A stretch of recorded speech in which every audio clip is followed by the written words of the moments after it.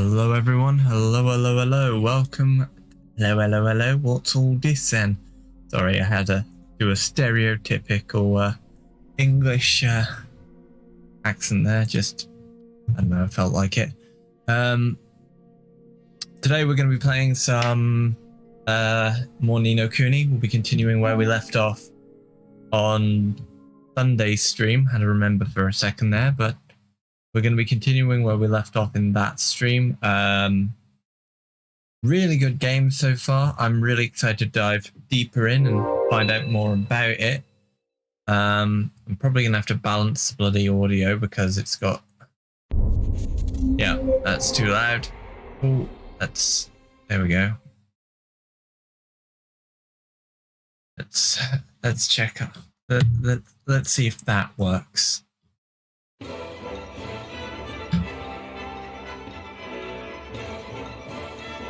Oh yeah, I forgot how good the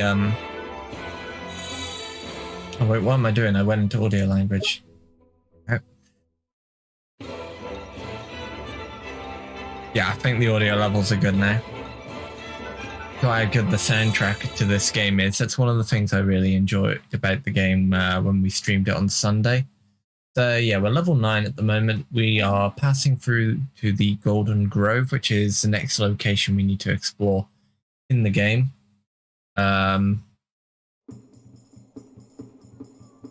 Not really much of note we can really say aside from that. We've got a lot to do, and we just make sure all the stream settings are correct. We've done all the side quests that we've unlocked at the moment. So yeah, we are pretty much just heading over to the Golden Grove. I've got my dinner here. Got chili and rice. So I'll be probably eating it during cutscenes and stuff because with how good these cutscenes have been so far, I don't really want to interrupt them. Unless, of course, I have to read dialogue, in which case, you know.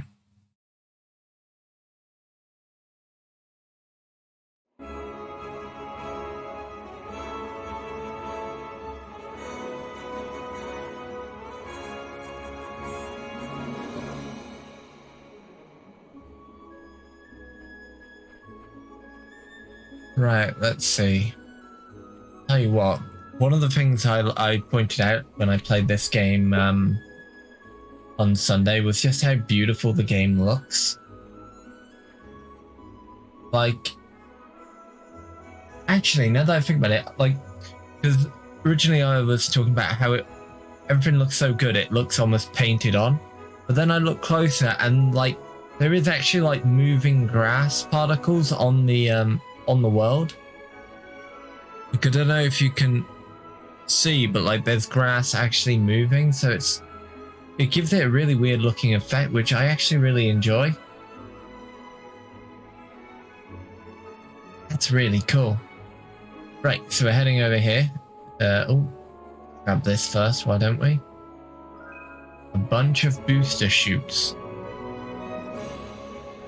Okay.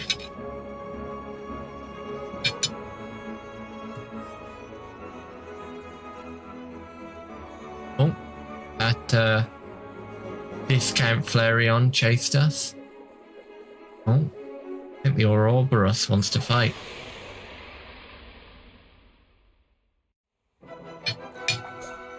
Watch this! Ooh, that's some good food. Oh, that's nice. I do like a good chili, you know.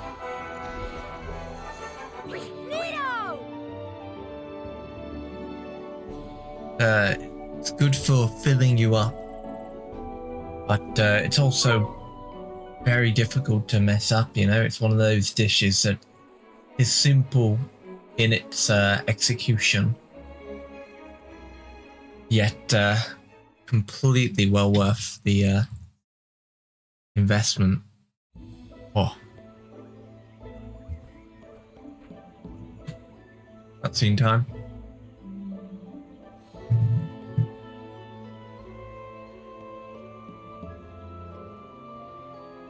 Forest of Plenty. Oh, this is going to be another dungeon, isn't it? Here we are, Golden Grove. A quick stroll through here and we'll be out the other side and into the desert in no time. Tidy. Jeepers creepers, just look at those giant mushrooms. So different from the deep dark wood. You're not wrong, Ollie boy. It's another type of woodland altogether. This is. No offense to old Tree Face, but the soil by here is just better. Oh my god. Spaceman Dips, thank you for the raid. Hello everyone, welcome, welcome. Those who don't, well, sorry, I'm getting a bit flustered. Thank you Spaceman Dips. We're playing Ni no Kuni at the moment, which is, yep, another great RPG.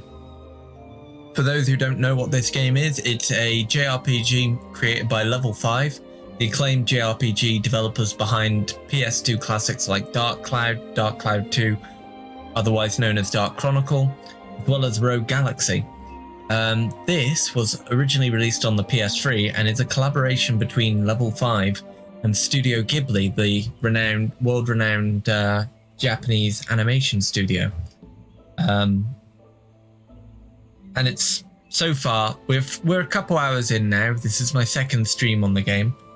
And I'm really enjoying my time with it. It's a really fun JRPG.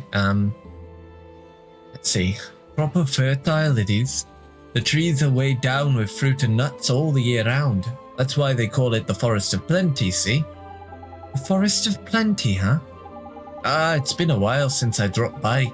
It's nostalgic. Full of fairies this old place is. Shall I give the boys a shout? Yes, please, Mr. Drippy. Oi! How do, boys? Anyone about? It's me, Drippy. Nobody's home. What? No welcoming committee for the Lord High Lord of the Fairies? Something's proper weird is going on, man. No fairies in town, and none in the forest neither. What happened to them all? Maybe we should go deeper into the forest. We might be able to find out more there.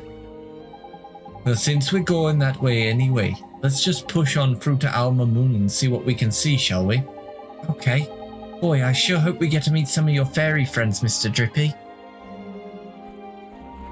So yeah, we're a couple hours in, which means that we don't have many tutorial sections to go through, so we can just enjoy the game at its, full potential. We can explore the game deeper. This location's... One thing I have to say about this game is that from what we've seen so far, it's a very pretty game. Like, it's just got this really nice art style to it. Like, it makes all the backgrounds and all the environments look very almost painted on. I keep saying, like, it almost looks like I'm playing through a painting at times. Of course, the characters and the inhabitants of the world are all cell shaded, so they pop out quite prominently amongst the environment. So here's an example of the combat where it's mainly like it's very similar to Pokemon in a way. You can summon a familiar, swap them out. They all share the same health bar, so they share your health bar. And if you don't want to send a Pokemon monster out, if you don't want to send a monster out, you can fight yourself. But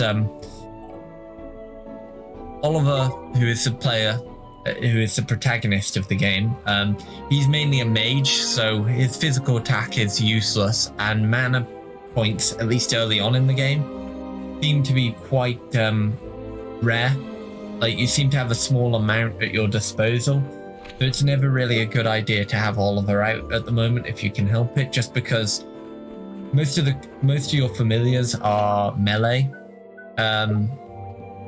attackers, so it's better to just, send them out to deal all the damage, because it's easier that way. But there's not much complexity to the combat, at least at the moment. It's mainly just attack. You can move around, collect these orbs, which will heal you. And fairly simplistic. It's not until we get to the boss fights and further into the game that I think the combat will really start to ramp up. it's one of those games where they ease you into all the mechanics bit by bit. They drip feed you. As you can see, I've been.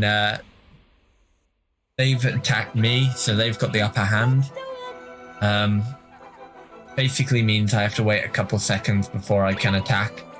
And yeah, if I show you what Oliver's attack is like, you can see he's attacking ones and twos. Not a large amount of damage, really, is it?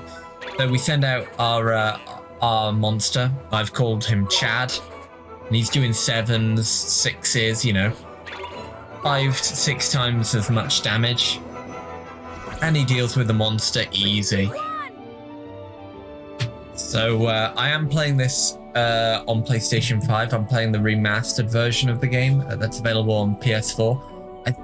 I don't know what other systems. I think it's the regular versions are available on PS3 and Nintendo Switch, I believe.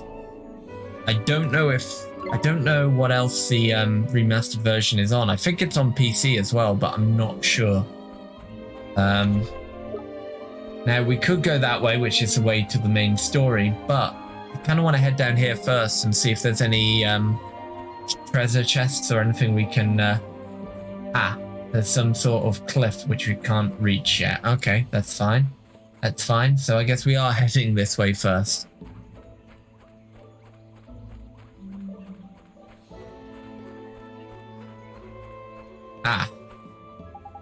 These giant mushrooms are blocking the way, Mr. Drippy. What should we do? What do you mean? Jump on the flipping things, of course. Huh? But won't they break? Nah, man. It'd take more than a slip of a lad like you landing on them to finish off these formidable fungi. You'll be fine. I sure hope so. I guess we don't have much choice, huh? Alright, let's jump on. Yeah, there we go. No problem. Oh, and now we need to get all the way over there. Okay. So I assume if we head up this way. Aha.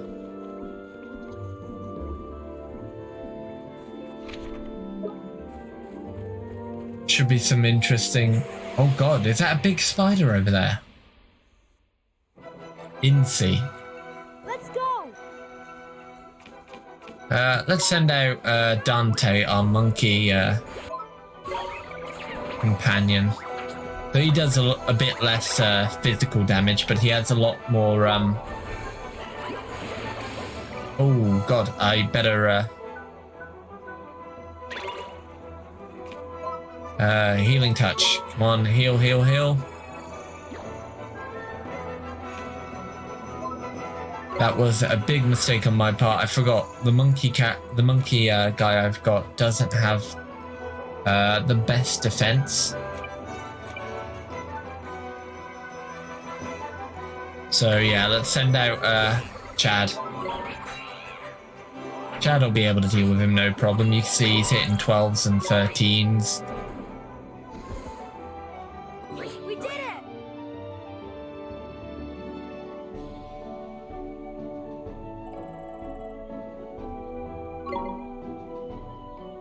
Excellent, excellent. Right, now this looks like a big... Oh wait, no, it's not a spider, it's a giant golem. Ollie boy, man, it's a blinking robot. Looks like it's been lying... Hold on, I'm getting the accent wrong. Looks like it's been lying here a while, like.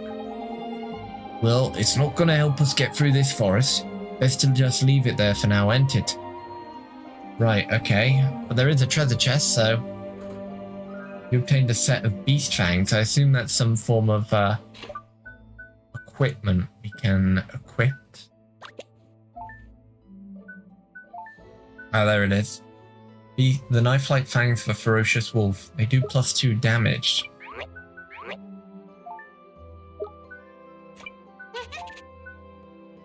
Yeah, let's stick it on our monkey friend. So yeah, you can see their stats here. So Chad here has a defense of 36. Dante here only has a defense of 26. So at the moment, in almost every case, we kind of want Chad here to be out in full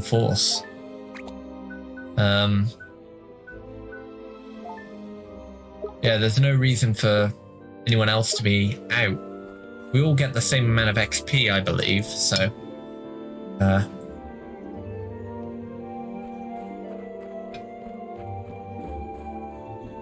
I've got my dinner here at the moment. I apologize. I don't usually eat on stream, but it's been a long day and we've only just managed to have dinner now, which is kind of late because it's 9 p.m. Well, almost 9:30 p.m. my time. We're having a late dinner, but sometimes it can't be helped.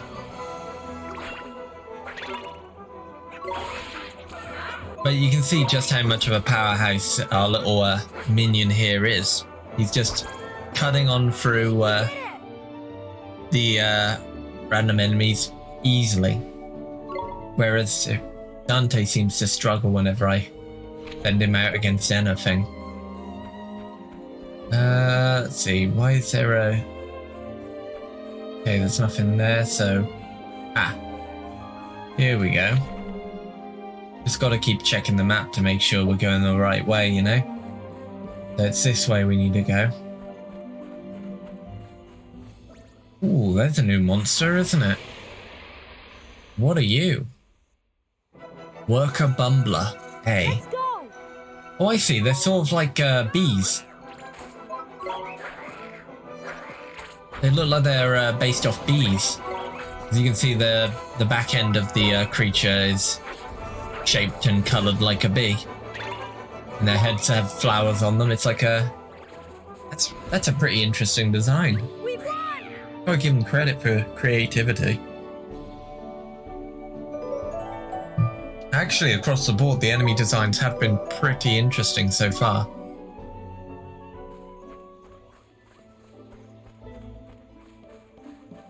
But yeah, when I started playing through this game on stream, I didn't realize there was another one coming out soon. I know in a couple days' time, actually. They're releasing Ni no Kuni Crossworlds, I believe it's called. It's like a mobile and PC MMO RPG set within the Ni no Kuni universe. I think it's set a couple hundred years after Ni no Kuni 2, which I think is set a couple hundred years after this one. So it looked pretty interesting from what I've seen of it. I think it's gacha based. So Let's do it. there's going to be some gacha microtransaction elements to it, but I'll probably check it out once we finish Ni no Kuni 1. Like I think I might play a bit of Crossworlds on stream sometime after we finish this, just to, you know, give it the proper, give it a proper try. That being said, it probably won't be a couple weeks because I have a feeling this is going to take a while to, get through. It's a JRPG, isn't it? JRPGs are always long. They're always quite long. Right. Okay, we want to head down here now, I believe.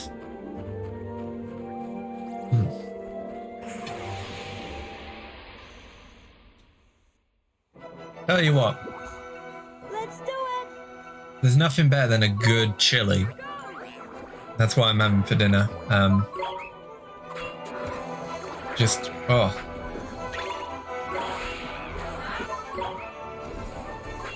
Right, let's switch to Oliver because we need to heal up. Since Oliver's a mage, he can cast some decent healing spells. Let's see where. Because the thing is, if even one of our because we all share the same health bar, if my minion dies, I die, and we'll have to continue. And if we continue, we lose pretty much all our money. Or we could return to the title screen, but that would require us to load a save file. So death is actually quite punishing in this game. Oh, another new monster. Look at this guy. He's an odd looking beast, isn't he? Watch this. Pom Pom.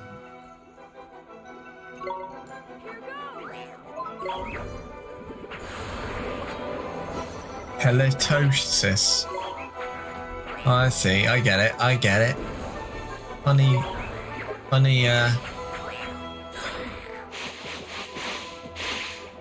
Now, Cut Loose is the only special move we've got on Chad at the moment.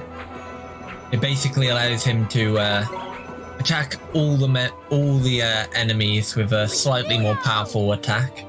Costs a lot of MP to use though, so usually I don't, I usually don't use it just because Chad's attack is good enough to begin with. He doesn't need the extra.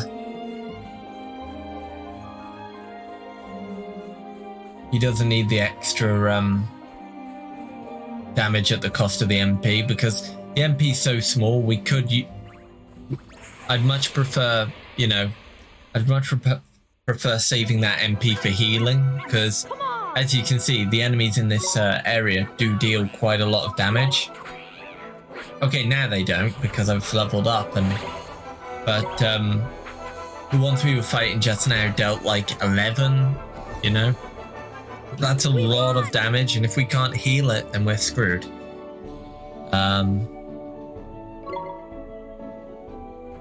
Of course, I've got plenty of healing items, and so we can afford to risk doing. Oh, actually, hold on a second. I just need to check something. Oh yeah, we can equip some more tricks. Sandblast a singing cloud of enemies whipped up, blinding a single enemy, or smash it. Pent up energy pummels a single enemy, dealing physical damage. And yeah, let's do that. Send that one in. You can only have four abilities equipped at one time, I believe. We can do this. So we got to be careful about what we. Let's try smash it out. It costs a lot of MP. 39 damage though. That pretty much killed that one enemy all at once. That's pretty good. That's really good. Problem is, it uses such a large amount of MP.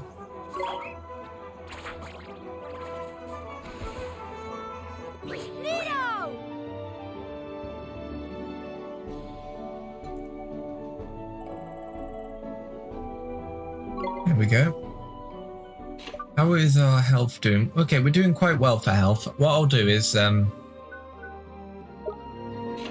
let's see, healing touch. Let's do a quick heal. You can see we've only got 23 mana now. The only way to regain mana that I've found so far in the game is by collecting the blue orbs that sometimes drop in battle, or using mana restoration items, and sadly, mana restoration items cost a lot of money in this game. They're surprisingly expensive.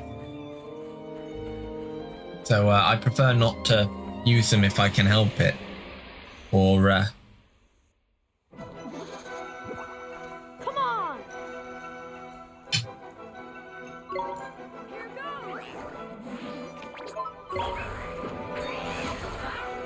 I used the wrong one. I was trying to use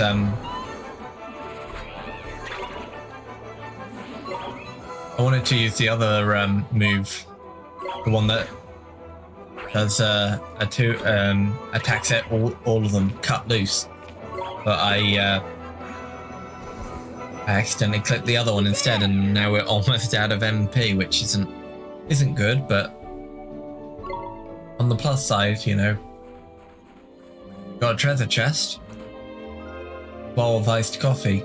Iced coffee is one of the items that restores mana. You can see we've got. I'm gonna actually drink one now. I'll drink two. But they restore 10 MP per drink, and I think they cost like 500 gold in the stores, which is insane considering I've only got 1,053 at the moment.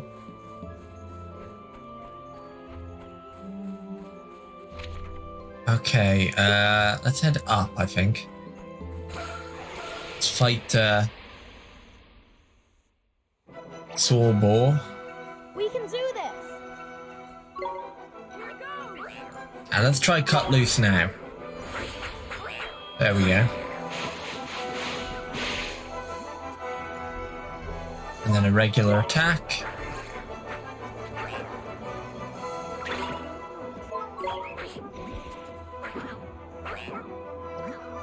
As I say, the combat's a bit simplistic at the moment, but it ramps up a lot when you, the further you get into the game, from what I understand.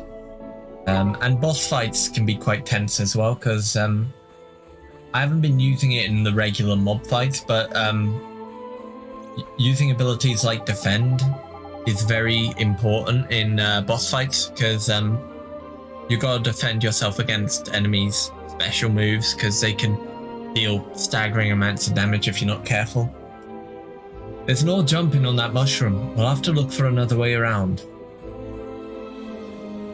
I mean, we don't need to, because it's not. Oh, we're in a fight. Let's do it. Here goes.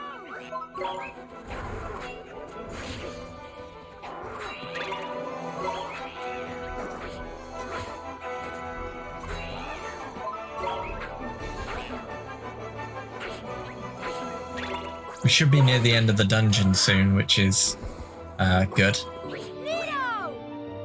So we are making progress, which is really good. Okay, everyone's level 10 now.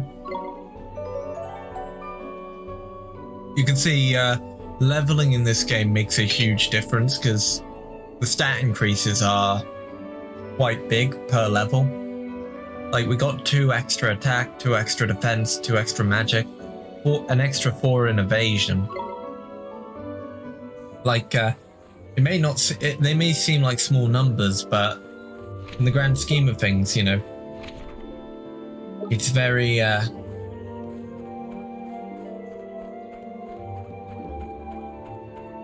the individual dungeons and stuff, leveling makes all the difference. Because, you know, you gotta think, there's a huge difference from stat-wise when you're level 10 compared to when you're level 8. Like, you'll be dealing like 3 or 4 extra, you know, damage per attack. That's how effective the stat gains per level are. There's no jumping on that mushroom. Okay, that's another dead end. Assume there's no treasure chests or anything near there, no? From what I've seen, a lot of the dungeons are pretty linear in terms of their design. They feel very similar to like classic Final Fantasy, like PS1 era Final Fantasy dungeons.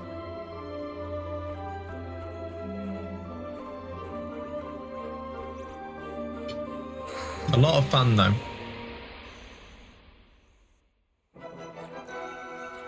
We can do this. Like so far we've had, I think 3 or 4 dungeons so far. We've been in 3 dungeons so far. The Deep Dark Woods, this place, and the Ding Dong Well, which is like an underground sewer system. But all of the dungeons have been completely different aesthetics wise, even though 2 of the 3 dungeons we've done have been forest dungeons. They look completely different. Like, this one's very autumnal. It's got a lot of really nice foliage, you know, very colourful. This is a special chest we've got to use spring lock for. There we go. A Hoarfrost harpoon. What is that? Can I equip it on someone?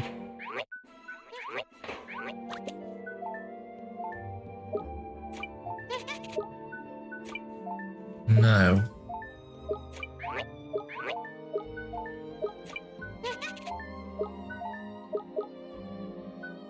But yeah, the dungeons are completely different. Like, the Deep Dark Wood is very dark, gloomy. It's got similar looking assets to... Actually, I don't think it does, because they were a lot more like like running streams and like darker plants. I don't remember seeing any mushrooms in the dark forest. So even though we've been in 2 forest dungeons out of the 3 dungeons we've done, they felt completely different because of the you know, the way the art style was designed. Right, what is this? Jeepers, what is that? Heidi, it's a familiar egg. Familiar egg? Didn't you tell me that familiars come from people's hearts? That they do, my lad, but not only from there. Familiars can be born wherever there's plenty of what you might call life force, see? The sky, the sea, the forest, the field. Doesn't matter where it is, Ollie boy. When enough life force builds up, out they pop. In fact, they can even be born from everyday objects if they're used long enough and loved hard enough. I know, mad, ain't it? Wow, life force sure sounds powerful. So this egg is made from life force building up here in the forest, huh? It's quick you are. Life force is a mysterious and potent energy, filled with wonder. The results ain't always so magical. Sometimes, instead of friendly familiars, wild and vicious beasties are born instead. You mean the creatures that are always attacking us? The very same. And the only way to teach them not to go around attacking people is to fight back, innit? Don't look so worried, man. We don't kill the poor things, we just send them somewhere where they can't bother us for a while. Okay. Wonder what kind of creature will come out of this egg. Can't wait to see it hatch. Well, you'll be waiting a while, Ollie boy. Look at the bits of tree round the edge of it. All withered they are. Seems like the forest's life force has taken a turn for the sparse. That must be why the fairies have all cleared out, eh? Sorry, but if things stay as they are, this egg ain't hatching anytime soon. Gee, that's so sad. There must be something we can do, Mr. Drippy. There is indeed, Ollie boy. It's right there in your hand. Do I have to spell it out? All you have to do is cast a spell that can unwither the withered bits. Restore them to their former glory, if you know what I mean. We've actually got a restoration spell. We haven't used it yet, so I assume they were saving it for an occasion such as this. What was it? Rejuvenate. Here we go.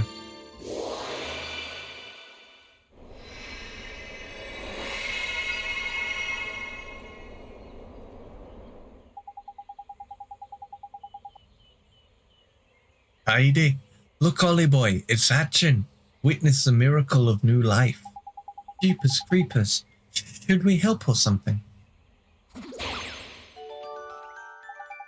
Nito, it hatched. Oh, well, that's Oliver speaking. Nito, it hatched. We did it, Mr. Drippy. Look at this one. Ah, there's beautiful. There's nothing like a good hatching to get me welling up. Hee hee, stop it, it tickles. Think he likes you. He's cute.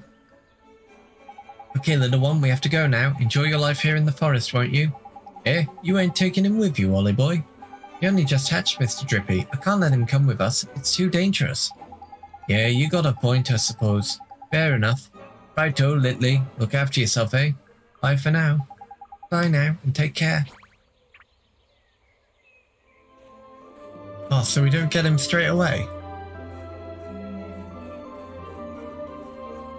Wait, so where are we going now? Where are we going now? Because it's only dead ends now, isn't it? Oh wait, we can use the rejuvenate spell to probably on the mushrooms now. So that we can jump up on the areas that we couldn't reach before.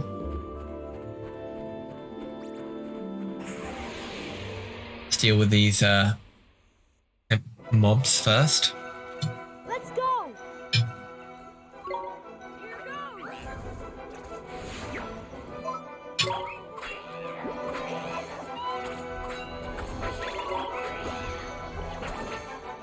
Oh, come on, Chad. Actually hit. There we go, critical hit. There we go. We did it. That was easy. Well, for the most part.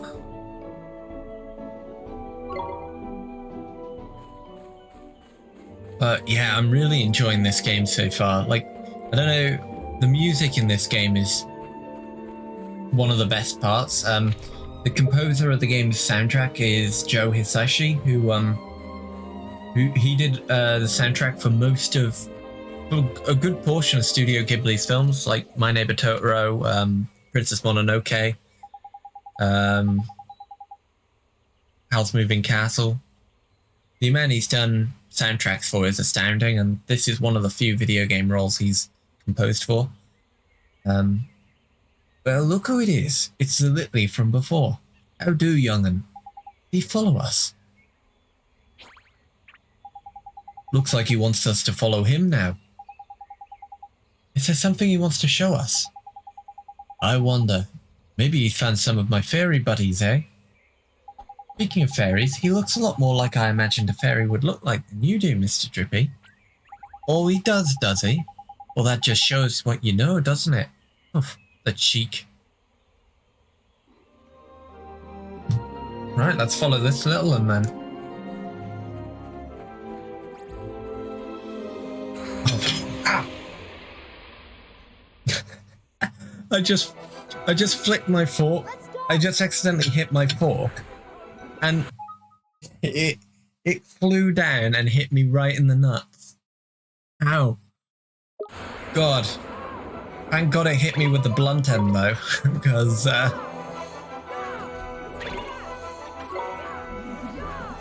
wait, what am I doing? I need to spell and switch.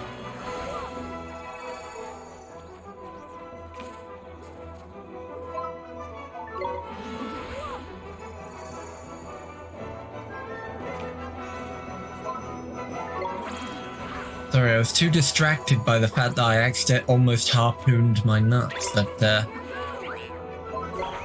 I couldn't concentrate on the combat ahead. But thankfully, now that we got Chad out, it's he's making all the difference. We won! Let's move the fork over there, shall we? So we've only got the spoon to deal with.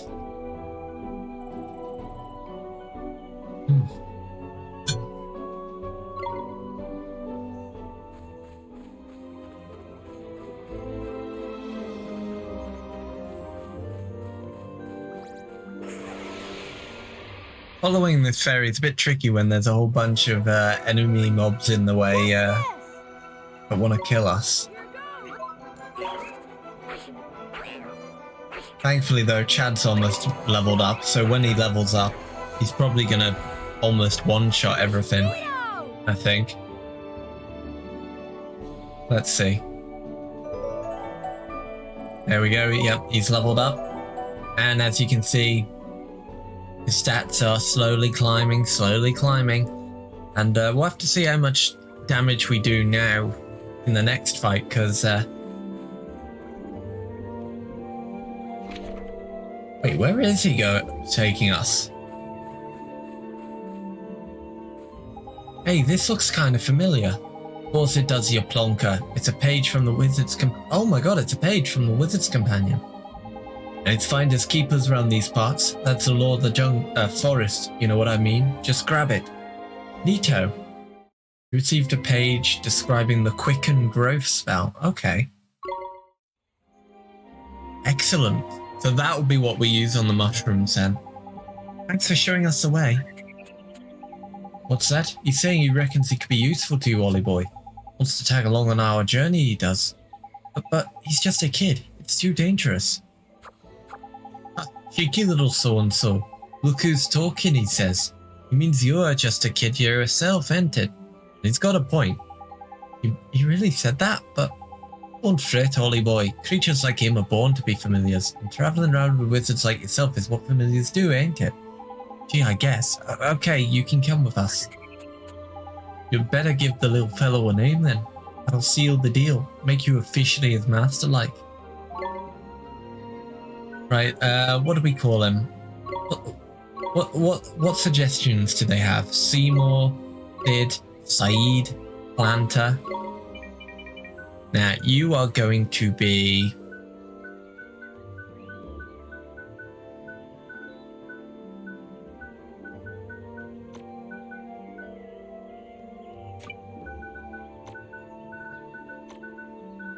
We'll call him Tinkle.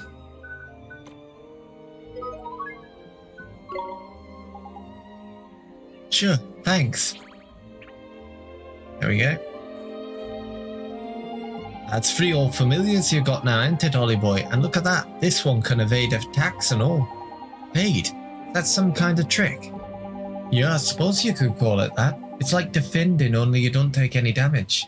The only thing is, it's proper quick, so you have to be nifty with your timing. Then you're getting pretty tasty at the whole fighting lark, ain't it? In fact, I might as well let you in on another little trick of the trade while we're here. Ito, what is it? Well, what it is if you do an attack at the exact moment an enemy's attacking you, you'll hit back with what's known as a counterattack. And if that works, your enemy will be so stunned they'll just sit there and let you whack them even more. Idea? You can tell when the perfect time for counterattack is because the little attack bubble below down in the corner will flash blue. Sounds a little complicated, but I'll do my best, Mr. Drippy. Okay. Interesting, so let's have a quick look at the map. I think where we want to go now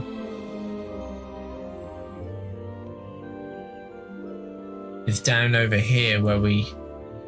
Yeah. That looks like it'll be the exit to the next area, possibly. So, you remember when I said, oh, we're near the end of the dungeon, it's fine. Yeah, turns out we're not. Turns out we're not. We can do this. I tried the new familiar we got out, but he's only level 1, so we'll probably get one shot if we send him out there.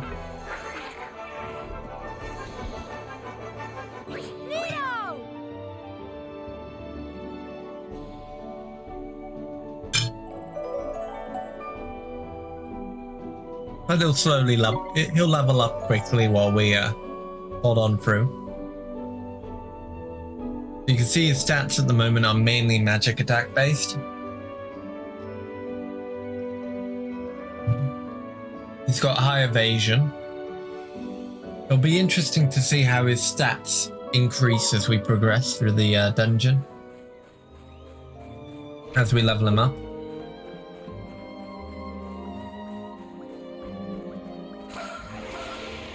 It will definitely make proving my point about how big, how important leveling is. It's because we'll be able to see just how different his stats will be in 5 levels time compared to when we started out with him. We did it. Probably going to level up again now, isn't he? Oh, there we go. He's gained another 4, so in the 2 levels he's gone, he's already improved by 7 magic attack. And he's learnt Water Bomb. Let's actually have a quick look at our other familiars, because I don't know if...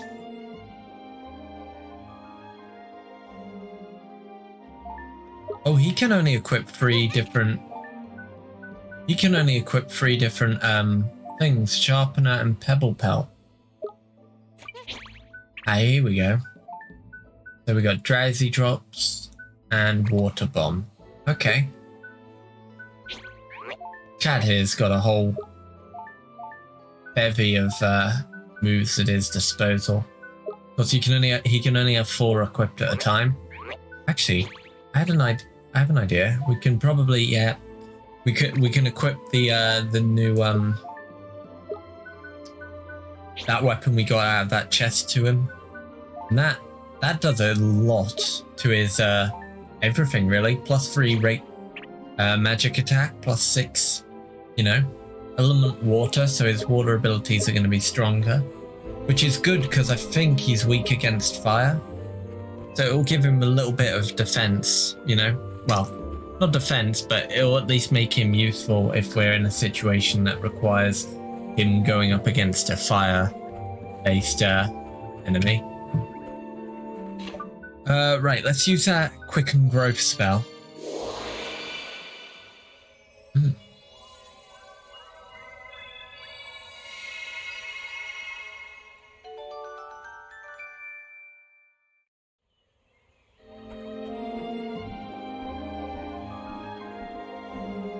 Just what we needed. Right, let's see. Okay. We are nearing the end of the dungeon now, thankfully, so that's all good. Let's go.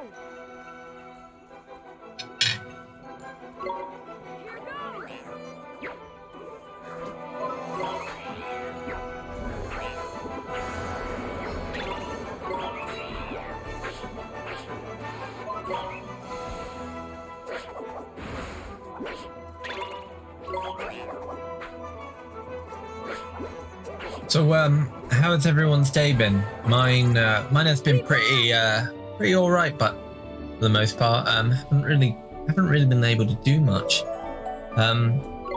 Because it was sunny for the first half of the day, and then from about 4 p.m. onwards, it's just been pouring down with rain.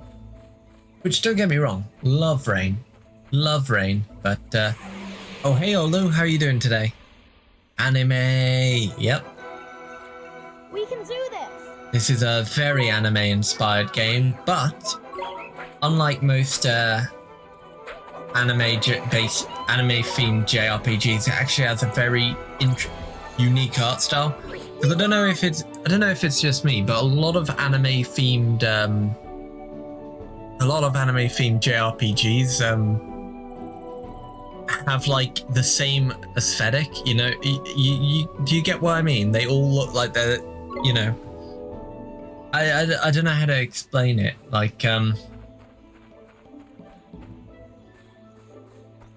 this is a more stylized, a unique stylized anime inspired game. And honestly, like I've gone on like for ages now how good the art style in this game is. Like even on PS on the original PS3 when it released, it was incredible to look at. Let's see if we can unlock it. Oliver's current wand is not powerful enough to open this chest. Okay, we can't open it. I'm doing good, Olu. I'm actually eating myself. I'm actually just eating now while I'm streaming. Having a late dinner. We didn't have time to get around to it until now. So I'm just sort of, you know, munching on my food while, yeah, the cell shading in this game is really nice. It definitely helps to ensure that the characters stand out in the gorgeously detailed environments.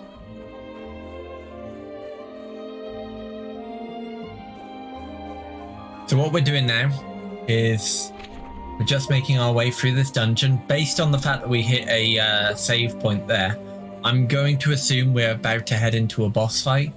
This looks like a boss fight arena, doesn't it? But yeah, my day's been alright. Haven't done much. I've just been sitting here applying for jobs, played some Gran Turismo, you know, normal stuff, normal standard fare. Nothing really of note.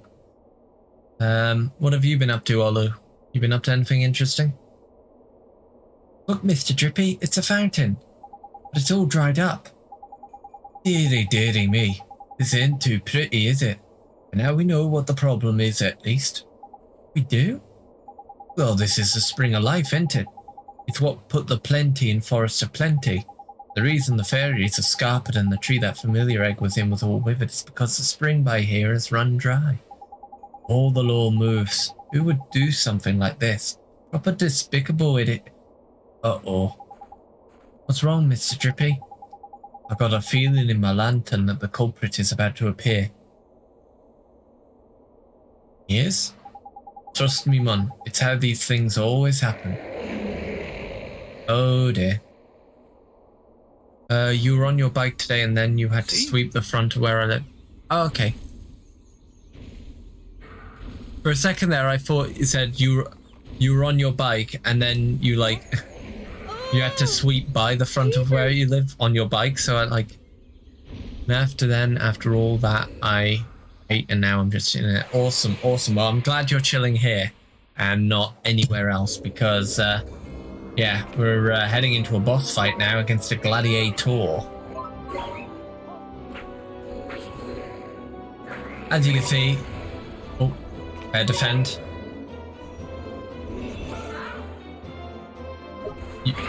You always defend when you see them with a bubble over their head indicating that they're about to use a special move.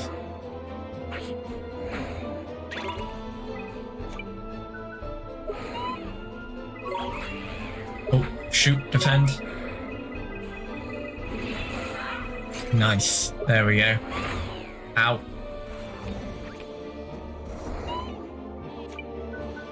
Right, let's switch monkey in.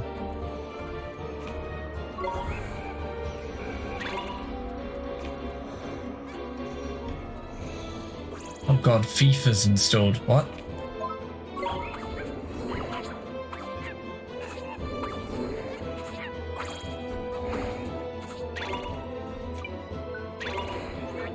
I forgot only Chad has a defense move. Like, that monkey doesn't have defend.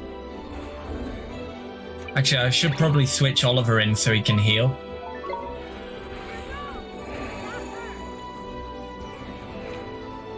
Oh dear. Defend. Nice. There we go. Lucky my tweets pop up on your Twitter feed. Well, I'm glad they do. Like, yeah, here's this universe's version of Chad.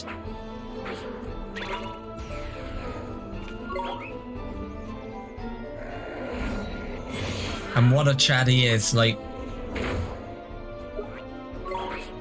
Ooh, gold orb, gold orb. Grab it, grab it, grab it, grab it. Slash dance.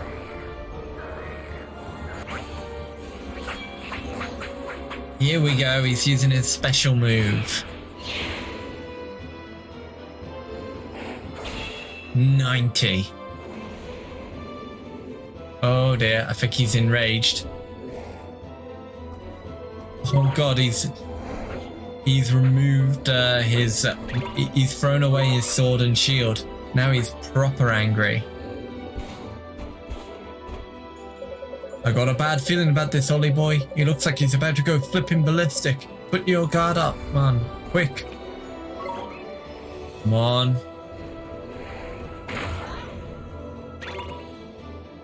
Oh, I know. Hold on a sec, Ollie boy. What are you doing, Drippy?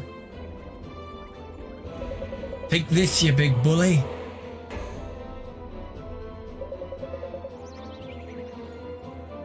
And I remember seeing that move. That move was a lot more impactful in the new Doctor Strange film.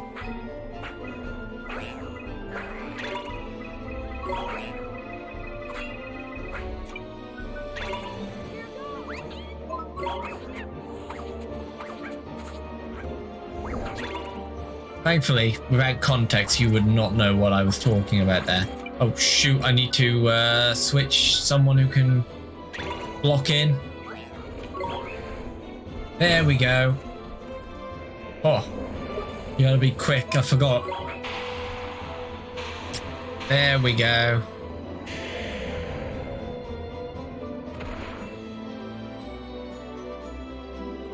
Easy.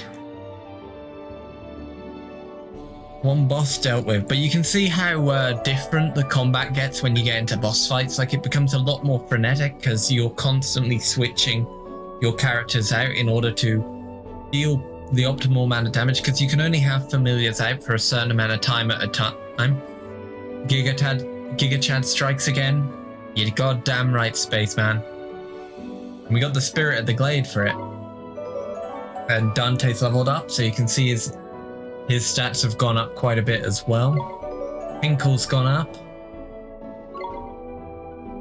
We've got a really good, team set up at the moment. We got the magic attacker, we got the all-rounder with Giga Chad, and actually I don't know what Dante's role in the party is. He's kind of doesn't have much going for him, does he?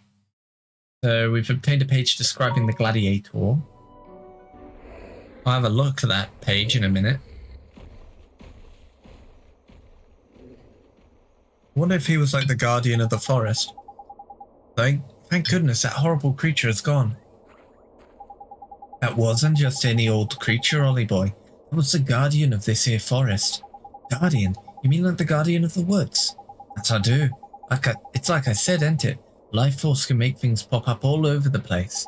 And in places like this forest, the desire of the inhabitants to protect their home gives birth to massive guardian beasties, see? Beasties like that one you fought over in the deep dark wood, and the lad we just met. I don't know if you noticed, but his eyes were proper funny.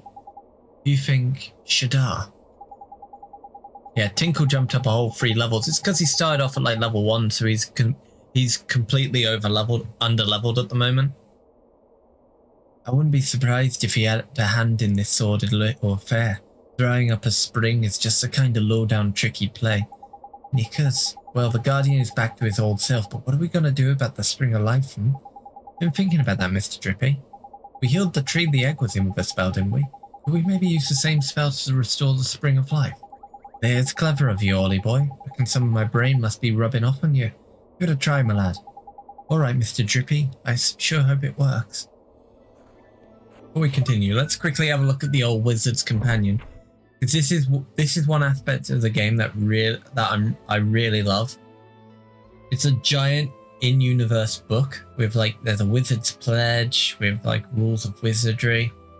There's an alphabet of the world as well as an explanation on the history of the alphabet. And then you've got so the pages of the book, it looks like an actual book. It's got really nice artwork. Look at all this. This is really cool. It's like an old encyclopedia book. Chapter 1, Magic. What is a wizard? Rules of wizardry. Information on the great sages down here. The virtues that the wizards abide by. Well, the 8 virtues that can be stored in the locket. Courage, kindness, ambition, belief, restraint, enthusiasm, love, and confidence. Yeah, it's a full book. I don't know how many pages there are total, but you can see information on how to draw runes. The spells that we've got, you can see all the spells that we'll be able to unlock over the course of the game here. Obviously, we haven't got all of these at the moment. We've only got a couple of them, but there's some really cool ones that we can get, like the Ashes of Resurrection, Mornstar, Evenstar, See, the brown pages there are where we're missing a page. This is definitely going to be really good for world building. So we skip to the end of the spells section. We head on to alchemy. This is where you'll be able to... Oh, you also get a little page on Swift Solutions, which is where you get your side quests from. And hunts. The information on alchemy. The sorts of things you can create using alchemy, as well as the ingredients you need to craft them. So if we want the Sainted Sword, we need 1 Great Sword, 2 Meteorite Fragments, and 3 Power Stones. Fairly standard stuff all around. Keep going through, we get to an equipment section. Yeah, you need to collect and complete the book as you progress through it.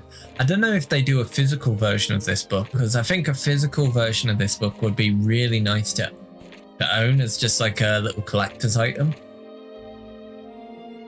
You get information on all the different stores that you can buy stuff from, the different food and drink you can acquire, materials, treats. Means of transportation. We've got the ships, the flying boats, and the Porco Grosso. I wonder if that's a reference to the Studio Ghibli film Porco Rosso. I mean, it definitely is, isn't it? Definitely is. The Houtique, creatures and familiars, so you get more information on this sort of thing. So, Creature Cage, which is where we store all our familiars. Familiar signs, so what they mean, the 8 signs and their effects. Sun creatures are proficient at fire-based attacks and are fairly difficult to put to sleep. Wind sun creatures are highly proficient at fire-based attacks and are difficult to put to sleep. Dark creatures are proficient at storm-based attacks and are somewhat resistant to poison. So you can see how different effects are gonna Maybe they might have given them out in the collector's edition. I don't know. I don't know. There's so you can see the different enemies you can face.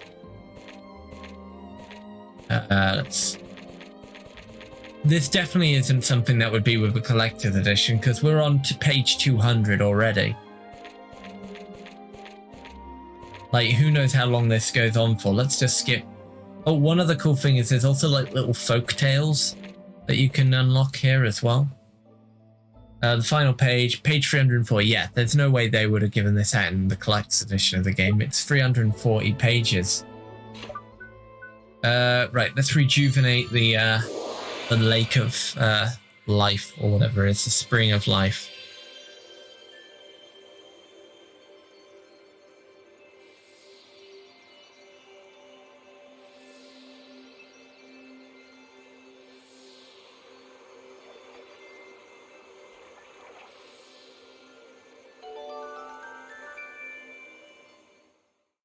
There we go, doing the work.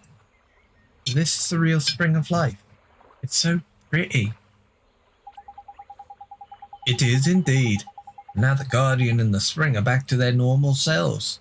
Fairies won't be far behind. Heidi.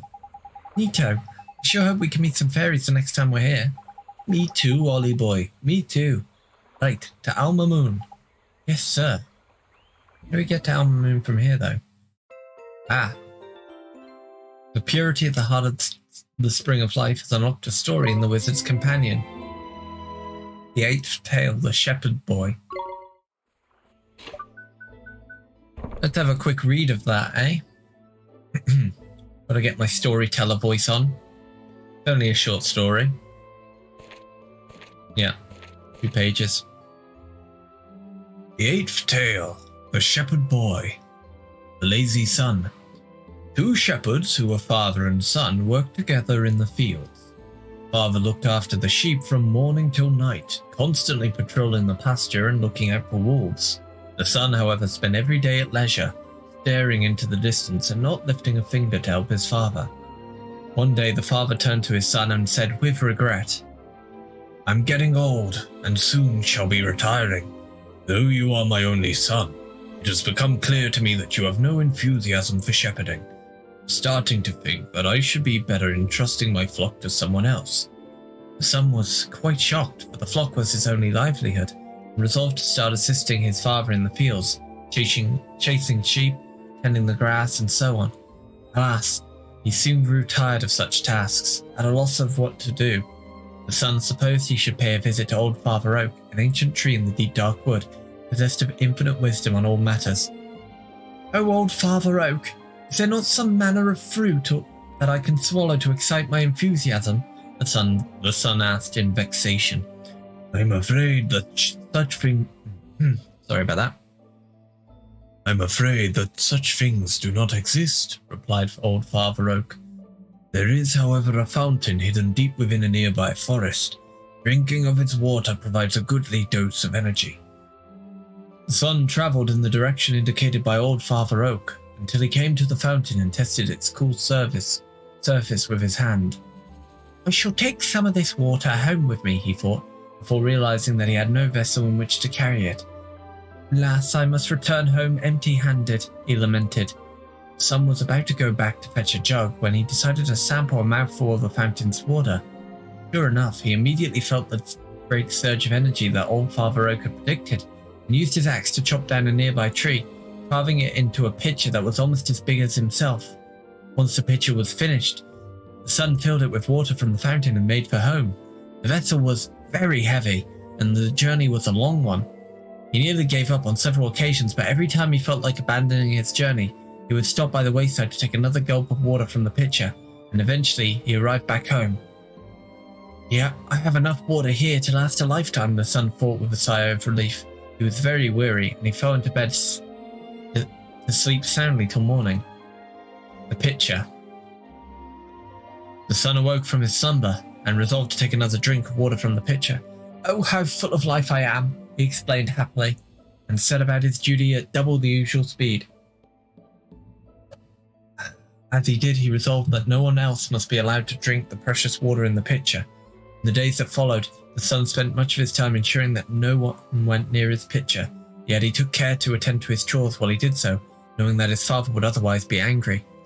Whenever a villager approached the pitcher for a drink of water, the son would interrupt his own labours and offer a cup of different water, thus preventing any of the water in his pitcher from going to waste.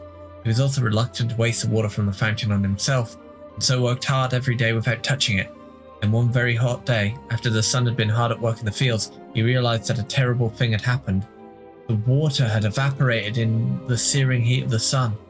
When the son realised that the water upon which his future depended had disappeared, he was overcome with despair and collapsed upon the grass. The sight of the son lying prone excited the villagers' concern, and they rushed to see if he was all right. But the son had gained reputation in the village for being kind and hard-working on account of all the cups of water he was wont to provide thirsty villagers. Some of the villagers gave the son a drink of water as he lay there, and he was amazed at how delicious it tasted. It was the freshest, cleanest water he ever drank. What's more, it gave him the same surge of energy that the water from the fountain had done. His father stood next to him and said kindly, "No water on earth can compare to the first water you drink after sweating all day." "Why, I should think it is a fair sight better than the water from the fountain." The father knew that his son had visited the fountain. The son rose to his feet and smiled back at his father. "You're right, father. It truly is better by far." The moral of the story that being, hard toil brings its own rewards. What an interesting tale of daring do. By here's hoping we have more interesting tales to tell as we pursue the story. God, me reading the story was interesting, but we're back on our way. Here we are in the open world now, and we're in the second section of the map here, Golden Grove South. So we need to make for the city over there, the Sand City. Right then, Ollie boy, I reckon there's some proper nasty monsters round by here. Don't try to be a hard man and take them all on. Just hurry up and get to Al Mamoon, innit? Right, let's head on to Al Mamoon, eh? Right, it's through here. Yeah, they have an overworld. We were just in one of the dungeons. Let's see what the enemies in this area are like, eh? Blubber Cub. Let's go! Gotta say, the enemy designs in this game are quite interesting, aren't they? But they can't deal with the power that is Chad. Look at him. A right oppressive beast.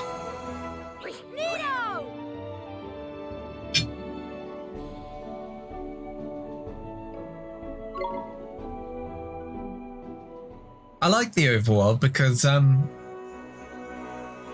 there's a surprising amount of detail to it. So the texture work on the floor looks like artwork, like it was painted on.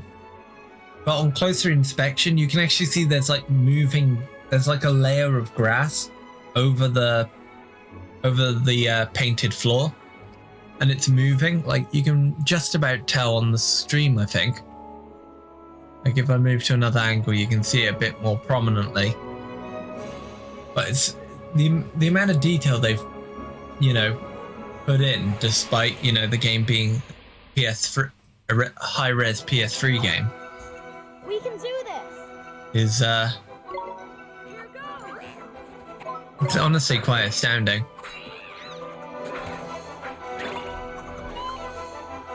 Yeah, the sway, exactly.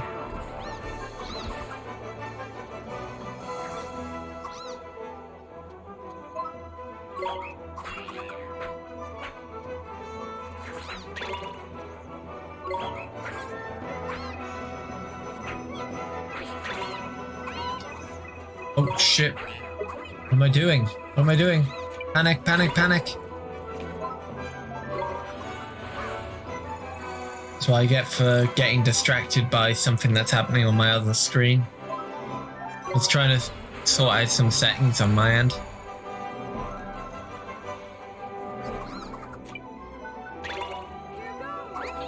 I don't know if I've mentioned it yet, but in October I'm planning on going to the Distant Worlds Orchestra at the Royal Albert Hall to celebrate the 35th anniversary of Final Fantasy. And they announced today that Riki, the singer who sung Suteki Dane in Final Fantasy X, is going to be performing there.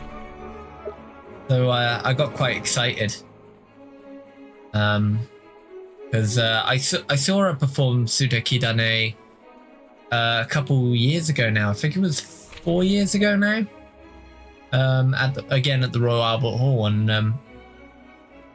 it was incredible. Hearing live music performed by the original artists is incredible. But We can do this. it also stunned me by how small she is. Like she's only she's only about, you know, like maybe probably 4 foot something maybe. Oh shoot, we died. That's not good. Oh god. That's not good at all. You'll lose 10% of your money. Not great, but...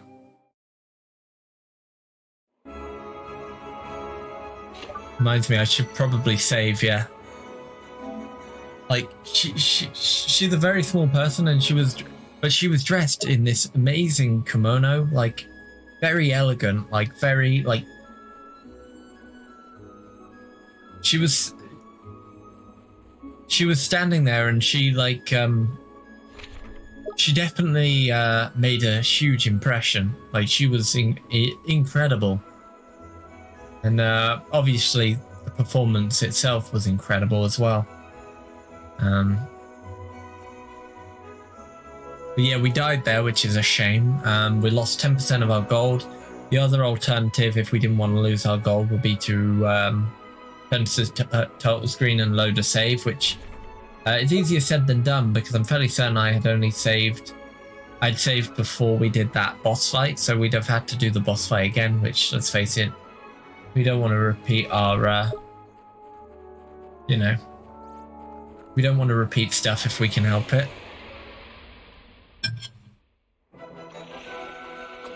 Let's do it. Right, let's try this again, eh?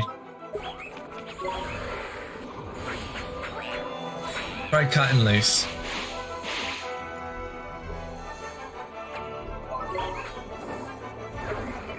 Maybe. Oh dear. Oh, here we go. 1, 2, 3. Okay, that's 1 down. Tell you what, these sunshine enemies take a real beating, don't they? There we go, counter attack, perfect timing. We won. Yeah, if you attack at the right time, you'll be able to counter attack their attacks, which is pretty cool. So Chad leveled up, excellent. See just how big the stat increases are in this game. Like, the difference of 1 or 2 levels can make all the difference in a fight, I've found.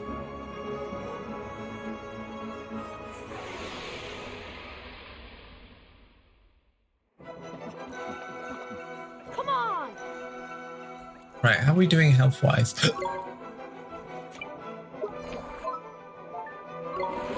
I think a healing spell or 2 first will be a good plan. We'll heal for a bit and then we'll send out our boy, yeah, we'll send out Chad. I don't really want to send Tinkle up against him because poor boy's only level 7.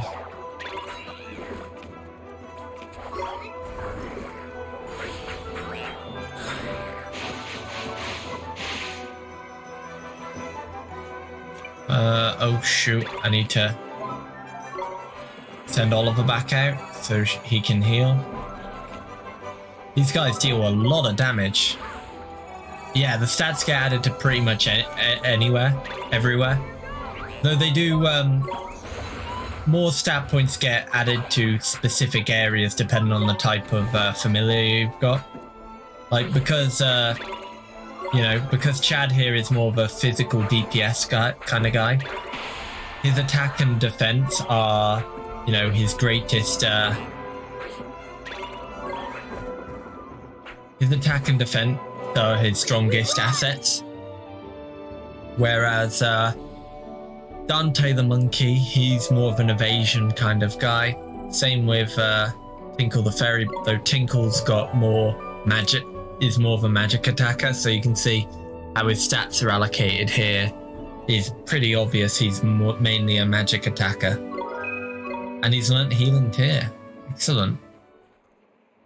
Right, I do need to quickly heal though, don't I? Hold on. There we go. I should probably attack this guy, shouldn't I? If I attack this guy, then head into the town. It's 2 boneheads, which isn't good. Maybe I'll try at Tinkle.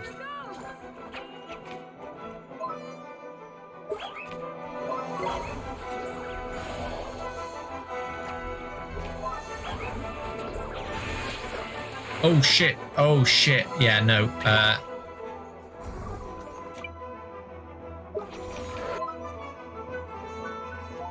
Eat a sandwich, Oliver.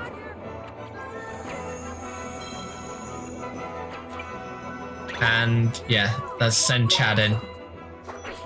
You can do it, Chad.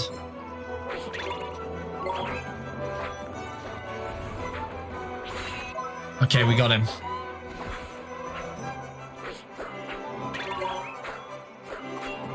Oh shoot. Eat some bread, Oliver. Okay, healing touch. Yeah, they really said, oh, things are too easy for you. Here, now fight these enemies that are significantly higher level than you.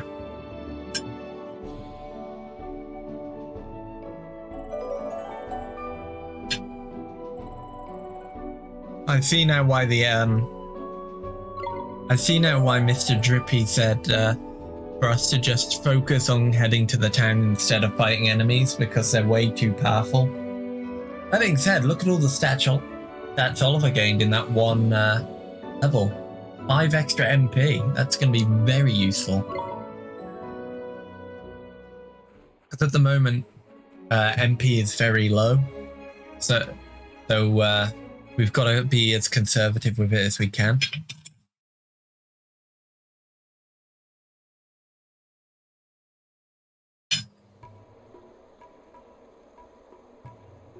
Here we go, another town now. Hey there, Metropolis Days, long time no see. How are you doing? It's going very good over here. It's different from Ding Dong Dell, huh? Well, of course it flipping is. It's slap bang in the middle of the desert for a start. What's that delicious smell? That's the babanas, innit? Babanas are what Al Mamoon's famous for, see? You never eat Babanas. fruits like it. Gorgeous they are. Babanas. Tell you what, I'm starving. Fancy a babana split? Really? They're that good, huh? Wow. Too flipping right they are. This place was built on the babana trade. There's tasty for you. Okay, let's try some. The bananas are like, hey, can I please can I have a look at your homework? And the bananas are like, yeah. Just don't copy it. Like a babana. Before we go babana, so we should try and find this Rashad, ain't it? What we came here for after all. Right, we should ask around and find out if anybody knows him. Excuse me, sir. Do you know where I can find the great sage Rashad? The great sage Rashad? It is a long time since he was called by that name. These days you would do better to ask after Rashad, seller of babanas. He sells babanas? You mean he's not a sage anymore? But getting him to teach me about magic was the whole reason for coming here. There's worrying. Still, we were after a banana split anyway, so we might as well stop by and see what's what, ain't it? Yes. Okay, let's go find Rashad. Okay. While we're here, let's quickly head into the Swift Solutions. Let's see, bounty hunts. Okay, there's no bounties here. That's fine. What about errands? Are there any side quests? Aha, here we go. A pair of traveling merchants have been seen having an intense discussion in Alma Moon. A young woman in Alma Moon seems very worried indeed about something her husband has forgotten. An elderly merchant near the milk fountain in Alma Moon appears to be worried about something. Interesting, interesting.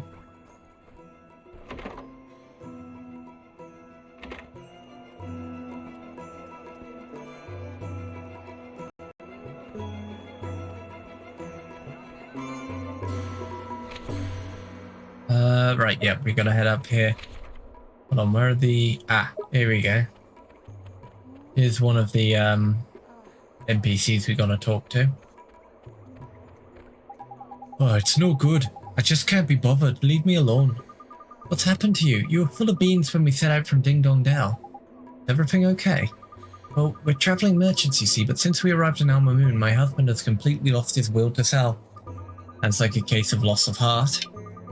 And after we went to all the trouble of leaving Ding Dong Dell to travel the world and earn enough money to open our dream shop, who cares about the stupid shop? Selling things is such a lot of effort. Let's not bother anymore. Well, this doesn't look too good, does it? I reckon our friend here must be feeling a bit under the weather. If I could see you're going to be no use, I'll just have to work for the two of us then, won't I? That's all we could mend his broken heart. One hubby-sized helping of enthusiasm should do it. It should, huh? We can fix this right now, I think, because I think we've got some heart to give. Yes, we do. Let's give heart. Restores balance to broken hearts. There we go, we got some enthusiasm stored, so let's use it to cure him.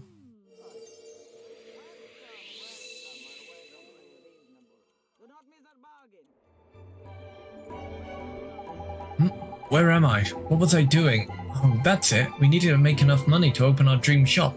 Let's get to work. Darling, you're back to your old self. Thank goodness. Sorry, my darling. Did I worry you? So sorry. I'm better now. Let's get back to work, shall we? Neato, we cured him. Thank you so much for helping me out. You deserve an extra special free gift. Free blindness begons and 100 guilders. And we got 2 more stamps on our stamp card. Plus another as a bonus. Hold on.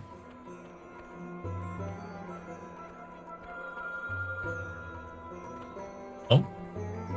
This person here's... I want to update your outfit with some of our top quality fabrics at prices to suit every purse. New cape, huh?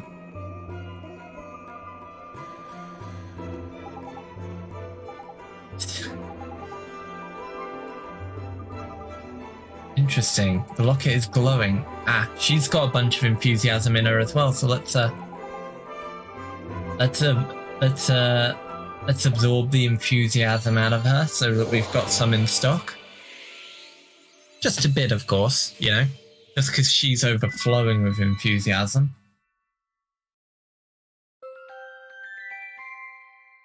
Excellent. Oh, what a strange feeling. Now I feel even more ready to sell. Excellent.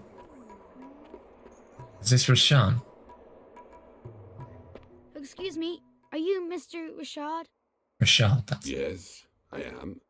Mr. Rashad, sir, I need you to teach me magic. I need you to teach me the most powerful spells there are, so I can defeat Shadar. Defeat Shadar? You?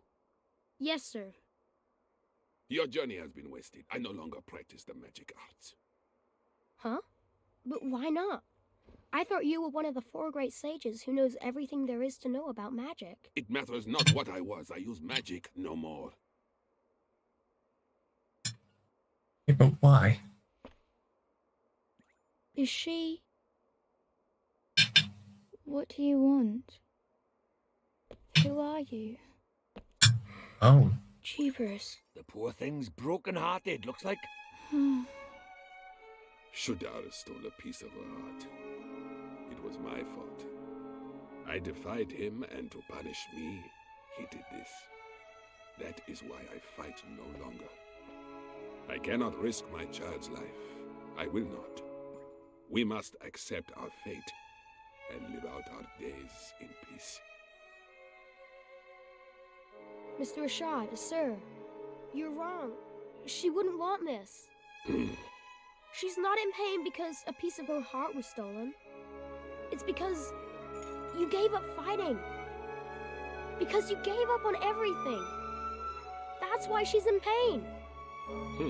You are sure of this? Yes, I am. I see. I see now that you would say anything to enlist my aid. Huh? Begone! Leave us in peace. You're making a mistake. I wasn't trying to. Ah, damn it. Well, he wasn't wrong. It looks like Shaddar's stolen a part of the poor dab's heart. Then we have to help her. We have to make her heart whole again. Nah, looks like, I said. This is different. Huh? Her heart's not just broken, it's closed. Closed? What does that mean? It's like this, see? She's not just had a part of her heart stolen, she's closed it up tight too, to keep the rest safe like. So, before we can think about replacing what's missing, we'll have to open it back up again, innit? And how do we do that? We go to your world. If we find whoever she's connected to by there, we can work out what's going on with her by here. So, we head over your way and find her soulmate. Okay, so we gotta go Alright, back to let's the do it. gotta go back to the real world. Right, back to your world it is. Let's say real world. Our world should be probably a more accurate way of describing it. Let's go talk to the NPCs over here though, because there's some quest givers over here, aren't there? This one? It's a tragedy. How will my poor darling dear ever survive? Something the matter, love? My soul, my one, my only, dearest husband has travelled to the Golden Grove in search of delicious mushrooms. He's forgotten to take his lunch. Knickers, there's disastrous. I guess it is kind of bad, huh? He must be real hungry by now. Yes, Olu, this is another world. You can go at any time. You can walk between the real world and the this world. Oh god. I must make a most urgent request to you. Deliver her husband's lunch basket to him. Okay, we can do that.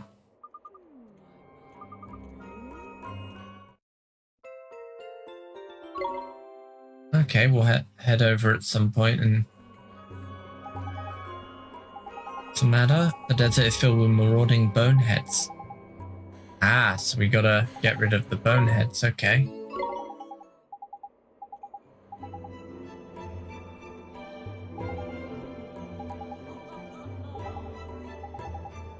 Ten boneheads, okay, that's a lot. Let's open this.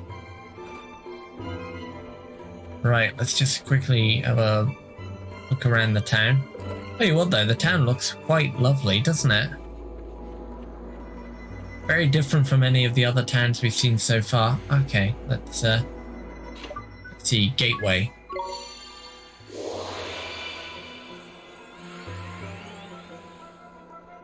Side quests are alright. You only get like a few at a time, like there's less of them I think than there are in Xenoblade 2. And they aren't too intrusive, like a lot of them have just been like the one we did a few minutes ago where we just had to give that guy some extra enthusiasm. So where to start the search, eh? You remember how this works, ain't it, Ollie boy? It's all about spotting the similarities. Somewhere around by here is someone who's similar to young Esther in some way. What girls do you know? Girls? I don't really talk to girls. I mainly talk to Phil. Crikey, well that's no good, is it? How are we going to do this then? I'm sure there's somebody she reminds me of. Can't quite put your finger on it. It's... Never mind. Brain work won't work, leg work will. Let's go for a stroll around town and see if we can spot Esther's soulmate that way, shall we? Okay, Mr. Drippy, let's go find that girl. Right, let's hunt for that girl.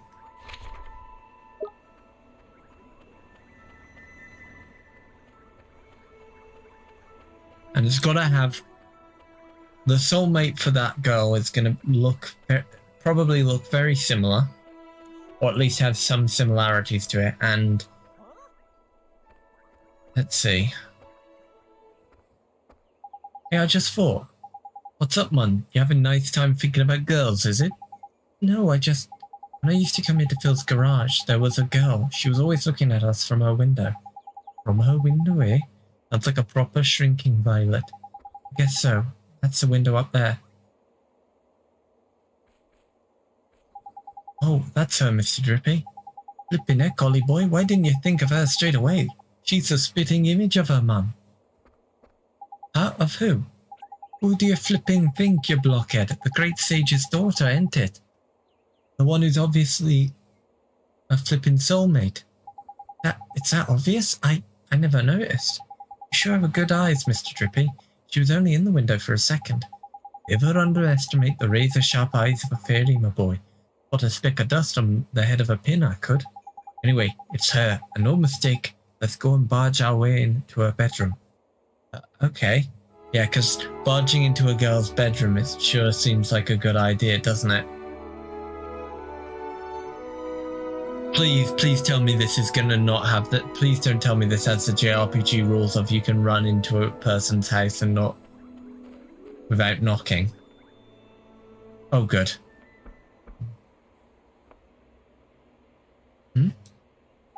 No good. There's no answer. Something the matter, dear? There's nobody home, you know. I need to speak to the girl who lives here. You're a friend of Myrtle's? Oh, you poor dear. You must be awfully worried about her. Huh? Oh my, you haven't heard? Well, just between you and I, things haven't been going so well for Myrtle's family lately. How come? Her father works every hour of every single day. Nothing but work, work, work, work, work. He's never at home anymore. Such a shame. Rusty was always such a devoted father. Something has happened to him. He's changed. I hear him shouting at them through the walls. I don't know how poor Betty copes, let alone young Myrtle. Such a shame. Betty is... like, dear, she's Rusty's wife, and she's every bit as devoted to him as she always was. Only this morning I heard her promising to bring his lunch to him down at the garage. All the love she pours into those sandwiches. It's enough to break your heart. Why, I'm well enough just thinking about it. Such a kind soul. Poor Betty. I have half a mind to tell that Rusty Cartwright just how lucky he is. Jeepers. Oh, just listen to me gossiping on and on. You ignore me, dear. I'm just a silly old woman. Say hello to Myrtle for me, will you? Won't you? Crikey. Sounds like things are none too rosy in the Cartwright house all day. Mr. Drippy, we can't leave her like that. We have to help her. We have to help Myrtle. It's easier said than done, Ollie boy. It's not coming out for a chat, and we're not getting in unless we go magicking the door open. You're right. We should use magic to open the door. I'm the only one who knows how. I'm the only one who can go in there and speak to her. You sure you want to be doing this, Mum? Or breaking and entering, innit? When Mum died, if you hadn't taken me over to your world when I thought I was all alone, if you hadn't helped me, I'd still be alone right now. That's why we have to help Myrtle. If we don't, she'll be left staring out of her window forever, all alone. That's justification enough for a bit of breaking and entering in my book. Let's get in there. Okay, Mr. Drippy. Alohomora! Huh? It won't open. Eh? That's proper weird. A rubbish little lot like that should have propped up undone easy peasy. What's wrong, Mr. Drippy? It's his door, man. There's an evil power protecting it. Your spell didn't fail. It was repelled by a malevolent force. What? Repelled? Jeepers. Must be the girl entered. She's a soulmate of a sage's daughter, after all. You think? So what do we do? I'll tell you what we don't do. Carry on trying to get in by the front door. It's not exactly polite just barging into people's houses anyway. You're right. I guess we'll have to find some other way. I guess we head over to, wherever, Rusty is, maybe. Just gonna quickly finish my food before we continue.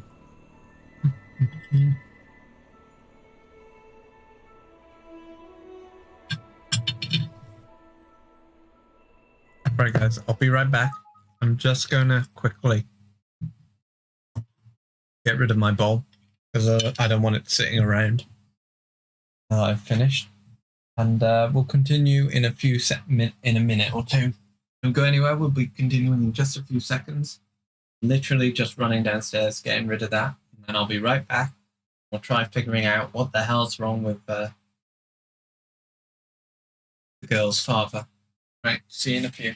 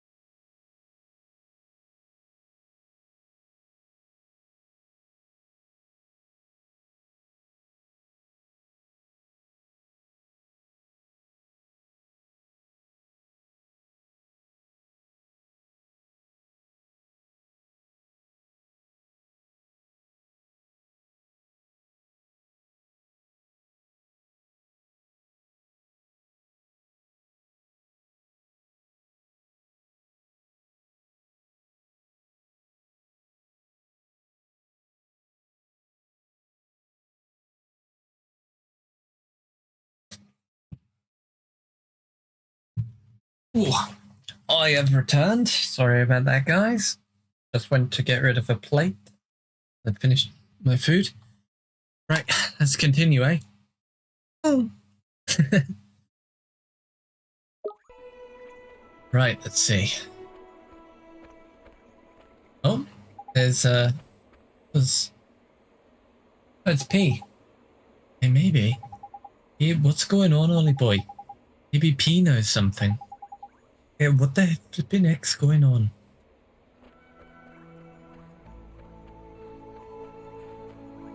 Oliver, you have to go in there. It's open. How the flip? Did you do another spell on it or something?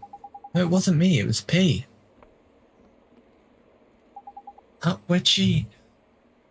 Never mind all that.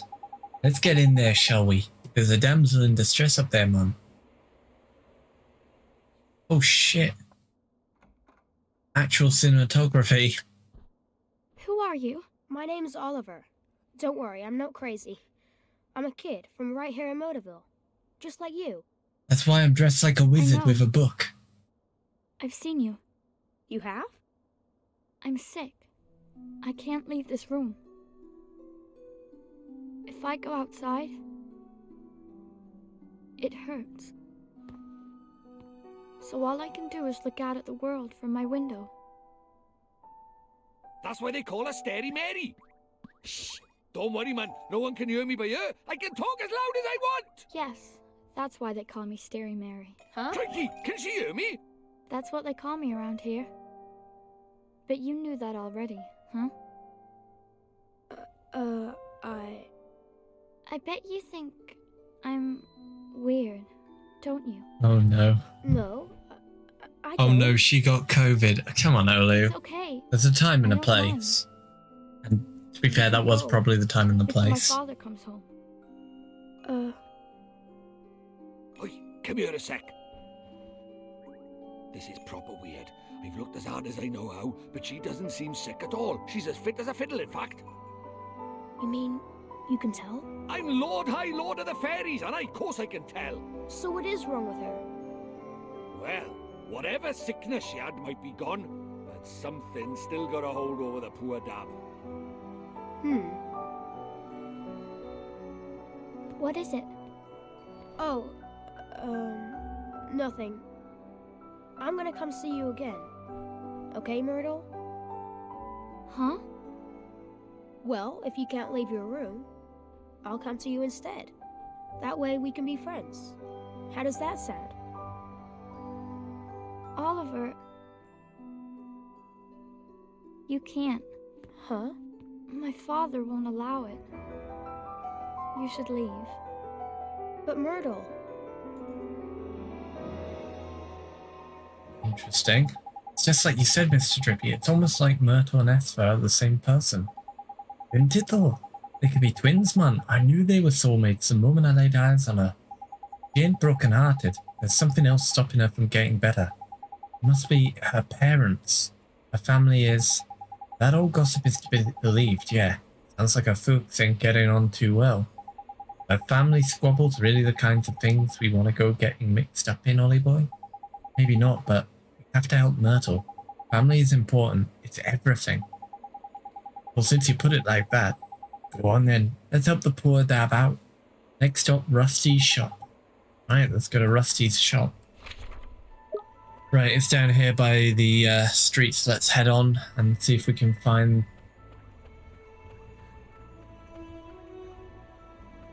Gates and Nordley American Frontier 48 Stars brand. Rusty's Auto Repair. This here must be Rusty's garage. I got a bad feeling in my lantern about this. You better make sure you're in a good mood and ready to before you go in. Alright, let's head in. Ah, you can see he's got like dark smoke coming off of him. That's not good. This must be Rusty's garage, eh, Ollie boy? And that must be him over by there. I guess so, huh? Excuse me, sir. Are you Myrtle's father? I came to ask about her. Can't you see I'm busy? Beat it, kid. Yep, what's that swirling round him? Nah, can't be.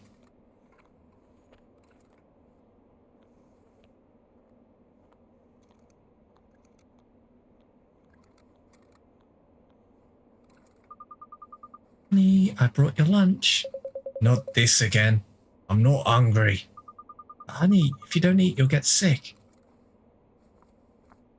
I said I'm not hungry. I'm angry. Oh, God. Okay, honey, just look after yourself, please.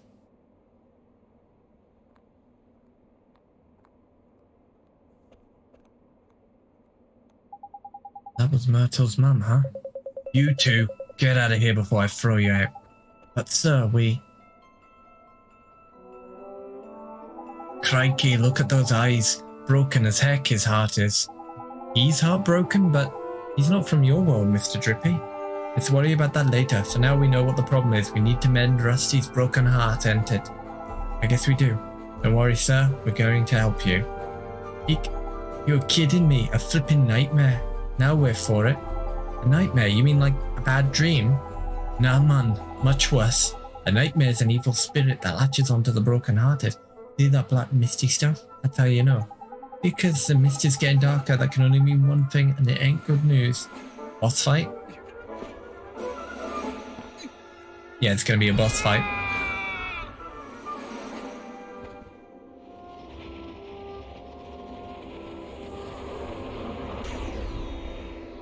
Oh dear.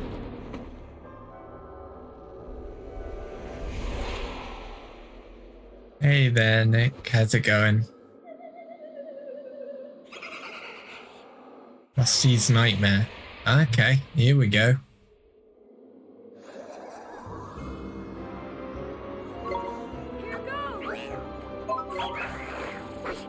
This is an odd looking bugger, isn't it? Feels quite heavy. Oh god. Are those bad orbs?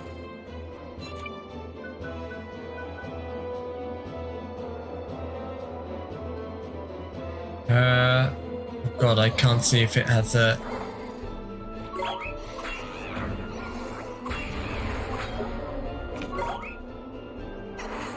Hard heart.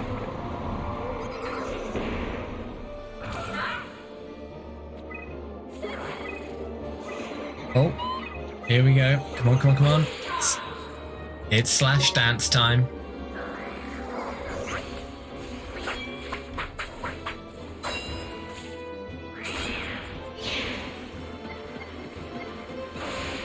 Oh, yes.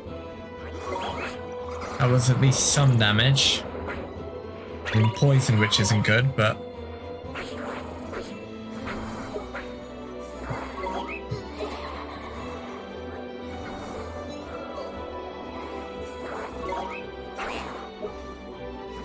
Okay, let's quickly switch to Oliver's. Heal.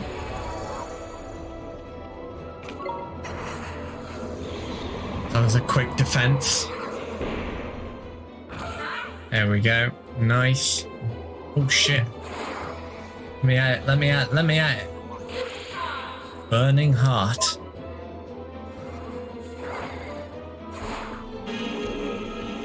Yeah, time for a spirit bomb.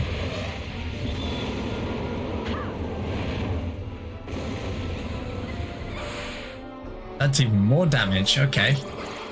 Perhaps fire is the way to go instead of 15.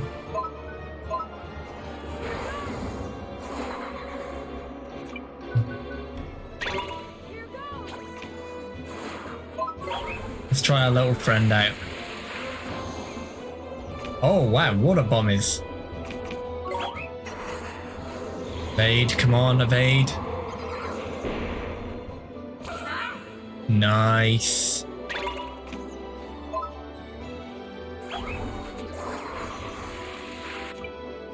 Need to switch back to Oliver though, because of Tinkle's low level. You remember everything in this game being super hard until you unlocked a very broken thing, eh? Well, here's hoping I unlock that really broken thing soon, because some of these boss fights have been pretty... This one has been pretty challenging. Not too challenging, mind, like...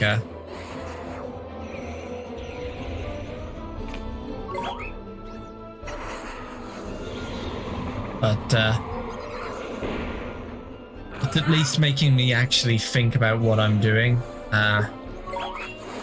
Which is a nice change for a JRPG, I suppose.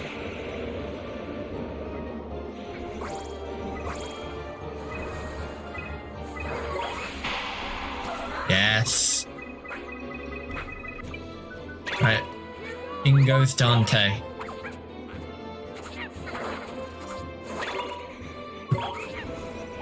It's monkey time.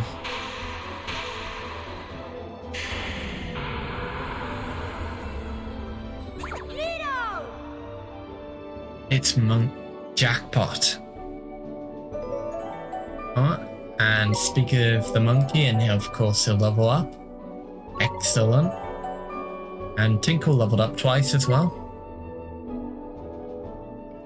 Yeah. Yeah, exactly. Suppose it overall wasn't too difficult, but we're talking about early teenage brain without grinding. Yeah. It's, leveling in this game does seem like it is. You have to. It does feel like you have to constantly make sure you are well leveled for everything, because the stat boosts per level are just. They're quite a big difference at the start of the game. Betty, stay away from me. His heart is still broken. Of course it is. We only got rid of the nightmare man. Mending his heart's a whole nother problem.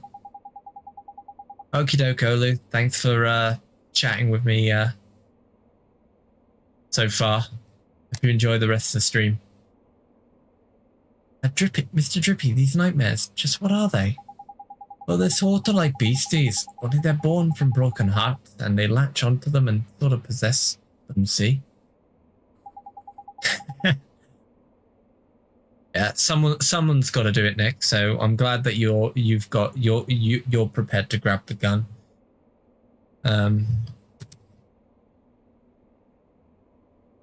With the last brave few with a few. Oh, phew. That's marginally better. Smash is great. And Genshin is fine as well. It's just not my sort of thing. And Shadad is behind the nightmares too. Look at him, Ollie boy. Him and Rashad are like peas from the same pod, ain't it? What Shad has done is he's gotten the better of a Shad over in our world by attacking his soulmate over by here in your world. It's just awful. He's attacking people in my world now? The last bastion of hope against Genshin, precisely. Looks like it, eh? If we don't mend his heart, he might get taken over by another nightmare. We need to sort this out, Ollie boy. You saw what he was like before, isn't it? It's pretty obvious that what he's missing is a man-sized helping of kindness. Kindness? Gee. That's right. Anyone overflowing with the milk of human kindness spring to mind, Ollie boy? Real kind person, huh? Honey, oh honey, are you okay? Talk to me, please. Oh, well, sometimes the thing you're looking for plonks itself right down on your doorstep. That's lucky. Yeah, it makes Xeno 2 very awkward. Thankfully, Xeno 2 is a gacha that you don't have to actually pay any, that you can't actually pay any money for, so at least, you know.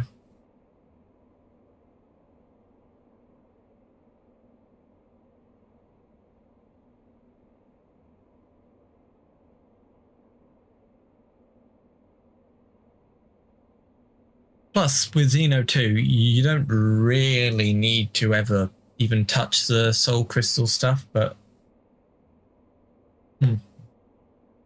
unless you count the DLC bonuses. By the way, I don't know if you checked in on any of my Xeno 2 streams, but I got the expansion pass on my second stream, which was around this time I unlocked the ability to summon things. And I did a couple of legendary core crystal pulls, and on my first pull, I got Finch, and then on my second pull, I got Cosmos. So I've been making a point, but like I think I've used up all of my gacha luck. I got Cosmos on my very second pull. No, I'm not lying. If Ola was here, he'd be able to back me up. Yeah, I got Cosmos on like my second legendary pull.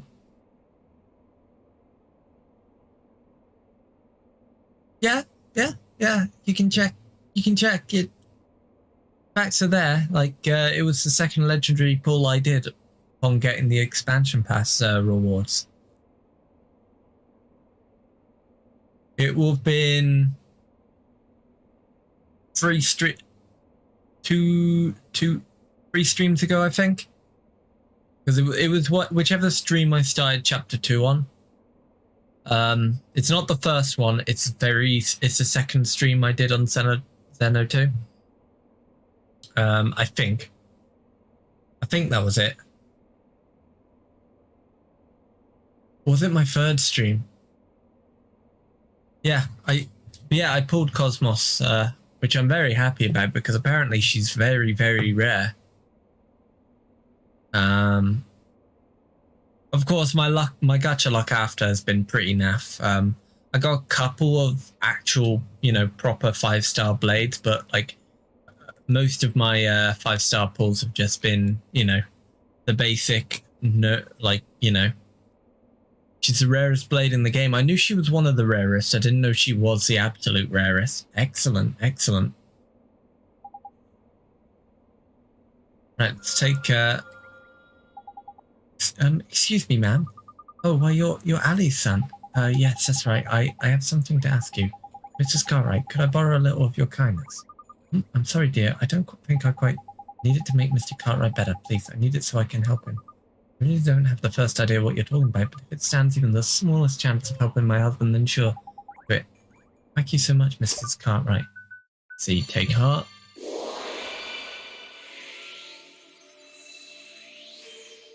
But yeah, I think I got pretty lucky in Xeno 2. So what did you do? I feel almost warm inside. Lady, that means it worked, didn't it? Give it to Rusty, there's a good lad. Buddy, just leave me alone, will you? Come on, Mon, hurry up, hand over the kindness before we have another flipping nightmare to deal with. Right, let's give him some kindness.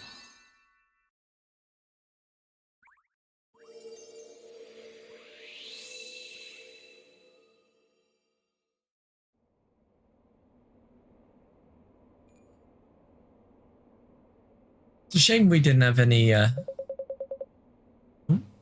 think part of the reason you hate gacha is, yeah.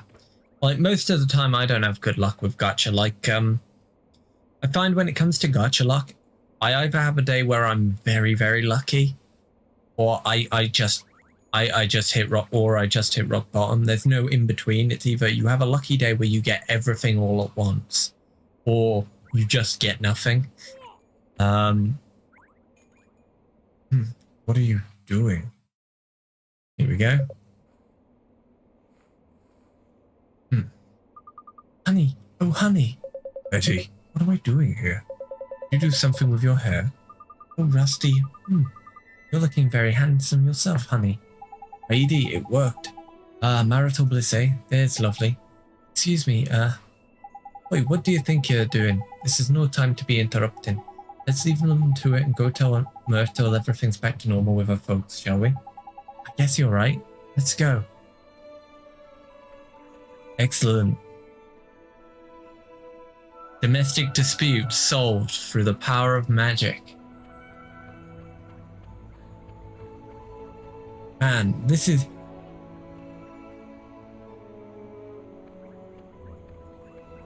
This is like the whole changing people's hearts thing from Persona 5, except written well. I'm deliberately saying that because I know Nick really likes Persona 5. Oh wait, no, that's not Myrtle's house. It's the next house along, of course.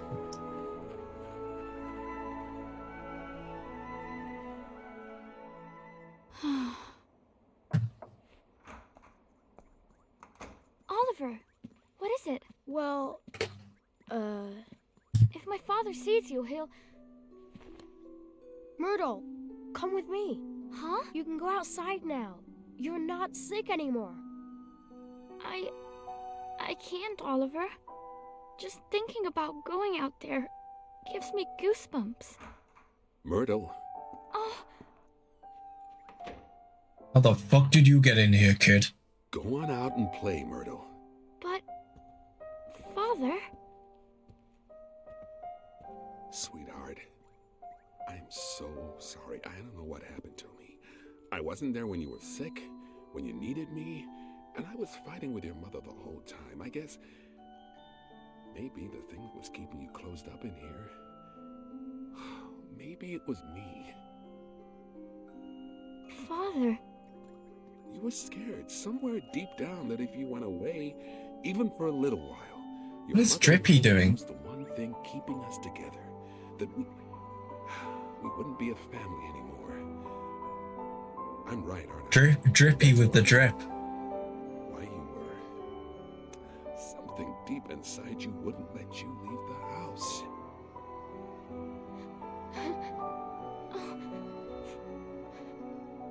Father, It's all right, sweetheart. Your mother and I, it's gonna be okay. Like a proper Welshman. He's stealing everything. Please, Myrtle. Please forgive me. Oh, I do. Daddy, I do. Are those tears, Bunting? Huh?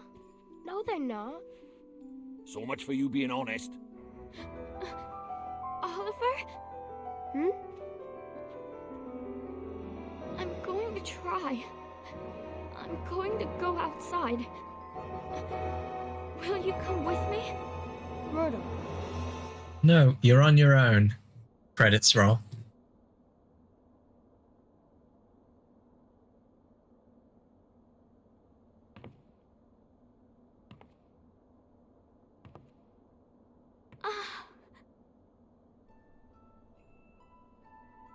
Myrtle! I did it! Oliver, I did it! I'm outside! I'm outside! Oh, that's beautiful.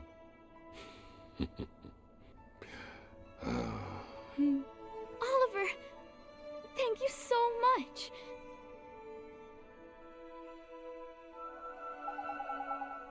I'm so happy for you, Myrtle.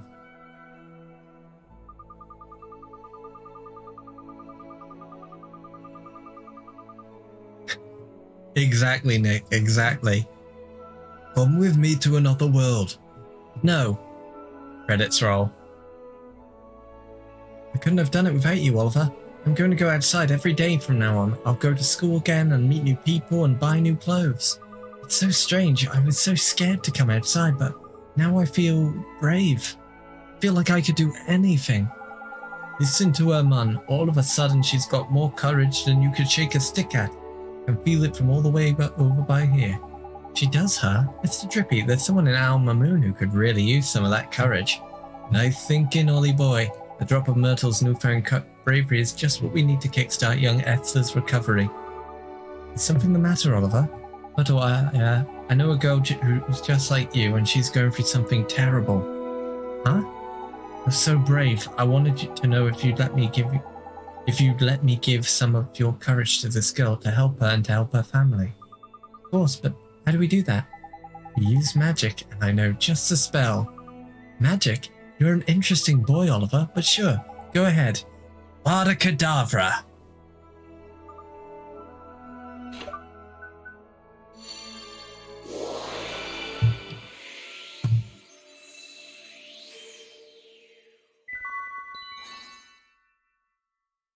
A stout and sturdy force of fearlessness. You obtain some courage.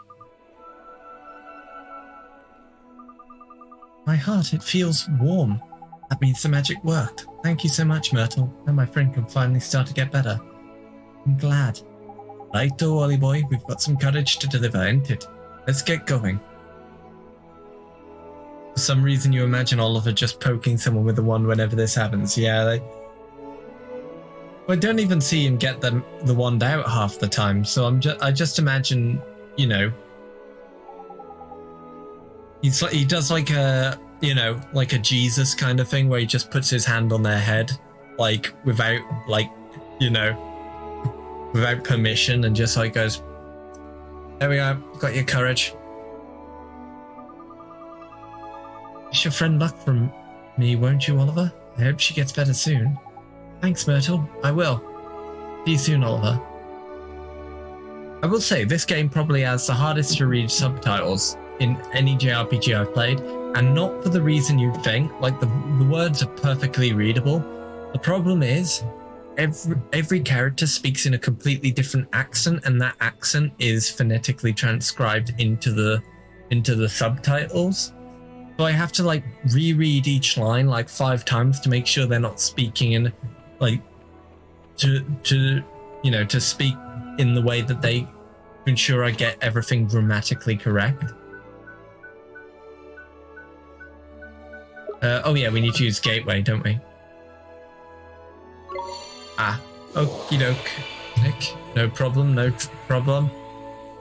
Which does that sometimes. I don't know how to actually control when ads play on my end. Like, I don't know if there's a way I can.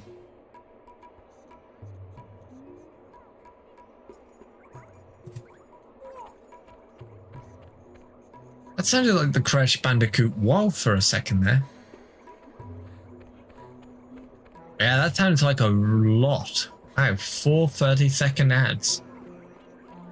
Oh man, that's gonna give me like 10 pence in revenue. Excellent, excellent.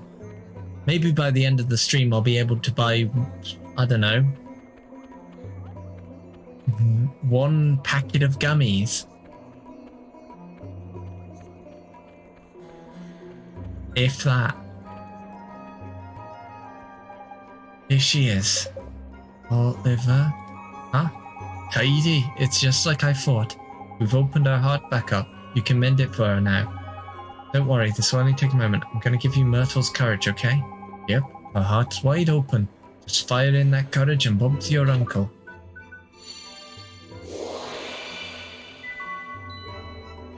Yeah, I could get some tap water, probably.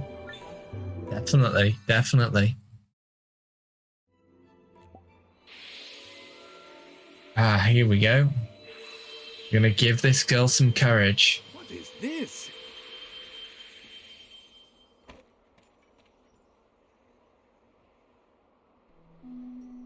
Where am I? What happened? It was Shadar. He stole a piece of your heart. My heart? Is it you, Esther? Is it really you? Oh, my dear daughter. Father! Oh, forgive me, my child. Well, I hope I get it sooner rather than later, Nick, because I still haven't had my first payout yet, because But still growing. I have The only channel. myself to blame for the loss of my own. The ad revenue really isn't much at the moment. It is you who taught me this. You have my thanks.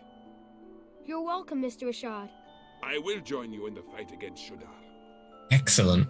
The day will soon come when the clarion rings out across the land once more. The Clarion? Oh, it's an old story from way back, that is. Back when the world was at peace, like. The three kings of our world combine their skills. Well, I mean, to create a becoming an affiliate took me almost a year, so The sound of this flute came to represent the unity. yeah, I'm sure it'll be really satisfying when it does How long happen. is it now since the call of the clarion was heard? Not since the three kings got into a right old potch and fell out, I heard.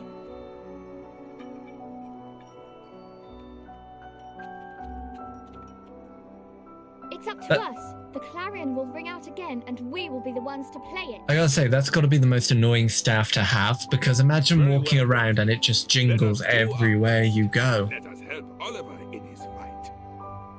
Thank you so much, Mr. It's like, Rashad. okay guys, we've got to sneak into this castle. Everyone be very quiet. Jingle, jingle, jingle, jingle. Rashad, what the f...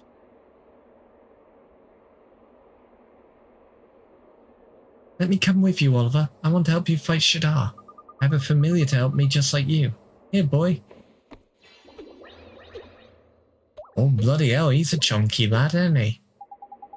Oh, you can fight with familiars too, Esther? Indeed she can. Esther's talent lies in the training and handling of familiars. So she's more of a familiar keeper than a wizard, is it? Fair enough. Useful folks to have around, they are. This is my Drongo. His name is Gogo. Say hello, Gogo. Tidy. Now that's settled, let's get down to business. You remember what young Oliver came here for, entered Rashad? Mr. Drippy? I do. You wish to learn the art of the sages, do you not? Yes, sir. And you will need these spells. Puppet string.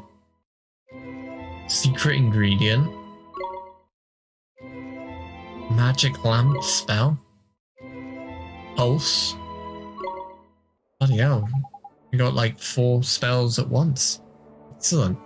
Thank you, Mr. Rashad, sir. I'm satisfied that you do not lack the determination required. Came here from another world to face Shadar after all. You knew? About me being from another world, I mean? It was your actions that revealed your origins to me. You healed Esther when I could not. Which told me that you must have helped her soulmate in the other world. And only one who called that world home could have done such a thing. Why, so Oliver is from one of the other worlds you told me about, Father? And he was the one who saved me. Yes, it's strange. It feels like I've met you in a dream or something. Oliver, it seems there are things that only one such as you can do. You may be able to help our world. You shall have my aid. Thank you, sir. I won't let you down. I will beat Shadar. Perhaps, but you will need much training first. Without complete command of the magical arts, you cannot hope to defeat him. 4 great sages could not overcome the Dark Djinn. For a mere boy to do so will require more than enthusiasm alone. Tell you what, the music is getting bombastic, isn't it? Bloody hell. Here, take this gun. It's loaded with all the magic spells that you will require. What are you thinking? He's going to need to cram a shitload of experience under his belt in a heck of a short time, isn't he? Indeed he is. The kind of experience offered by the trials of the sages. Oliver, you must undertake them. Trials? Where do I take these trials? In the north of the desert, the Temple of Trials. The Temple of Trials? You mean... I do, the home of the Supreme Sage, Master of Familiars. You too have much to learn, Esther. Only those with the Supreme Sage's blessing are permitted to open the doors of the temple. I will accompany you. Thank you, Father. You'll be great at the trials, Oliver. I know you will. Thanks, Esther, and thank you, Mr. Rashad, sir. Rashad is now travelling with you. Oh, excellent. We've got Esther in our party as well. Oh, bloody hell. I think more side quests have opened up. Hold on. Well, obviously there's those two that we still need to do, but oh, isn't that the kid that gave us the magic spells before? Horus. Oh, yeah, I need to where is it? Spirit medium, that's it. Nice to see you again. Did you have fun crossing the desert? Fun? It was flippin' boiling, man. Boiling for you maybe, Pipsqueak. I'm a ghost, and ghosts don't feel the heat, so there. What are you doing here, Horace? I'm looking at these fountains. They're amazing. They squirt out milk. Wait, what? What the fuck? All the milk a boy could drink. They're what Alma Moon is famous for. What? Milk fountains? What?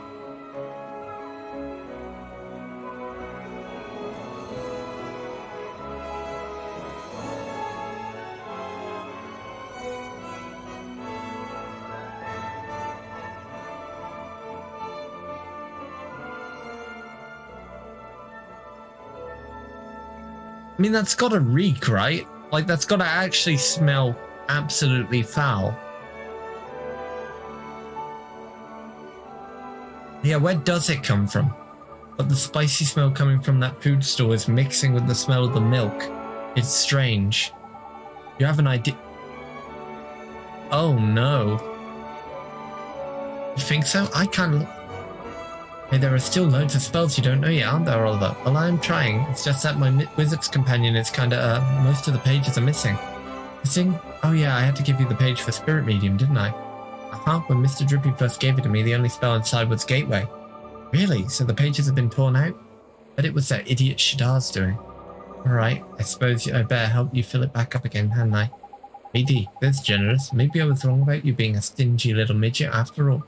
I'm not just going to hand a load of pages over if that's what you're thinking. Oliver will have to prove his wizardry and comprehension skills first. Ah.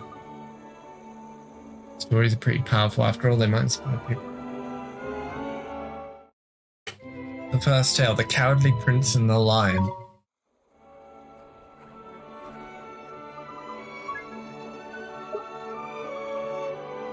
Oh god, we gotta read it. Okay. Alright, let's do a quick old read through, hey? In a certain country there lived a prince named Tamalo, who was sharp of mind but weak of spirit. His father was a brave king, strong, wise, and loved by his subjects. But the noble example he set served only to weaken Tamalo's spirit. On one occasion his father told him thus, "Soon, my boy, it shall be time for me to retire, on which thou shalt become king." While the announcement delighted the prince, it filled him also with a terrible dread, for he did not have the spirit required to ascend to the throne. In his vexation he wandered from the castle lost in thought, whereupon he encountered a fearsome-looking lion. The prince tried to flee, but the lion caught him easily in his paw, lifted him to his gaping mouth, and swallowed him whole. At first the prince thought he was doomed, but at length he began to reconsider his position. "At least I no longer have to become king," thought the prince. After taking a deep breath, he said to the lion, "Mighty lion, I'm the prince of this country, and the day after tomorrow, I was due to become its king. Since thou hast now swallowed me, however, thou must needs become king instead." "King, eh?" replied the lion. "I shan't complain about that." Thereupon the prince led the lion back to the palace. The courtiers were shocked to see the lion enter the palace, but the prince pleaded with them from inside his stomach, and the lion was accepted as king. The lion proved to have quite an aptitude for royal duties. Whensoever there was dispute in his kingdom, the lion would simply growl at the quarrellers, "Stop complaining, or I shall eat you alive." Whensoever a bridge was swept away by a flood, the lion would simply use his paws to rip down a tree and lay it across the river. Yeah, this story is weird. Regarding taxation and legal matters, the lion was utterly ignorant, but whensoever such a problem arose, Prince Tamalo would speak to him from inside his stomach and provide him with a sound solution. 2 dragons. After some time, news reached the king that 2 dragons were ravaging the eastern and western edges of his kingdom. The people were terrified and looked to their king to deliver them from this terrible evil. On which the king announced that he should go and smite the dragons himself, but even the fearsome lion stood no chance of defeating two such terrible dragons. My dear stomach dweller, said he, then, what in the wide world should I do now? Prince Tamalo considered the lion's question and at length provided with him a suitable scheme. The lion headed east to the part of his kingdom that was being ravaged by the larger dragon and roared in its ugly face. Dragon, I shall soon slay thee. I fear thee not, for no matter how large thou art, thou shalt never devour me. Oh, see about that. On which he ate the lion whole. From inside the dragon's stomach, the lion said, Dragon, Dragon, thou art now the king of this land. It is therefore thy royal duty to defeat the dragon ravaging the western part of the kingdom. At first the dragon paid him no heed, but when the dragon witnessed the humans around him bowing down in deference, as Prince Tamalo had requested them to do beforehand, he decided to do his royal duty, whereupon he went to the western mountains and slew the other dragon. Yeah, I don't like where this is going either. It's basically like a Russian doll of sentient beings. Once the other dragon had been slain, the lion commenced scratching the inside of the dragon's stomach. Oh, it hurts, cried the dragon, rolling on the floor in agony. Have mercy, I beseech thee. Which the lion said, If thou would not feel this pain, thou must promise never again to hurt the people of this kingdom. How very well, I promise, cried the dragon in reply. But the dragon was a cunning beast, and Prince Tamalo knew that he would break his promise the moment the lion was out of his stomach. He therefore had the lion take out the babbling berry that he told him to bring with him, place it inside the stomach. This berry was known to make noises that sounded like someone muttering to himself. With that babbling berry in his stomach, the dragon shan't notice when the lion escapes, thought Prince Tamalo. Later that night, when the dragon was sleeping, the lion crept out of his gaping mouth and set off back to the palace. The dragon left the king and his subjects alone forevermore.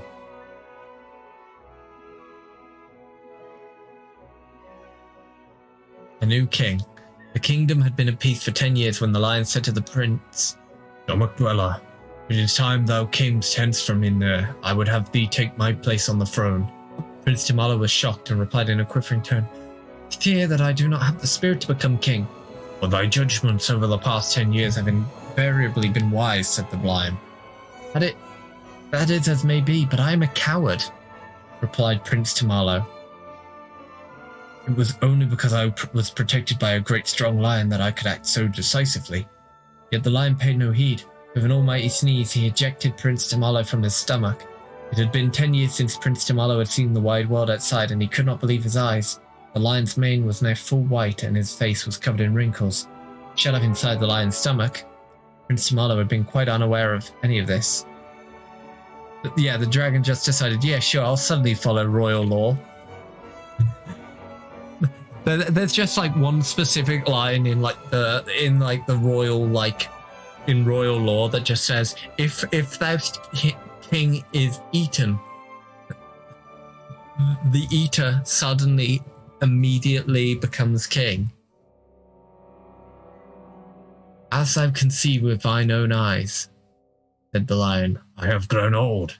10 years hast thou resided in my stomach, and yet not once didst thou scratch me or cause me any pain, as I myself did to that dragon.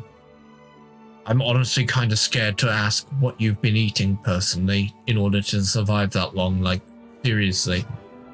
And I'm really glad you didn't grow in my stomach, because that would have been really awkward.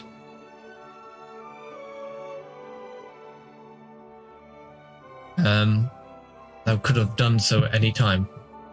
Yeah, the lion was chill with it, yeah, sure, but the dragon was destroying everything around it and decided, let's stop. Yeah, exactly. Exactly. It makes no sense, but honestly, it's one of those folk tale stories, isn't it? You've got to give in to the, you've got to have a level of suspension of disbelief. It's all about the moral rather than the the logistics behind it all. The courtiers and subjects of this kingdom did not accept me because I am strong. They accepted me because I have given them my all, by which I mean thou hast given them thine. Thou art the true king of this country. Thou lackest not the spirit, I assure thee. In like manner, everyone at the palace beseeched Prince Tamalo to become their king. Prince Tamalo, everyone is humbly grateful for everything thou hast done. Our country needeth just such a king. Oh, for fuck's sake, Nick, you really had to say that, didn't you? You had to say that.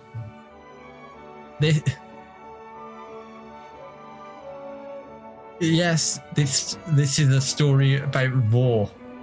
God damn it. Meh. Upon hearing these words, Prince Tamalo felt his courage swell up within him. As king, Tamalo gave still more of himself to his country, and despite the fact the lion had retired, he continued to live alongside the king in the palace. For many centuries are ruled by animals these days. Though many countries are ruled by animals these days, in ancient times all kings were human. Indeed, the magnificent lion about whom you have just read was the first ever animal to be acknowledged as a king, and the world has never been the same since. Okay, so now we're going to be quizzed on it. Did you read the stories I gave you? Well, I hope you read it carefully because I've got a question for you. Ready? Good, here goes. There are quite a few characters in the story. Can you remember them all? Tell me, who was the third smallest out of the Prince, the Lion King, the Dragon of the East, and the Dragon of the West?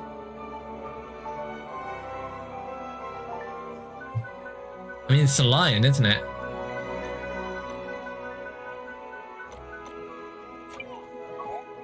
Oh, sorry. King Lion. Oh, let's write it in katakana.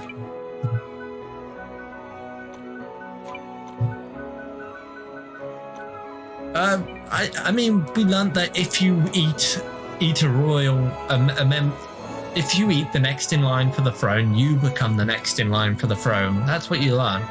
So, anyone out there wanting to eat Prince Charles, please do so. I hate him. But also, you'll become king when the Queen eventually pegs it.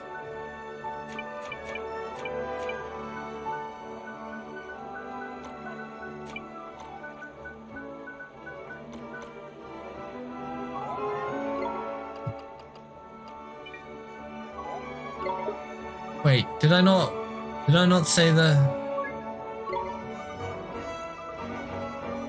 third smallest out of the Prince, the Lion King, the Dragon of the East, and the Dragon of the West?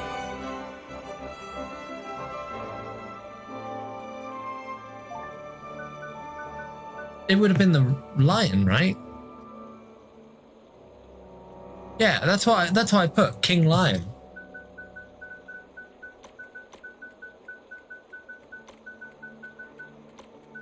It's a stickler on the actual words. Oh, okay. So that. Okay, no. King.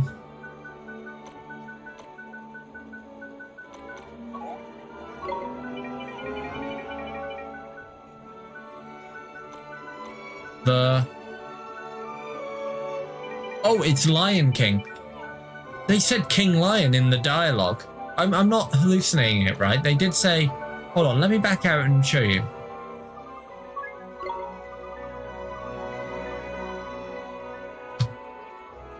No, they did say the Lion King. What?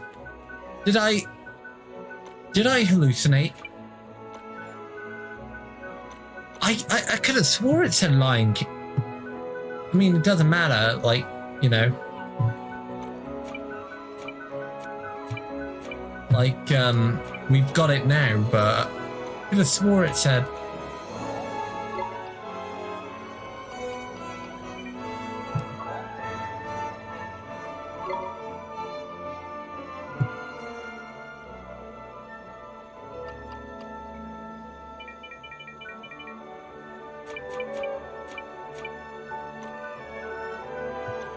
That is the answer, right? Because that has to be, because he was the third smallest.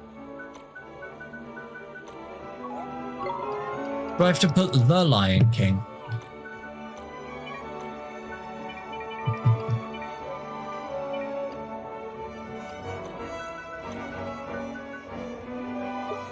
Yeah, okay, back to the... Hold on. Back to the war story. Okay. Alright, let's see. Country, there lived a prince named Tamalo. Tamalo is the smallest, we know that much. I mean, you can tell by the image. Da-da-da, da-da-da.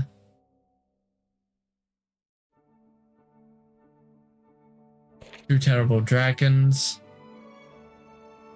I mean, it doesn't really say how big the dragons are, so it has to be the lion. Does the lion have a name?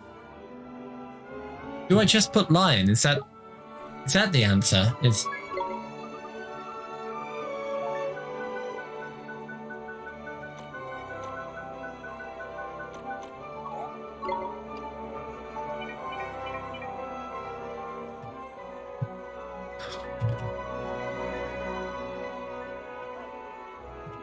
one second, guys. I've got a plan for this.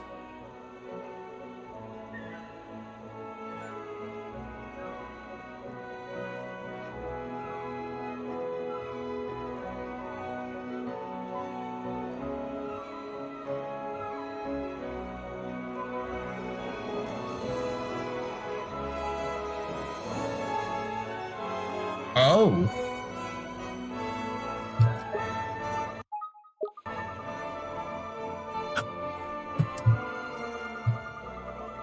Yeah, I was reading the question wrong. It's third smallest, so it would be the Dragon of the West.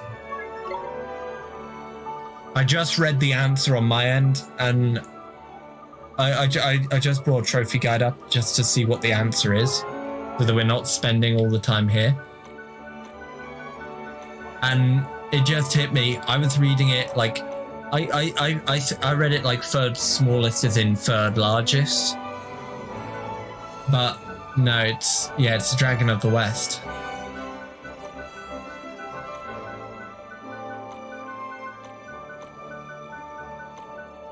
Because the lion's the third largest, which means he's, the second smallest.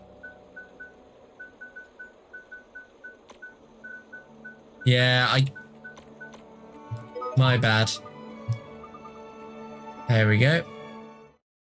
Got the draw poison spell.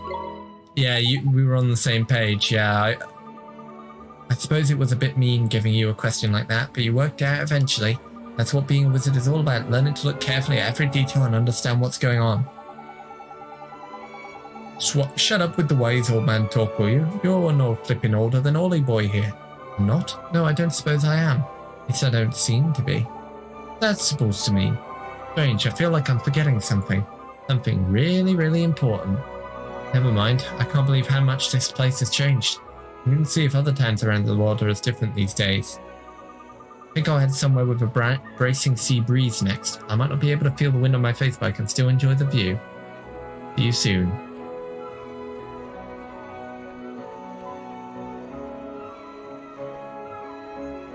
Yeah, a wizard is not about working around your stupid choice of words, Horace.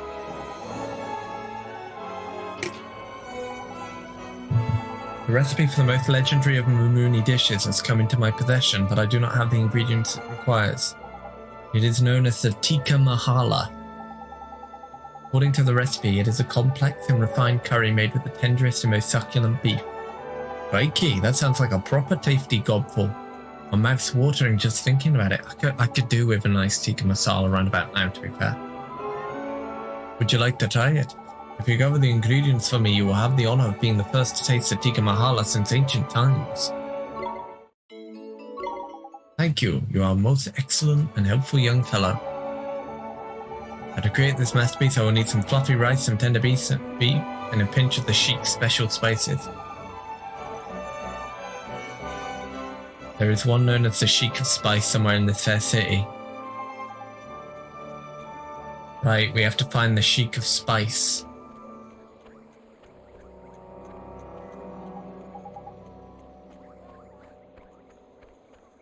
You had a curry recently and died? Depends on the curry, like, tikka masalas are usually very mild. They're very sweet, very nice though. But yeah, like, last time I had a curry, I think I had a vindaloo, but it was really tasty, but bloody hell, it burnt my brain. Like, my lips actually visibly swelled after I'd eaten it. It was so hot. Hey, you two, stop fighting. What's the problem here? Problem is that this thief will not return to me the picture book I lent him. It's only a picture book, and a poor one at that. Who cares? I care. It was a birthday gift. You must give it back. Stop bothering me and go away. Crikey, either he's had his heart broken and every ounce of kindness squeezed out of it, or he needs putting over someone's knee. I think he's broken-hearted, but he seems so lively. Well, it depends on which bit of heart's been stolen, isn't it? Changes your personality in all different ways, it does. Anyway, what are we going to do about it? More importantly, are we going to help the other lad get his book back? Alright, we need to find someone with kindness and shove it in this guy's being.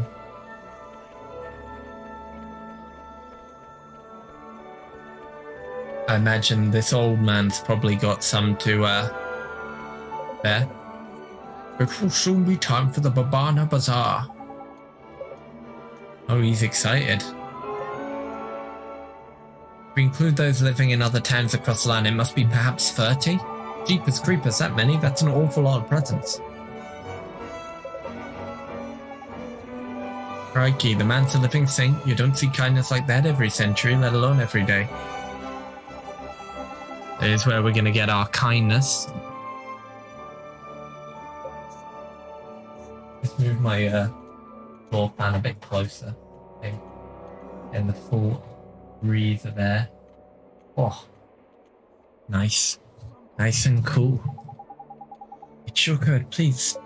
Alright, let's grab this, let's take his kindness from him and give it to the little whelp who is being a bit of a dick.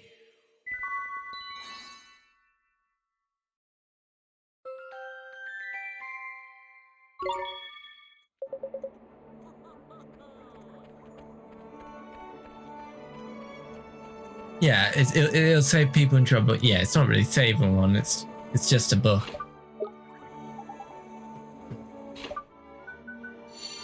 It's a first edition of the Lord of the Rings, the Fellowship of the Ring. Crikey, Oliver. You gotta kill both of them. We'll make a right minting off of it.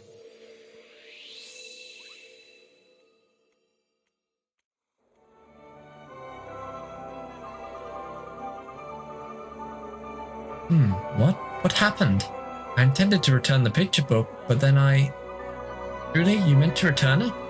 Of course, I will go and fetch it now. Forgive me for my selfishness. Thank you so very much for helping me return to normal. Please, you must accept this. 100 guilders and 2 cups of strong coffee. Nice. We're just a few stamps closer to filling out the stamp sheet.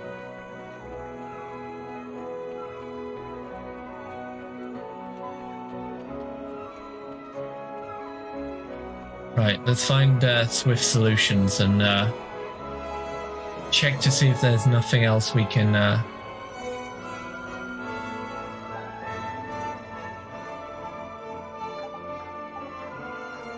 Wild creatures of a most mischievous nature are running amok in our precious Babana fields.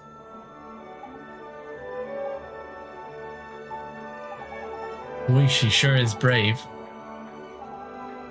Oh, we're getting some courage from this woman. We're not going to help her, beat up the people the creatures attacking her crops. We're just going to steal her courage and, well, not steal, but make use of it. Oh, that's a good mug of tea. How odd. My heart feels light yet warm. It is a strange feeling, but not unpleasant. Is that all you need of me? Very well.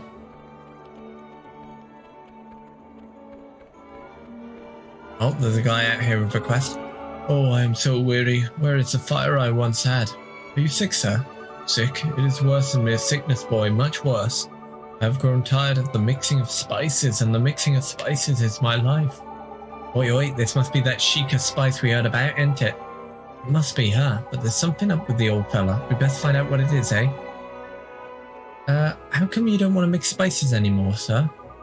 You ask why? There is no why. There is only emptiness.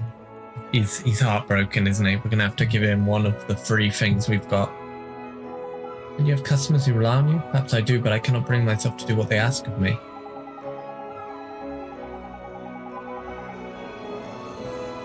Oh my god, that's a good point, Nick. If we raid someone after this, we can unironically tell them we read a war story near the milk fountains. I wish only to rest. Please, bother someone else. Save your breath, Ollie boy. The old codger's broken-hearted, ain't it? He is? He is, drained of every last drop of enthusiasm. We have to help him, Mr. Drippy. That we do, Ollie boy, that we do. Let's find the sheik the vavavoom he needs to spice up his life. Right, let's give him some enthusiasm, eh?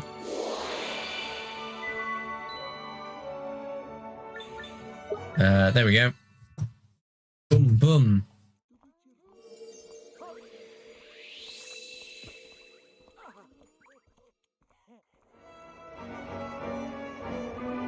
By the beards of the ancients, what is this strange sensation? I feel alive. I wish to make spices with more urgency than ever before in my long life.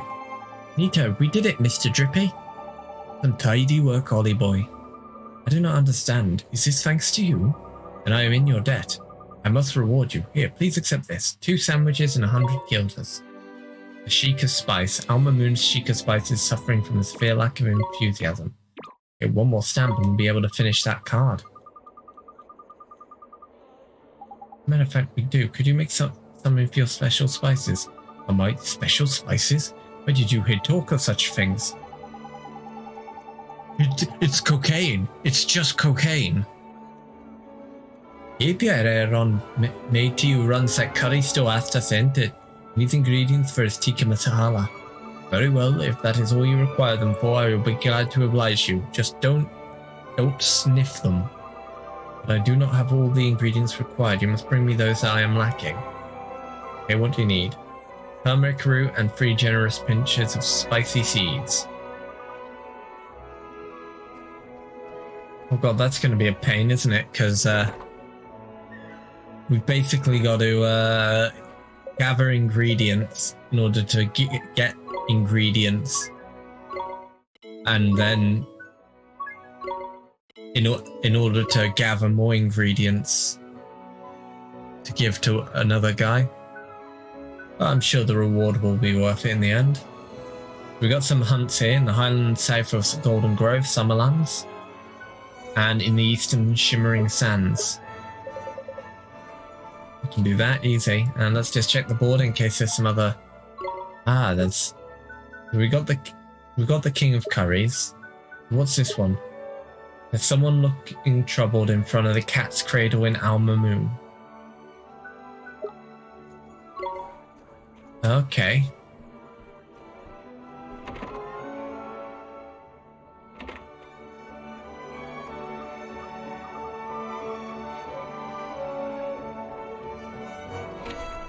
Where? Oh, the Cat's Cradle's over here. I see. And then I think what we'll do is we'll head out and we'll do the side quests, and then once we've done all the side quests, we'll hand them in and we'll continue the story.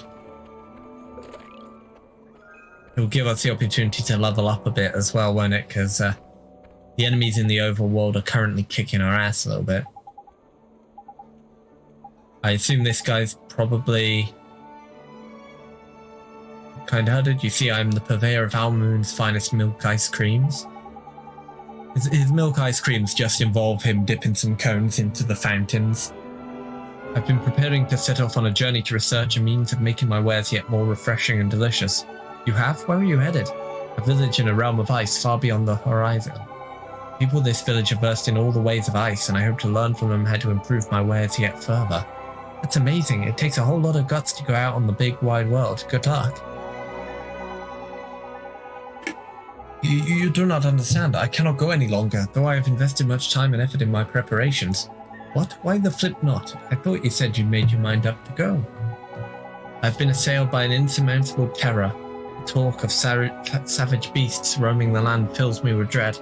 I cannot bring myself to depart. What has happened to me? I who was once so brave, am so driven to take the next step in ice cream advancement. This doesn't seem like your average change of heart, Mr. Drippy? Do you think he's... We're gonna have to give him some courage. Broken-hearted, I reckon he might be Ollie boy. lacking in courage if I'm not mistaken. What's going on here? Hold on. I had to mute my phone. Provided he's never gonna up it. Well, let's give him. We got some courage handy, so let's bibbidi bobbidi give him some courage. It's the last of our you know, our virtues that we've got in our amulets, so we got to be careful. Gotta try and fill them back up as soon as we can. By the beards of the ancients, I am filled with most powerful boldness. I fear neither beast nor man. I can endure any hardship if my efforts might further the advancement of ice cream. Heidi, looks like someone's back to his old self. It sure does. You're all better now, huh, mister? Better? I'm better than better. I must depart on my journey at once. You have my thanks. This can express but a fraction of my gratitude, but please, you must accept it. 3 carrot cakes and 100 guilders. Nice. And we finished a merit stamp card. Excellent, excellent.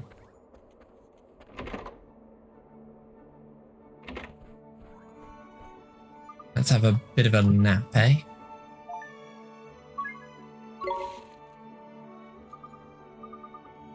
Travelers weary from journeying across the desert sands know that royal welcome always.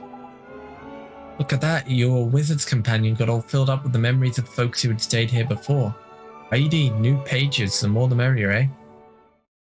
You obtained a new Regions of the World page. Oh, excellent, we got a page showing off the map of the world, of this section of the world. Excellent, excellent.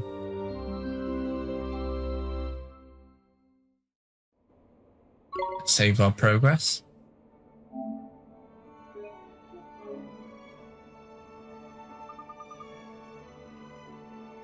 Travel safely now. Okie doke.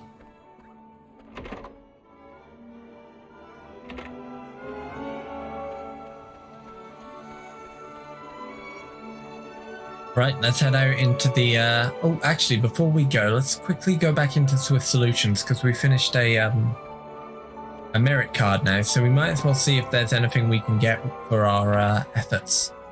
Any bonuses we can acquire. Merit rewards, here we go. We could get Jumping Jack, or we could save up for Jack in the Box or Jackpot. I think Jackpot would probably be the better one to get, so let's continue out onto the overworld. Let's finish up all these quests. Like, doing all these side quests will definitely get us another card, so...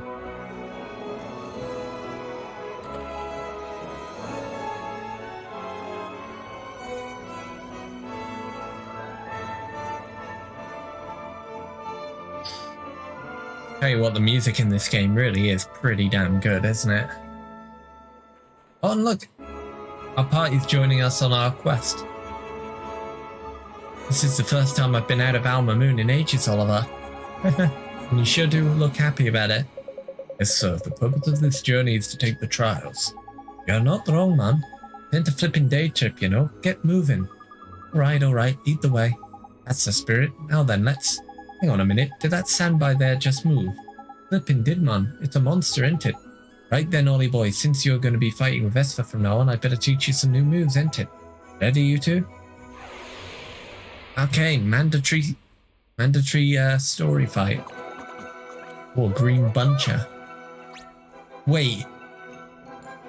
This is a funny monster design until you realize that this implies that bananas in this world come from animals and not trees. That's a bit creepy, a bit fucked up. But what else can you expect from the land of the flowing milk and the war stories? You can pick who leads when a battle starts by pressing L or R.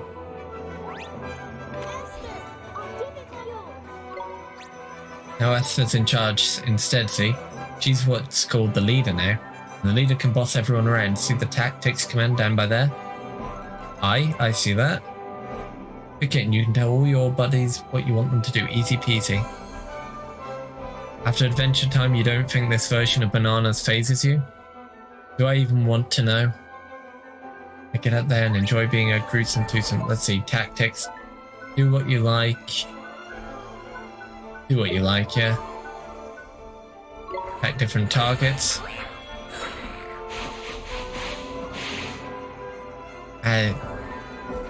Thankfully he's got Chad out, so... What's this? Well, that's a healing spell. Oh, she attacks with a heart. Okay, let's send out Go-Go. Yeah. Don't do anything, Oliver. Stand still and do nothing.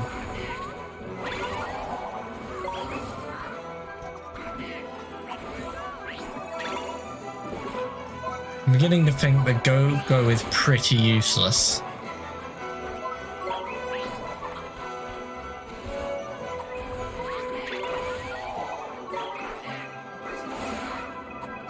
I'm gonna be the one to say it. I'm gonna be the one to say it. I think I'm gonna be playing as Oliver for every battle going forward.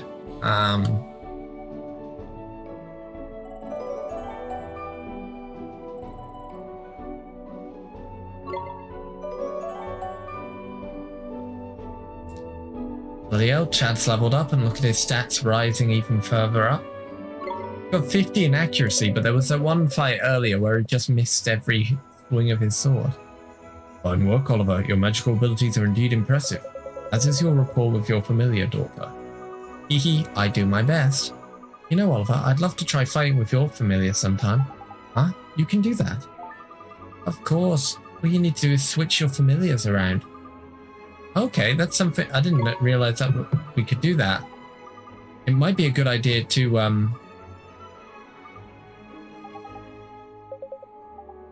It might be worth doing that now then. Because there might be a case where,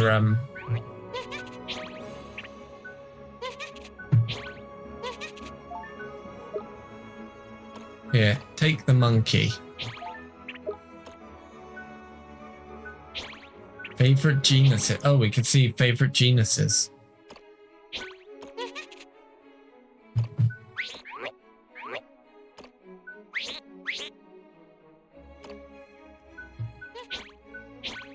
Interesting. Let's just have a look at anything we can equip them with now. Might be worth going to a store at some point just to... Actually, we should probably do that now before we continue. Let's head back into Alma Moon. Head to a store and see if we can buy some gear for some of our party members.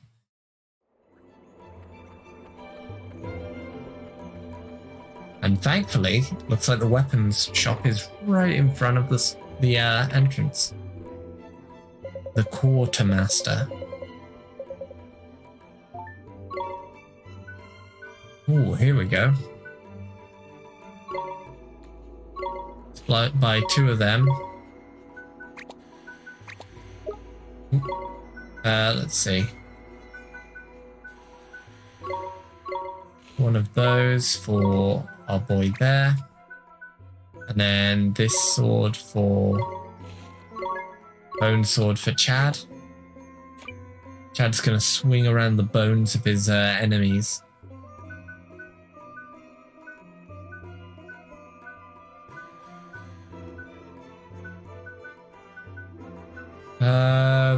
These seem like better overall games, don't they?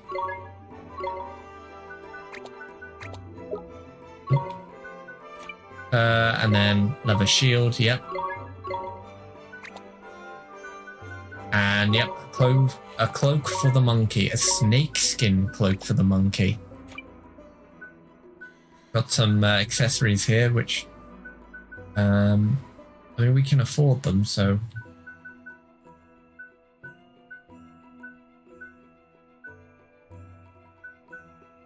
What do we get?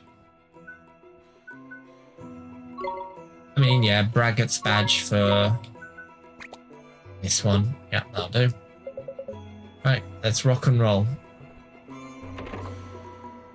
We're out of cash, but I'm sure we'll get plenty more once we're done with all the side quests and stuff. We've also got some hunts to do as well, which will be interesting. Oh, one button.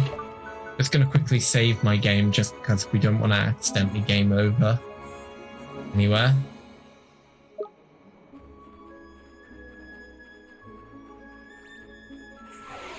Right, let's head into a fight, eh? Here we go.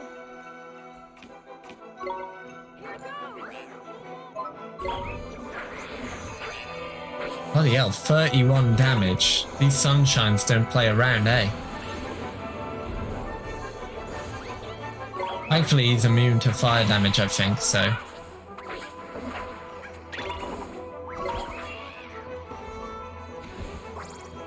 We did it.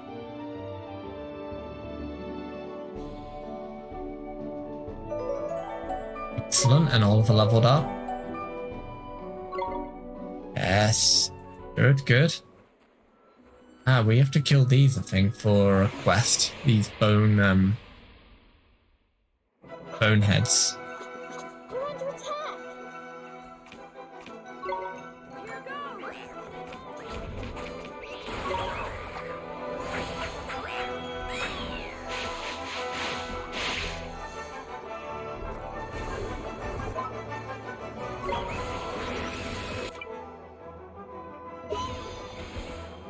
Oh. Oh, come on. We did He it. killed it just as I got my ultimate move. Well, that's a bit anticlimactic, ain't it? 1 down, 9 to go. Oh, EP. Let's have a quick look in the journal, eh? As to what we've got to show. Got more active ones than that, don't we?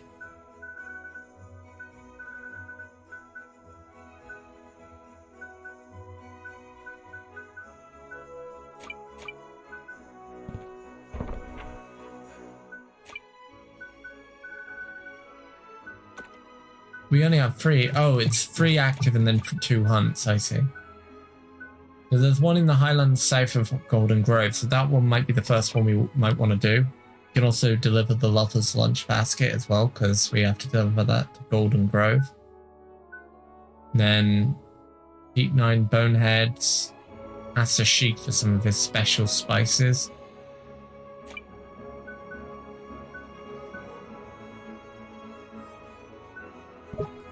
Okay, I think the way up to the yeah, it's up there. Right, let's go.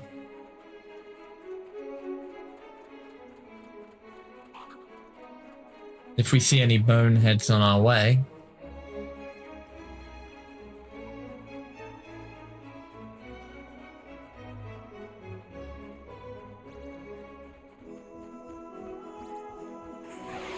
Gotta fight those suns because there's no way we can evade them, I don't think, at the moment. We're not quick enough.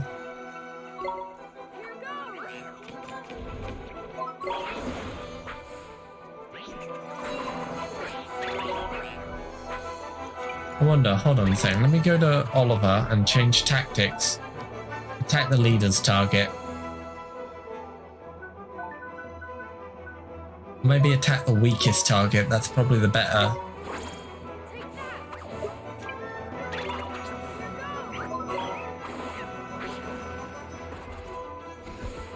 Now that we've got 2 party members, things are getting a lot easier.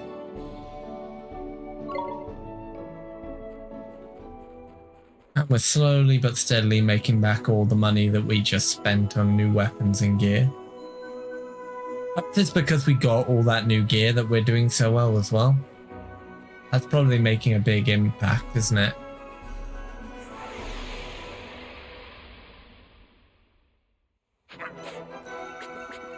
Clubber Cub.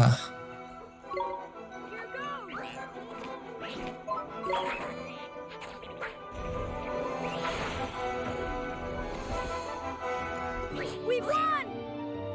Excellent, excellent.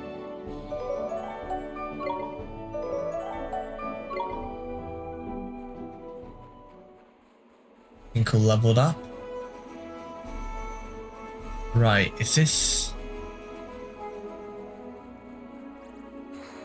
Oh god, we got jumped from behind. I didn't expect the Clubber Cub to be that quick. Oh dear.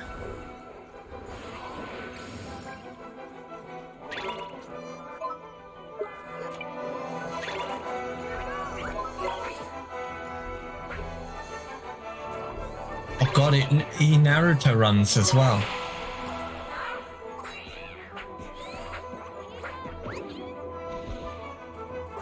We won! The Clubber Cub just runs at the goal like.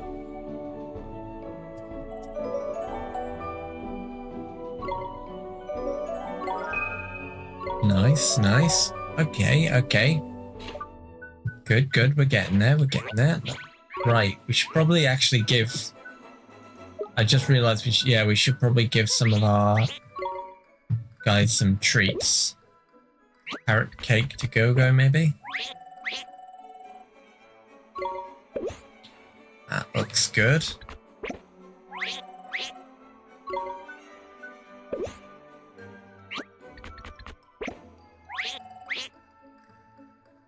Yes, here we go.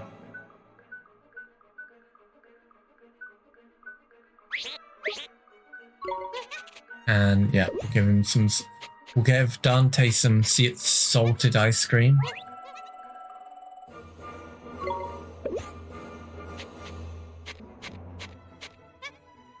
Not the salt ice, not the salt ice cream I'm most familiar with, but nonetheless, I'm having Kingdom Hearts flashbacks.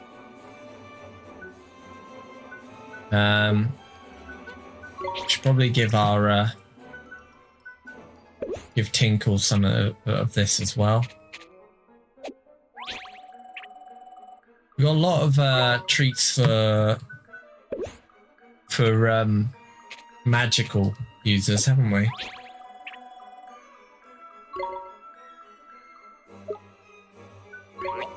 What about our boy Chad?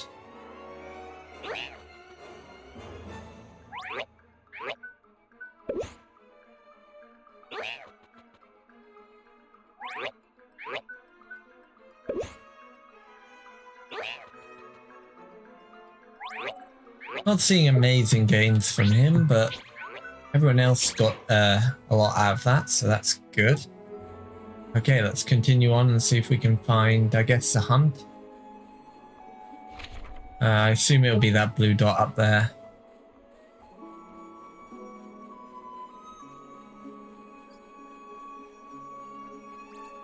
What are these weird chicken creatures? Brohor. We're under attack!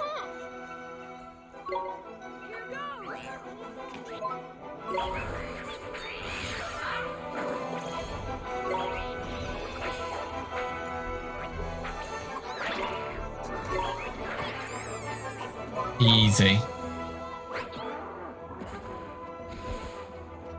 We did it!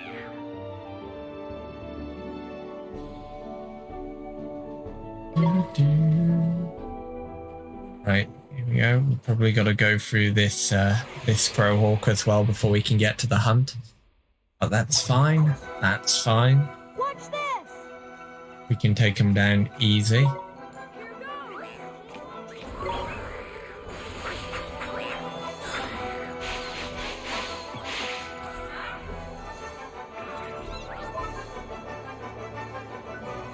Go for the ball first and foremost.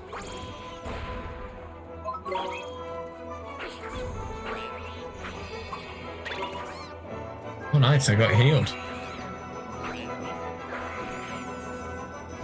There we go. We won! The good thing about where we are at the moment is that I know how to really, because I've been playing as, you know, Oliver and Chad for so long, I know how to best use them. Whereas I don't know how to use any of the magic wielders, like Esper and really. So being able to, like, I'm surprised by how good the AI for the NPC is. Like, I haven't told them to do much, but like it feels like Esther's really pulling her own weight, and she's doing just as much as I am. And usually I don't feel that way with when I've got AI companions in a party-based game, because like a lot of the times They're very inefficient.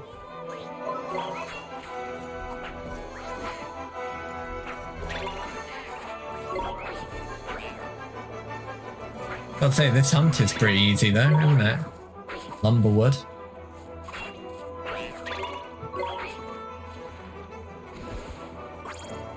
We did it! Huh. Recruit. Anti-hunt complete. Report to Swift Solution to claim your prize.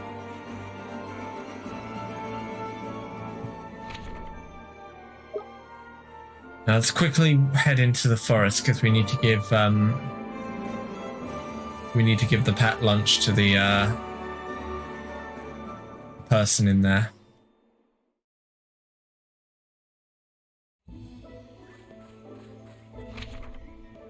Oh, there he is.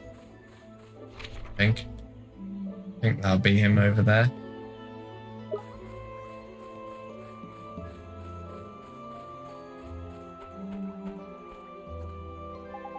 Is it just me or are the monsters by here looking a bit lively?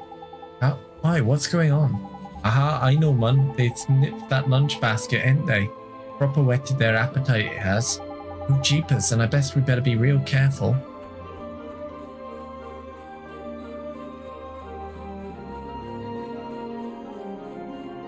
Oh dear.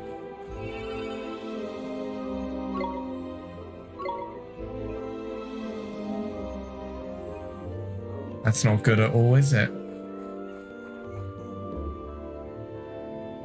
Seems to be sealed by some very potent magics. I think we've tried this before already, but I think we need a better wand. Yeah, we need a better wand in order to open that color chest. At the moment, I think we can only open blue and regular chests.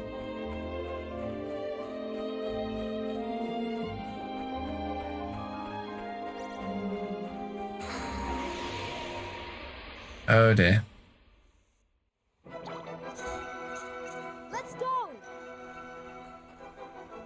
The enemy has the upper hand, but that's fine. I'll just run around for a bit.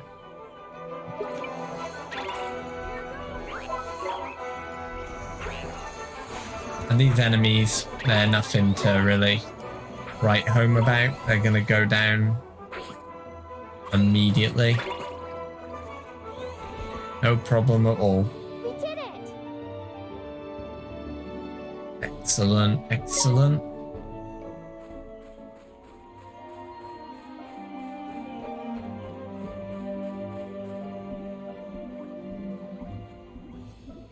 I suppose one really good thing I like about this game is how short side quests are. Like, none of them take absurd amounts of time so far. Like, none of them have been, Here we go! you know, needlessly long. In a lot of cases, they're just short and simple. They're either, you know, kill X amount of enemies or you know, heal this person's brokenheartedness with the right emotion. Nothing too time consuming, and I like that. I don't like when games drag on. And sometimes, especially with JRPGs, sometimes side quests drag on a lot. Or they're all very or there's a lot of, or if there's a lot of small ones that are, you know, boring. Like, it's one of the reasons I dislike a lot of the side quests in Xenoblade 1. There's a lot of the side quests in Xenoblade 1 are just reading off a checklist of things to do. Like, you go to a new area, you always get like 5 to 6 quests that are just kill X amount of enemies, but those enemies only appear in certain locations at certain times of the day, and I don't know. I'm just not a huge fan of how Xenoblade 1 does side quests, really. That aroma, surely not. Could it be a lunch basket prepared by my darling wife? Like we found that lady's husband, Ollie boy. My wife asked us to bring you this lunch basket, sir. What blessed relief. Verily, I thought I was about to expire from hunger. Now, may I trouble you with a request of my own, young one? Would you be so good as to deliver a message to my beloved? Sure, I'd be happy to. Wonderful. My message is simple. When we are apart, it is winter in my heart, but how much more sweet seems reunion's heat. Crikey, this one's a proper poet. Come on, Ollie boy. Let's get that message to his missus before we forget how it goes. Nito, Alma Moon, here we come.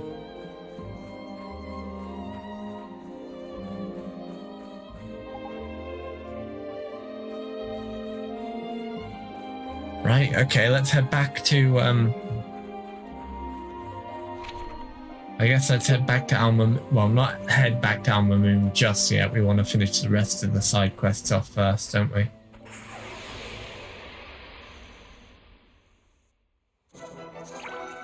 Oh, this is getting out of hand. Now there's 3 of them.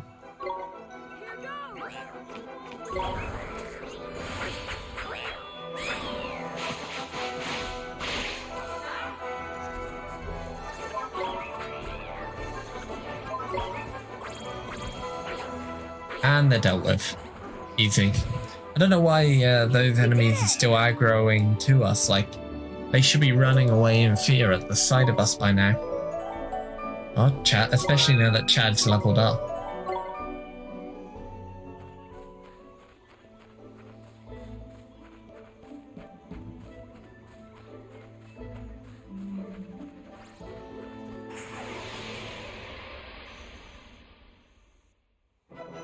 Pom-Pom A and Pom-Pom B. And let's cut loose.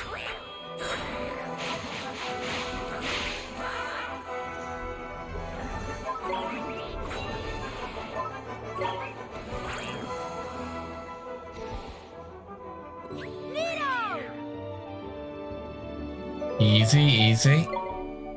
Looks like Go-Go's leveled up as well. Wait, did I go the wrong way? I did as well.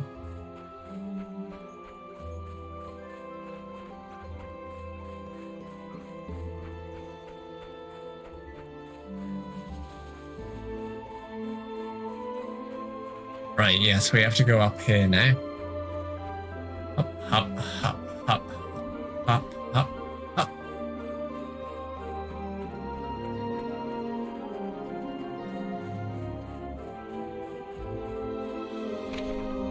This way, yes.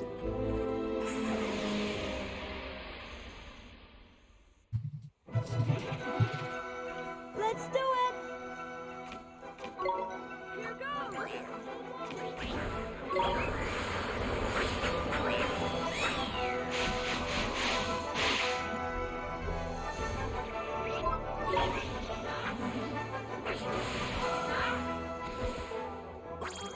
Nice try! Oh, sorry for the yawn, guys. Sometimes happens. That one snuck up on me.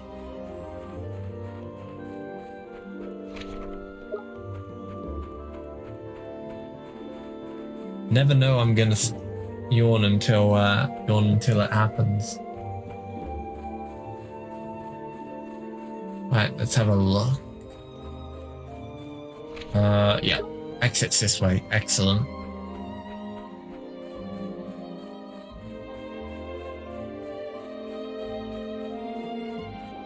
I'm still thinking about that war story. Like, that was weird. Really weird.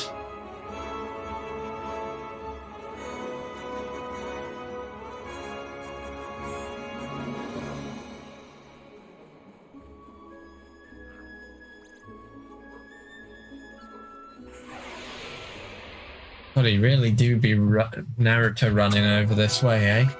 Here we go!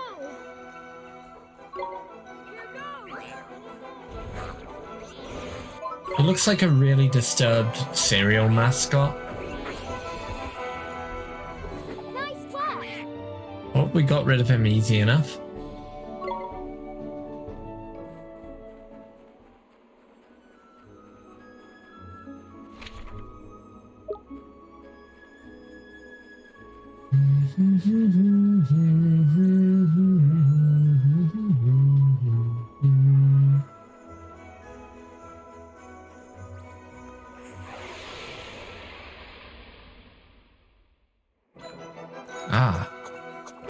2 boneheads for the price of 1, eh? Mind if I do?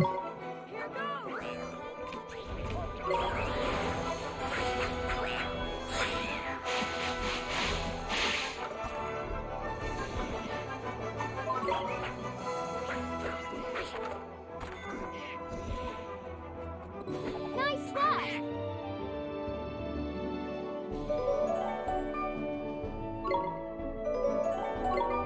Level 14, nice. 3 down, 7 to go. Excellent. So it doesn't mean 10 encounters. I just have to kill 10 boneheads in general. Come on, you guys! So hopefully we see a lot more scenarios like that last fight where we got to fight 2 in 1.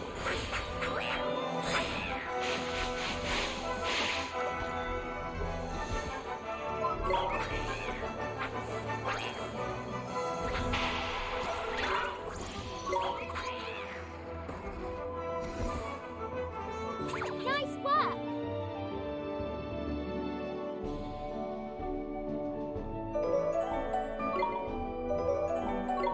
Oh, I'll need to go and make another mug of tea in a minute, I think.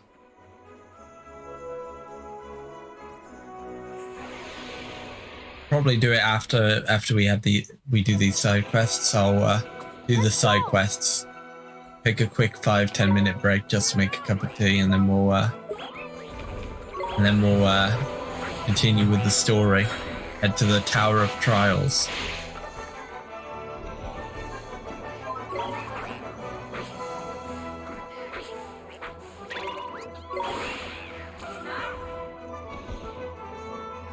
Easy!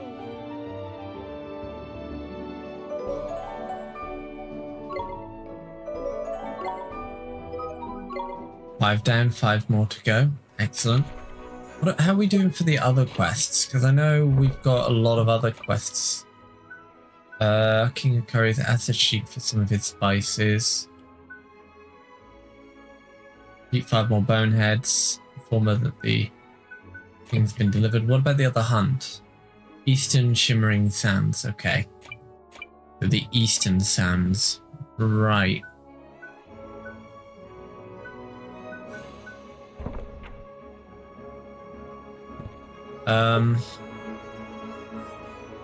But what were the ingredients the Sheik needed for his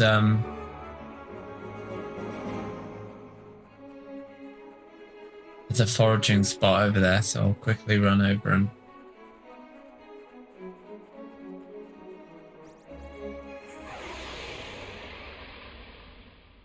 investigate that patch. A Bandit. Interesting. Haven't bought one of these yet. It'll be interesting to see how they stack up to us.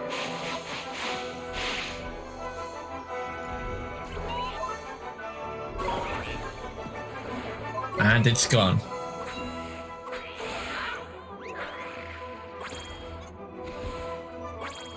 Easy! Excellent, excellent.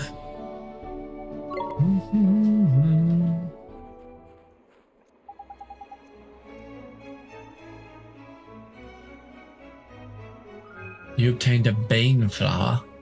Okay.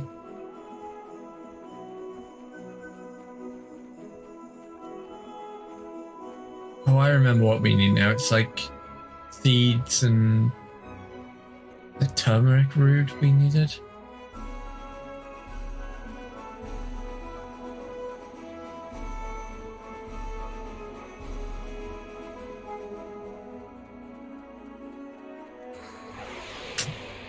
I bet the bandits run pretty quick. But at least we'll be fighting a bonehead here as well.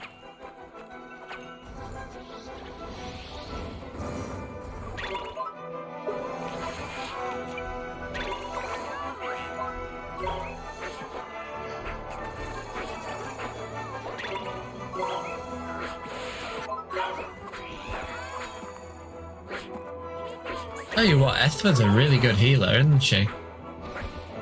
And she kept us topped up right there and then. Excellent. Oh, Tinkle's leveled up.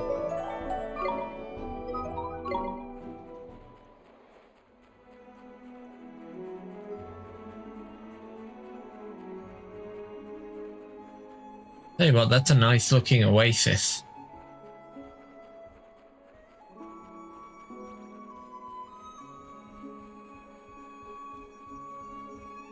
Alright, what do we get here? Bottle of spring water. Okay, that's a bit boring, but better than nothing, I suppose. Because we could get spring water in the other area. But we came from at the start of the stream.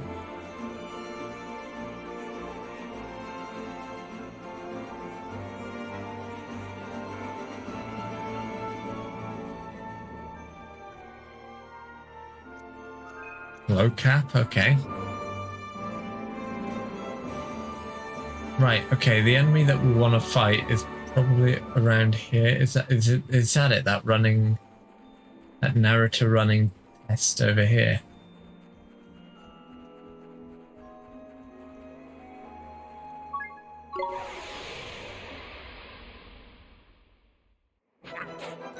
Adamant Tiger. Kind of looks like the bad guy from Kung Fu Panda.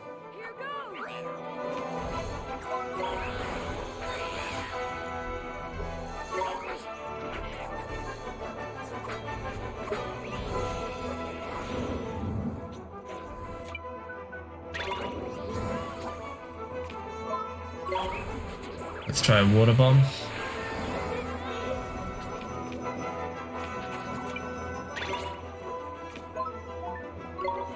I'm sorry, Mom.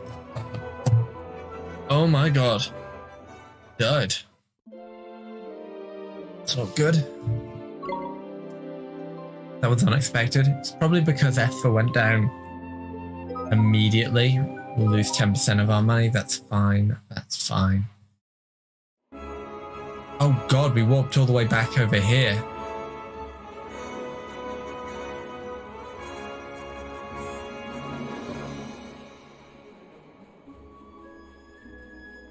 Right, so note to self. The checkpoint system is pretty unforgiving when you're in the open world, so if we want to head over and beat up the Adamant Tiger, it's probably best if we nip into Alma Moon first, just to reset the checkpoint.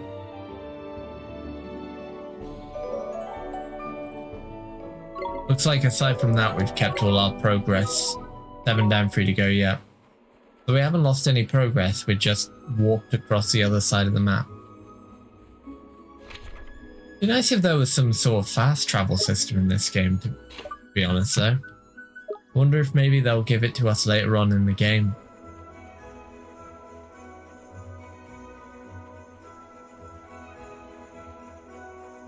Once we unlock the ability to go to a lot of other towns and stuff, I feel like fast travel is going to become a lot more important.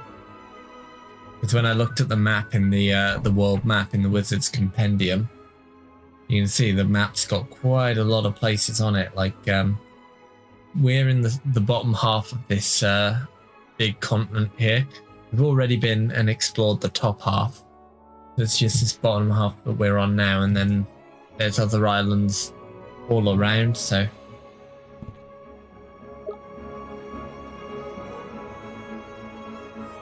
I wonder how far into the game we are at this point, because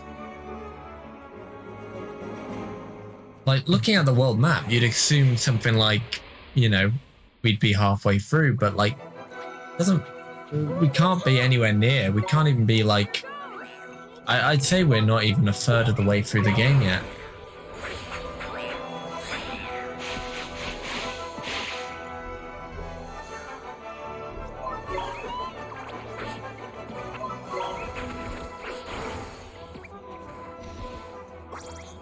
So I bet you what they'll do is the other areas that look a lot smaller on the maps are going to have a lot more things to do and places to go inside of them. Whereas here it's mostly desert. You know, not really much of note happening in the desert aside from Alma Moon. Stay calm now.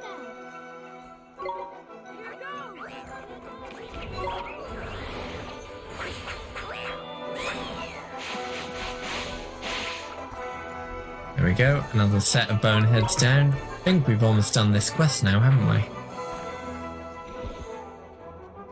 Nice spot.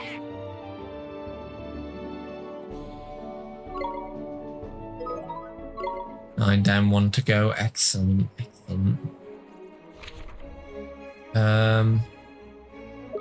Yeah, let's quickly head into Alma Moon, eh? Just to reset the old checkpoint.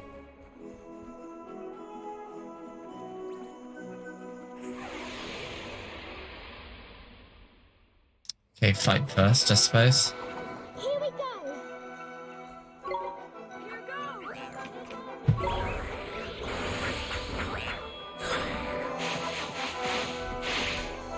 Thankfully, outside of that adamant tiger, none of the enemies here are a real threat. Like, some of them have nasty attacks, but they aren't, We did it. nothing that can throw us off our game.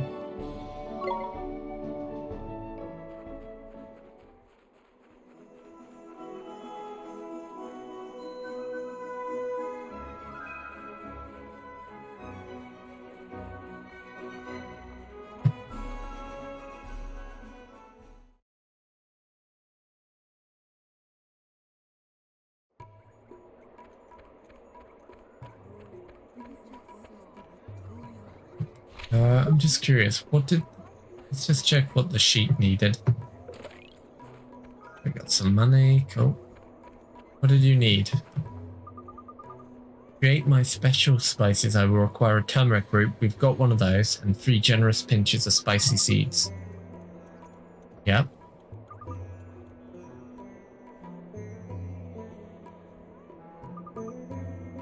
Only from the hottest soils, perhaps those of a great volcano. Right, I think there's a volcano to the southwest of here.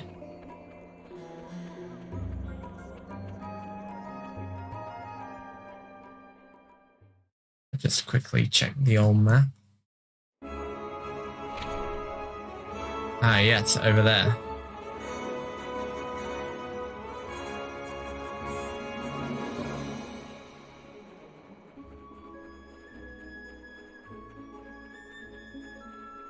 We need 3 of those, and then we'll be able to get him to make some spices that we'll be able to then give to the chef to make some tikka masala. Of course, we also have to get the other ingredients that he needed as well, but one thing at a time, you know.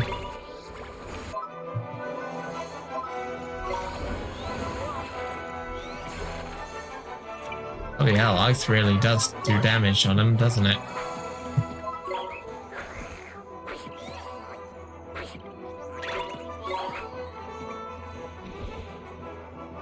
We've won.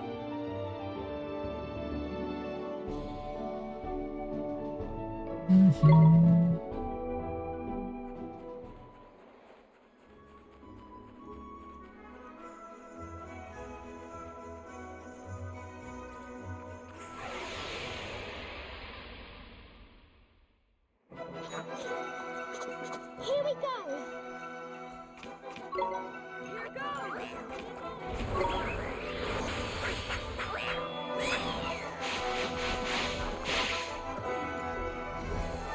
There we go, another guy down. Excellent, excellent. Oh, tell you what, like, the combat at the moment is fairly easy, but it is quite satisfying. Like, you fulfilled the conditions of the following task: pop some boneheads. Excellent, excellent. We've done that one now, so we don't have to worry about that.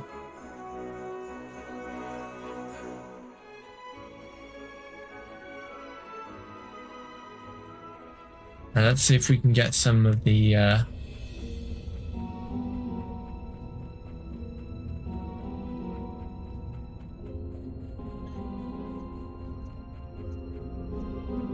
God damn it.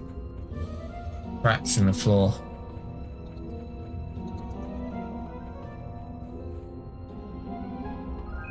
You obtained a pinch of spicy seeds. How many is that, though?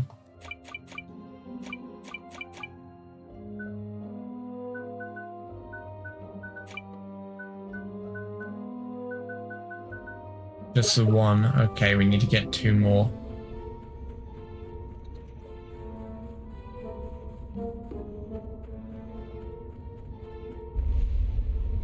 Oh, ho, ho. I'm in danger.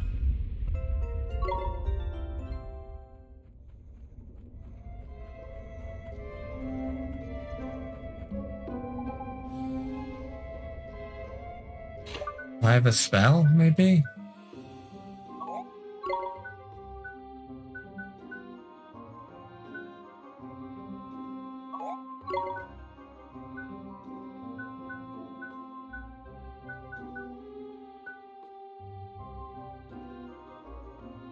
Secret ingredient conjures up cuisine. Okay, we can't get across there yet.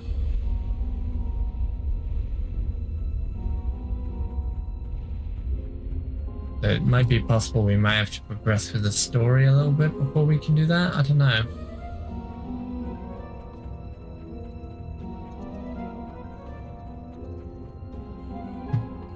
Or maybe we'll have to come back when those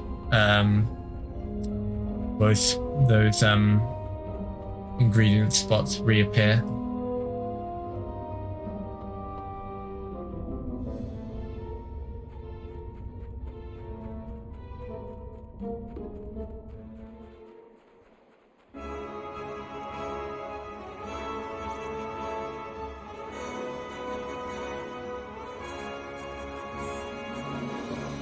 Changing music though.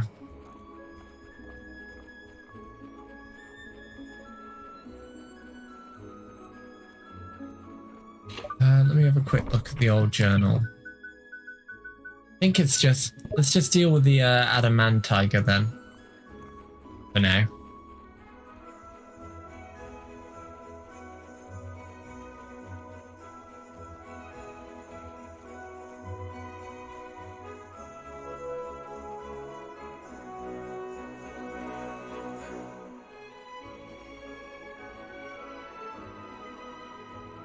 Oh God. V1 needs stretch. Oh God, that really that was really effective.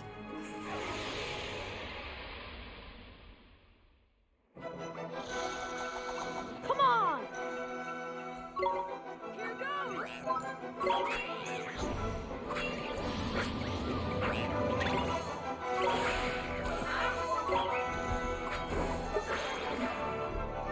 Ice Age? What? Oh my God. Let's go. Nice.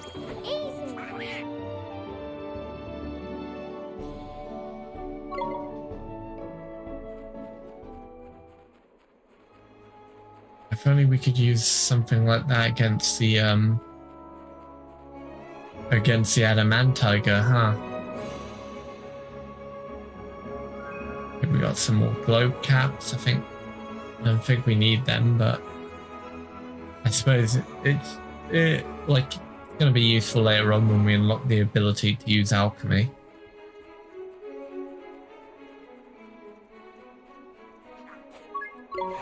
Right, let's try this again, eh?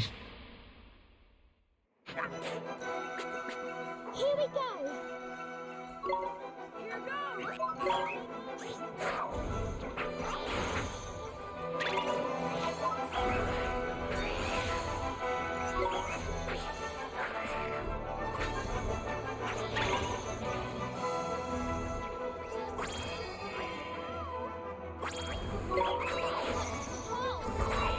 Oh shoot.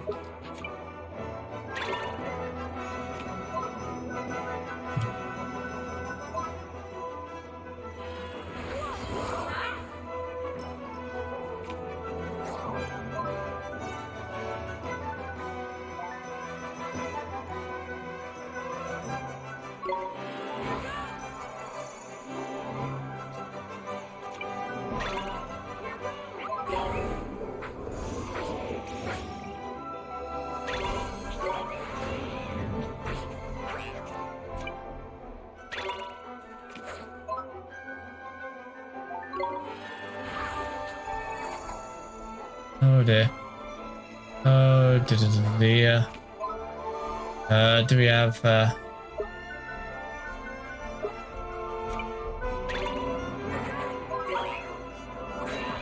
There we go, we lucked out on that one. We did it! That was a difficult fight, but we got through it, and Oliver's leveled up, which is good.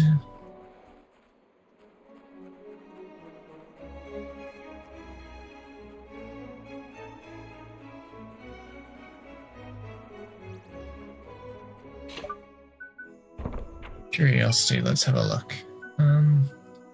Several spices, fluffy rice, and tender beef.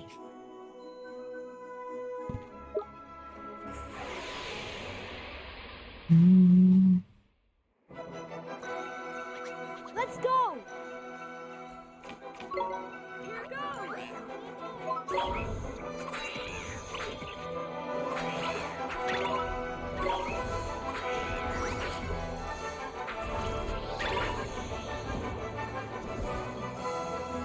We did it! Level 14. Good, good. Right, okay. I think the plan now is... I guess we could probably pop over again to the volcano just to see if they've responded.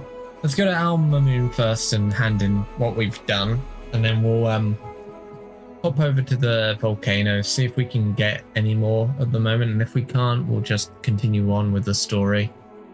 And if we can, obviously we'll grab them, trade them in for the spices, and hopefully be able to solve that problem.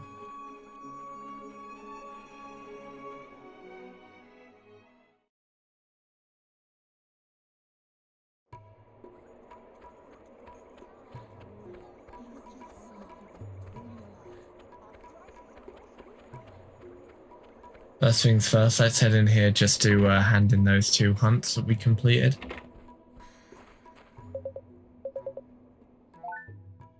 Claim bounties.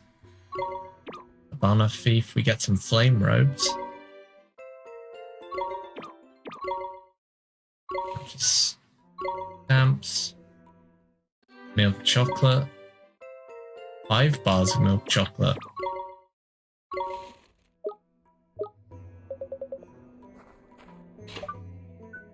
I wonder if we pack increases. Yeah, we want him to eat these.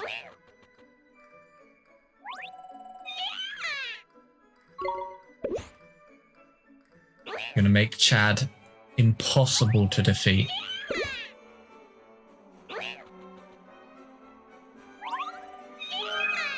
Chad's familiarity increased to 2. Now increase Chad's abilities up to 20 times.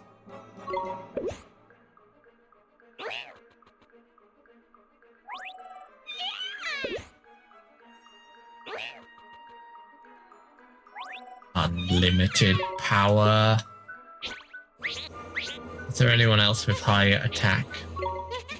Dante, here you go.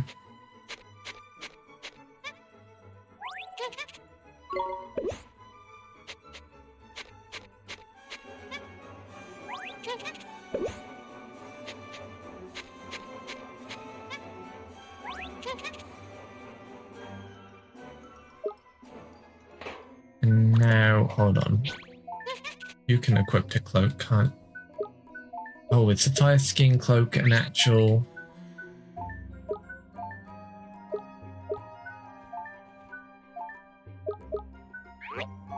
What sort of... Oh, is it for... Ah, here we go. And yeah, put that.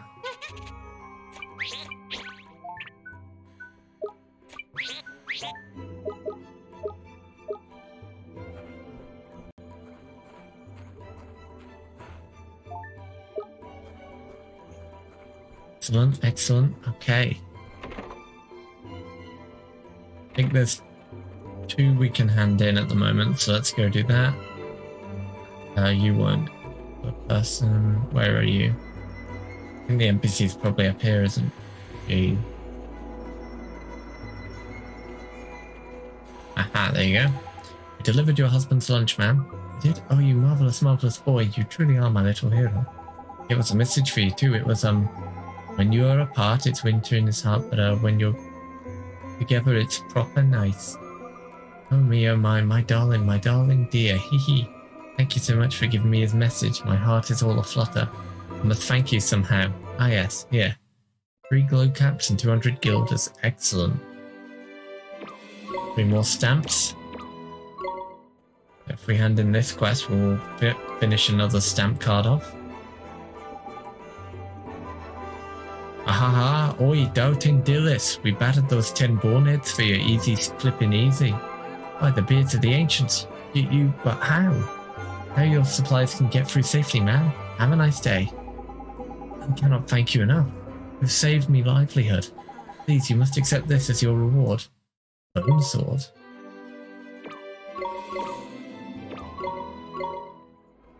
Alright, another card complete. Let me just quickly talk to the guy we're doing a quest for.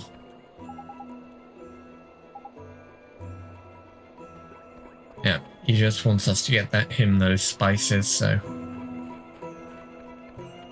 let's quickly pop on over to the volcano, see if we can get the last actually, let's have a quick look in here in case the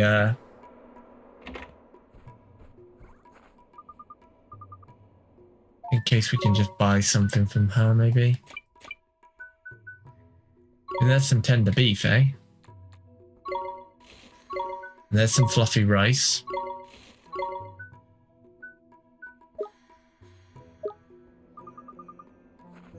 It's interesting how some things are named the same in as in the real world, but then in other other items are named like slightly different. Like you've got fluffy rice, yeah.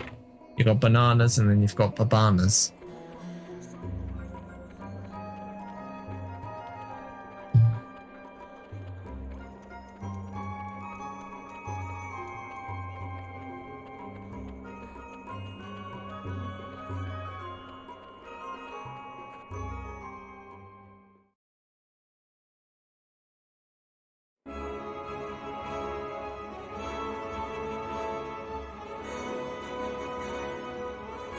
Right, let's have a quick run over to the volcano. I guarantee by the time we finish all these side quests, we're going to be like buff as all hell going into the next story dungeon. Hour of Trials or whatever it is. We're just going to burst through the door like all super ripped like JoJo characters.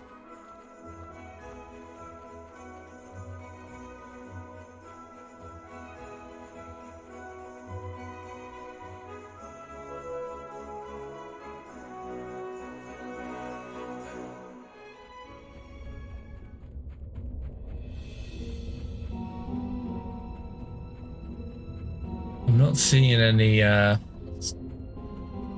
foraging points, so it might be a case where we might have to actually wait until we can cross the lava. Oh well, you know, not the end of the world, is it? Let us save my game though before we head over to we don't have to do everything immediately, do we? I double checked and there isn't any missable content in this game, so as long as we make progress, you know.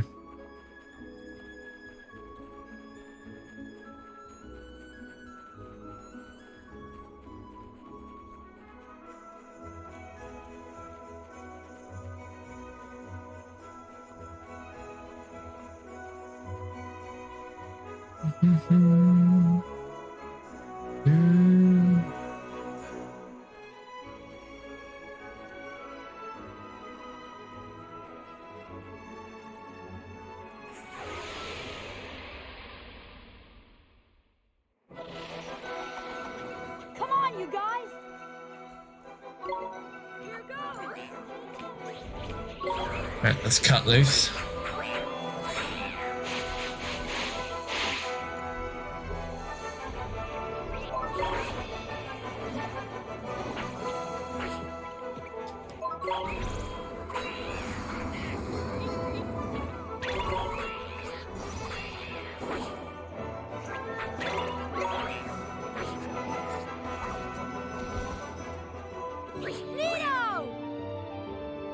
Neato.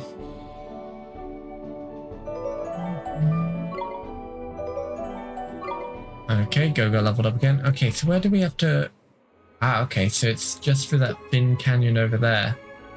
We head directly forwards from here. It should be... Oh god, what are these? Light shades.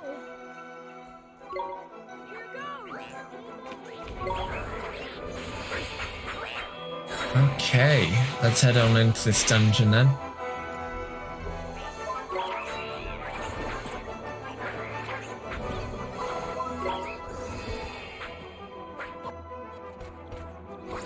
I wonder if we'll be headed to the volcano after, like the story will take us to the volcano after we do all this over here.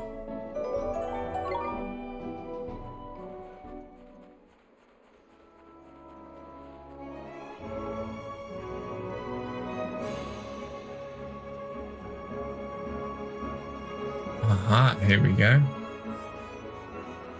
Oh, it looks like we can go up, climb up onto these mountainy bits up here. The Temple of Trials lies on the other side of this gorge. Perhaps this is a good place for a moment's respite. Flippin' heck, man, am I glad you suggested that. I'm a forest fairy, me. A fairy suit ain't even sandproof. Stopping already? But I could go on for ages yet. Really? Aren't you even a little tired? It's so hot. You endure far worse things at the Temple of Trials, Oliver. Gee, so the trials are pretty tough, huh? Indeed, that is why you must get some rest. I will keep watch. You will sleep. Stay close to the fire. The desert grows cold at night. All right, Mr. Shard, sir.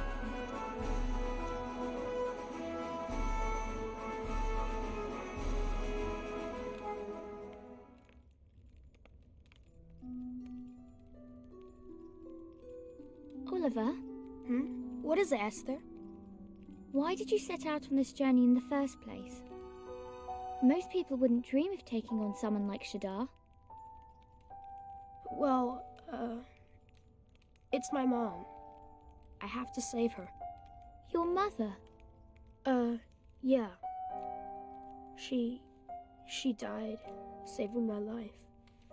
But Mr. Drippy says there's a way to help her here in this world. So, you've come here to save your mother? Yeah, I guess.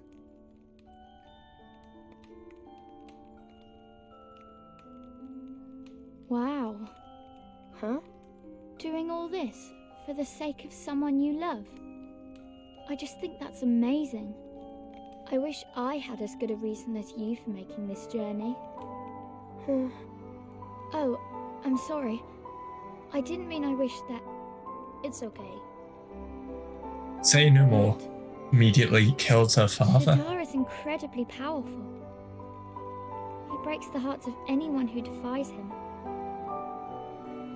So no one dares to resist. And they say no one can defeat him. I know that. But I have to. You have to try, right? Yeah. It's so strange. You don't look powerful in the least. But somehow, I just know you can beat him. I wonder why. Thanks. Anyway, enough of that. It's late. Okay.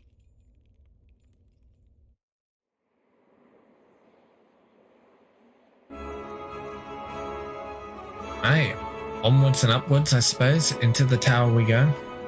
Good morning, Oliver. Did you sleep well? Not really. I guess I'm a little worried about the trials. Oh dear. Well, I hope you don't... I hope you won't doze off in the middle of them. Though I have to say, I didn't sleep very well myself. I kept thinking about that girl, my other self. So strange. She's not like me at all, but it doesn't feel like she's a different person. Little soulmates are funny like that, ain't it? Different, but the same. It is profound. Anyway, are we taking the trials or what? Oliver, Esper, Temple of Trials lie north of here. The tests that await you there are unforgiving, but I have faith in you. Thank you, sir.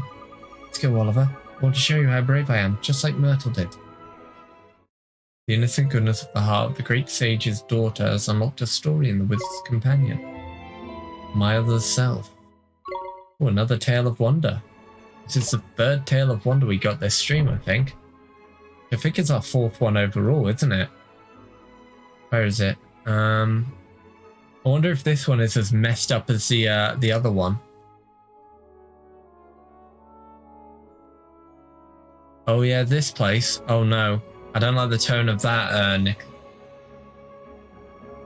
But let's read another potentially fucked up story. Hopefully there's no vor in this one. Thick Tale, My Other Self, on a Hilltop. What follows is the extraordinary story of an ordinary little girl. When I was a little girl, I had the reddest hair you'd ever seen, and I lived with my mother in a small village tucked away in the hills. I was never any good at magic, but I loved gardening and could grow all sorts of flowers and medicinal herbs. Behind my house was a low hill from which you could enjoy a wonderful evening view. I used to walk to the top of it every night, to sit on a big old root and watch the sun go down. One day, my mother cut her hand on a glass that I had broken.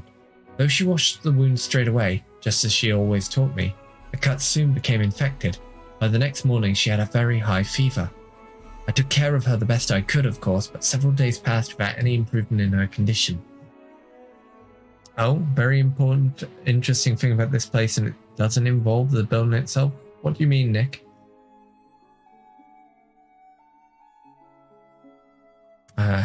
Ollie responds.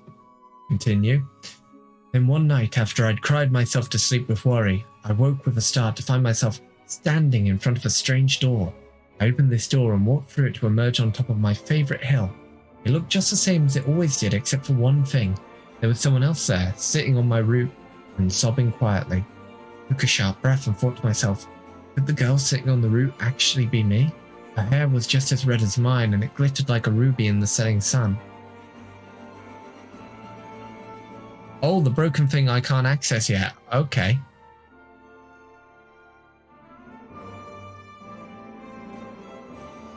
I was feeling quite sad myself, but the girl sitting on the root seemed absolutely inconsolable. Feeling sorry for her, I asked, "Are you all right? Why are you crying?" The weeping girl lifted her face, giving me another shock. It was exactly like mine. "I was careless. My bird flew away," she said. "Oh, I did love it so." "So that's why you're crying." "I've been careless too, as it happens. I made my mother sick."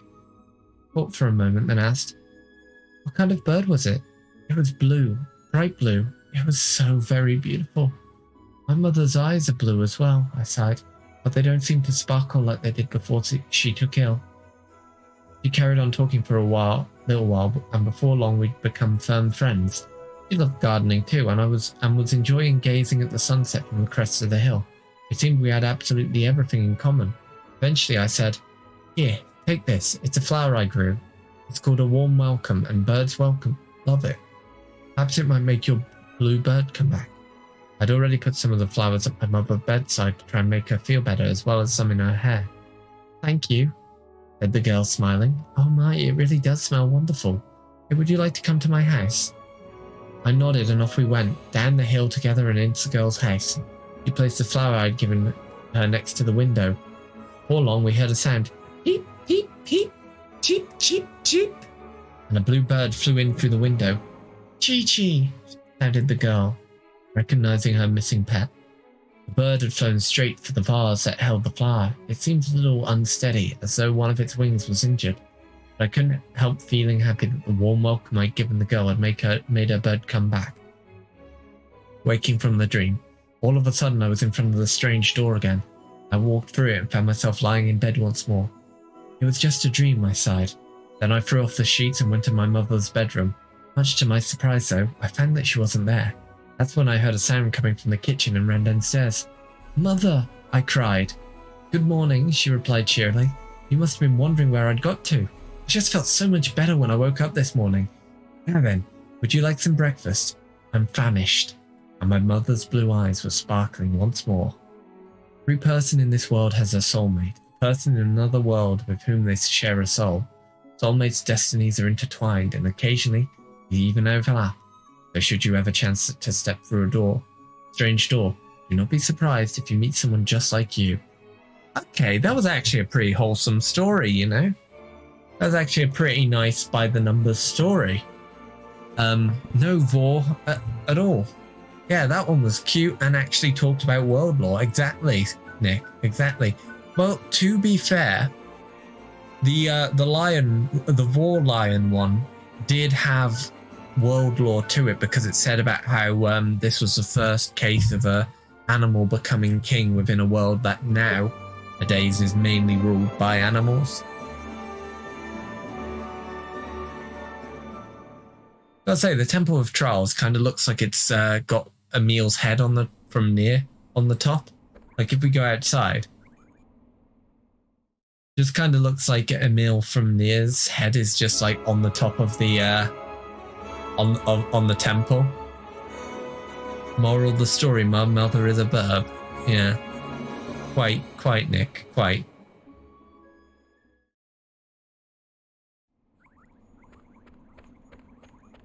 Right, let's have a venture inside. These doors are nice.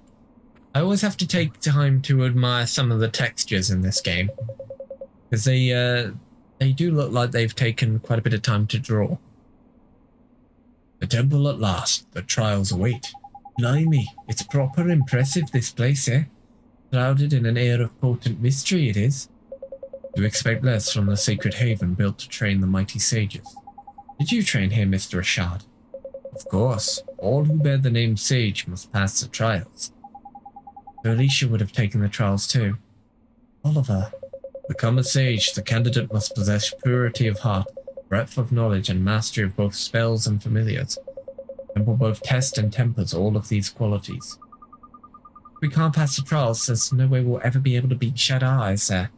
Precisely, but even the gifts granted you on passing the trials will not be enough. You'll need a far greater power to defeat the Dark Djinn. Well, I guess we better just focus on the trials for now, huh? You are ready. It's time to release the seal. Alohomora.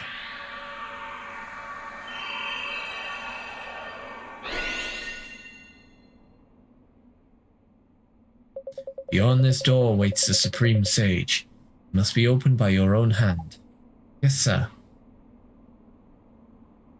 Here we go. Oh my god, look at this guy. See, I thought this was going to be a dungeon, but maybe not.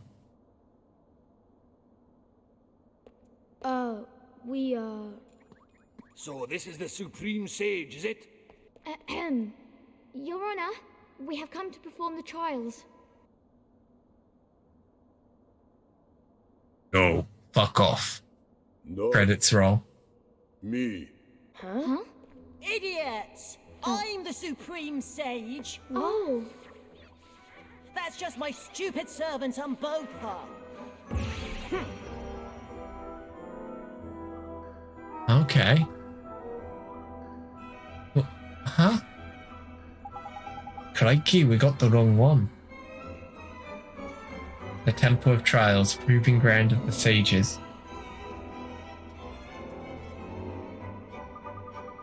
Can't believe it, the Supreme Sage is just a sweet little boy. Sweet? Ugh. Oh, I'm sorry, Your Honor. I don't care. I'm sweet and clever and handsome. I'm just so modest I don't like it when people talk about me. I see. How did you lot get in here anyway? Only people with my permission are allowed to open the front door. It has been a long time, Your Honor. Is that you, Rashad? Blimey, when did you get so old? You're ancient. But you have not changed at all, I see, Master Solomon. Did you know my father when he was young? It's strange. Eh, father? You mean your...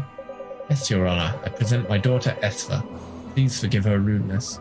I don't care. What I care about is you having a daughter. How did that happen? You were always so shy and rubbish. Oh well, congratulations. Anyway, what are you doing here? What do you want? These children, Master Solomon, Oliver and Esther, would ask that you allow them to take the trials. Really? If you're recommending them, you must think they're pretty good. Bad or you've gone bonkers in your old age. See great potential in them both, but they lack power. Beginners, are you? And you want to get stronger? Why? What for? I need to defeat Shadar. What? You? Beat Shadar? You do realize what you're saying, don't you? Yes, Your Honor. I'm going to help him. Oliver helped me, and now I'm going to pay him back. Fine. The trials are hard. Really hard. I know, because I made them. We ready, Your Honor? It looks like you might be. Okay, I'll let you do them. Thank you, Master Solomon. We'll pass all the trials, you'll see. You have my thanks, Your Honor, and I will take my leave. You're going already? Boring. You should stay here. What's wrong? Scared to see them fail or something? He's right, man. After all we've done for you, the least you can do is stick around and see these two through the flipping trials. I cannot. I have duties of my own to attend to. I will not remain a Babana seller forever. I must prepare to walk the path of the sage once more. That's not the real reason, is it, Father? Why are you so desperate to go home? Don't you see? He wants us to take the trials without any help. We have to prove we can make it on our own. You're right. Okay, Oliver, let's do our best. Good luck with your preparations, Father. Don't sell all the Babanas, will you? Of course not, my child. When you complete the trials, you shall have all the Babanas you could wish for. Look. Come on, all this talking is boring. Let's start the trials, shall we? Go and ask stupid old Umboba what you have to do. Okay. Quickly save.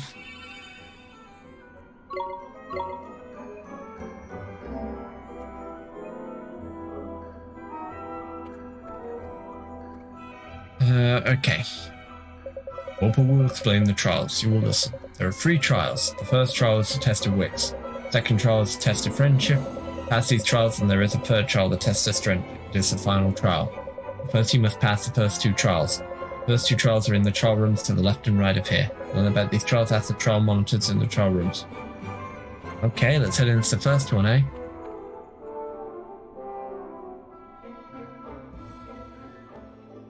Oh, a test of friendship. It's a puzzle of some kind then.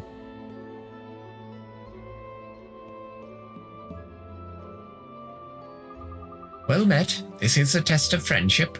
The road will open only to those who trust in each other and walk forward as one. Stand atop the glowing switches to begin. Oh my god. I've got to control them with 2 analog sticks. Like, Oliver's left stick, Esfer's right. Oh, this is well tricky, isn't it?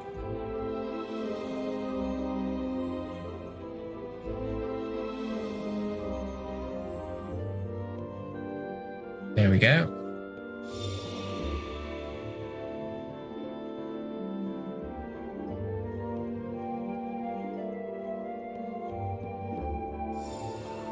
Oh, now things are getting a bit tricky. Okay. I see, I see.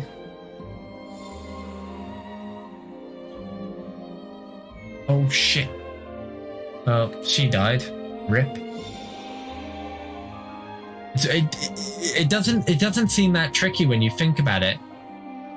Like when it doesn't look that tricky when you're looking at the screen, but when you're actually playing it and you've got to actually like think about like, you know, controlling both characters at once, it's really, really tricky, especially if you want to move them in different directions at the same time.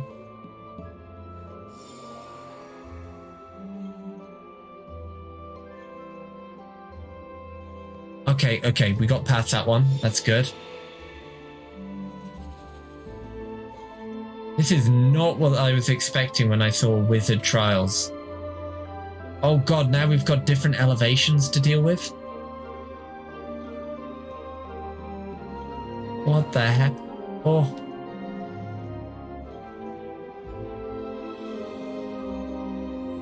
Okay, I think the best way to do it is move them one at a time, but like...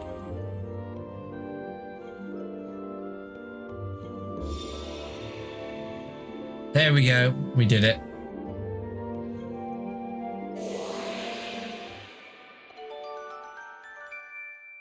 Excellent, excellent. That was actually pretty fun, despite how difficult it was to that was actually kind of mentally taxing because I had to actually process it all in my head as I was doing it, and we had to do it in a bit of a rush because the floor fell before us.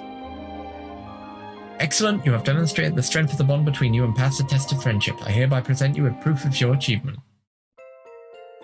Proof of friendship. Stand together in the face of the hardships that await you, and believe in one another above all else. Do so and you will always prevail. We will. Thank you very much. Excellent. One test down, 2 more to go. Right, let's head on to the next one then. See what this one's like. The test of wits. Oh, is this going to be a puzzle?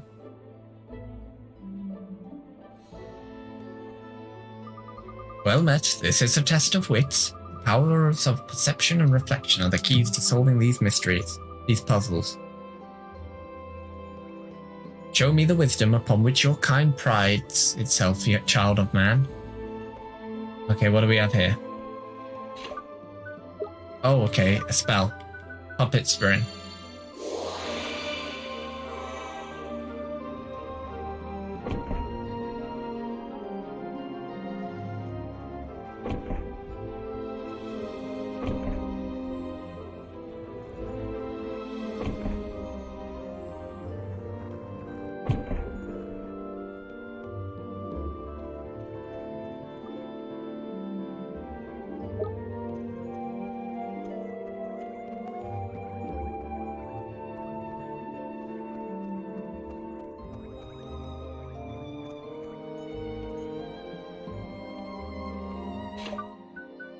I guess there's an order to it. I have to put them in the right order, but how do I know what order to put them in?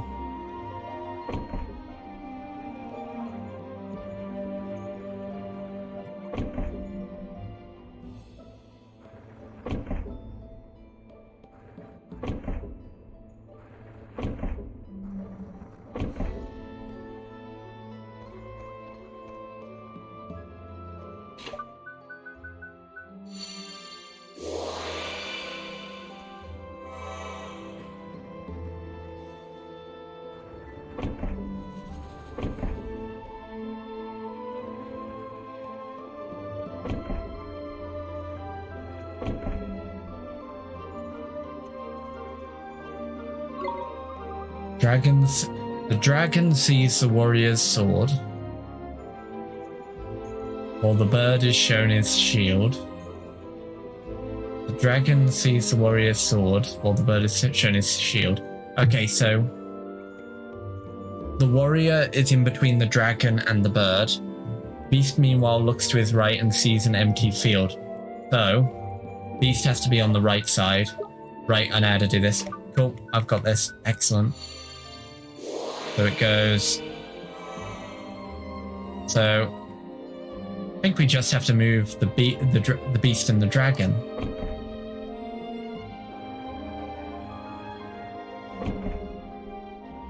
And that should.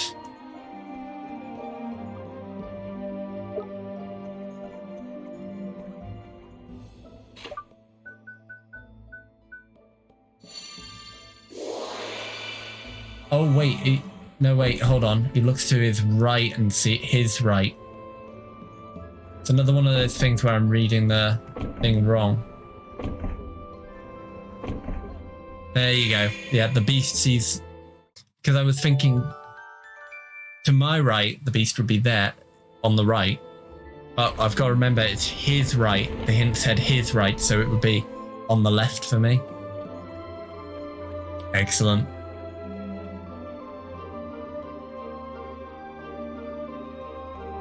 Oh, okay. There's more. Okay, that's fine. This one seems a lot easier actually. This is just a puzzle, isn't it?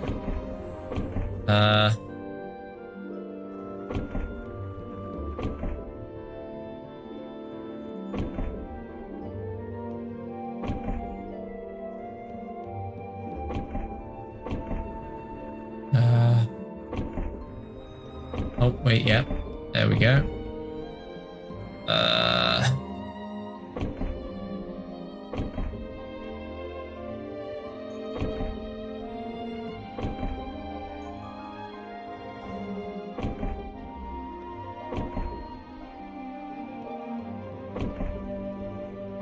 Yeah, that seems right.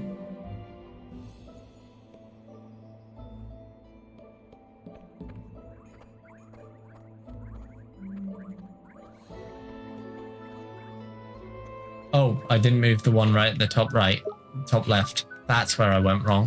Whoops. Tell you what, this is not what I was expecting for, you know.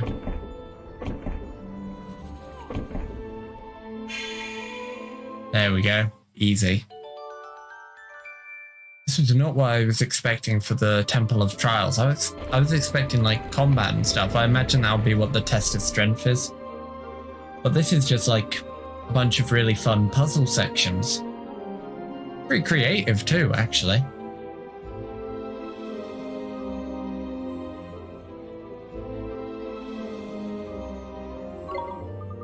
Bird is bound to dragon and moon. Bird is bound to dragon and moon, and on a star he sits.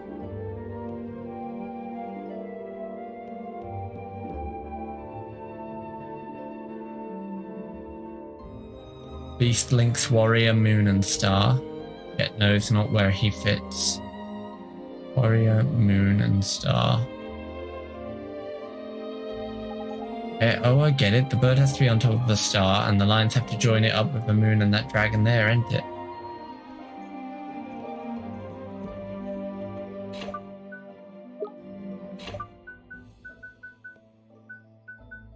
Okay, this one seems a bit trickier, doesn't it?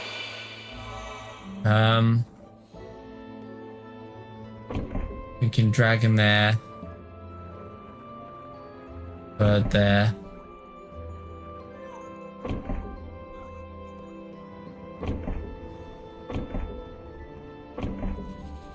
Oh wait, no.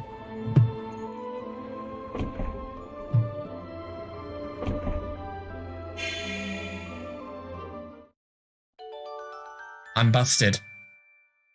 I'm cracked. Booyah. Ah, basic pattern recognition. Skills acquired. Excellent. You have demonstrated your wisdom and passed the test of wits. I hereby present you with proof of your achievement. Proof of wits. Keep your eyes and ears ever open. The knowledge you gain will serve you well. It's not always brute force that wins the day. Often the word is mightier than the deed. Understand. Thank you very much. I didn't expect to get through that, but we did, and we did pretty damn good if I do say so myself. You passed the first two tests. Not bad. Now we know you're good friends and you're not completely stupid. We also know my powers of encouragement and support can work miracles. Tidy. Hey, you had nothing to do with it. Anyway, Oliver, it's time. Final test. What is it, Master Solomon? Ah, everyone knows that. It's a test of strength, stupid. This is a test of your combat ability. You've guessed what you have to do, haven't you? You're going to have to fight somebody, huh? Oh, aren't you clever? But not just anyone. Hee hee hee. You're going to get your heads beaten in. Oh, but I didn't want him smashing the place up, so I've prepared a special place for you to fight in. Anyway, you probably need a rest first because you're so small and weak. I'll be waiting here when you're ready. Yes, Your Honor. Okay, let's quickly recharge.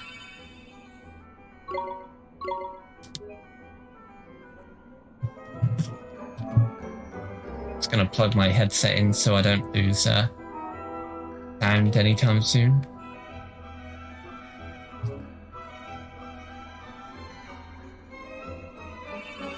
I always have a hard time telling whether the game saves or not because they don't give you a confirmation-like thing like they did on PS4 and PS5. Usually there's like a bar that goes across and then it says your game has been saved, but not here. Right, okay. It's time for the test of strength. Are you wimps ready? Ready as we'll ever be, I think. I like how we can actually rotate the camera during cutscenes, so that's pretty cool. Where does the last trial take place, Master Solomon? In my special secret place. Watch this. Door, up from the floor. Abracadabra. God, that pun was punishing.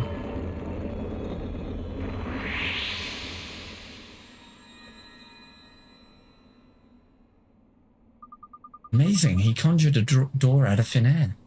You have to go through it to get to where we do the test of strength. It's a little place called the Soloseum. Lady, you ready for the final test, Ollie boy? You have to pass it. We just have to. I'm ready. Come on, you guys. In we go. Boss fight time, I suppose. Oh, there's nothing in there.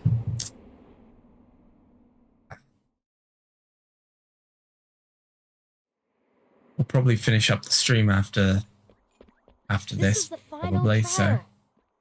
This looks a bit flippin' serious. Oh, aye.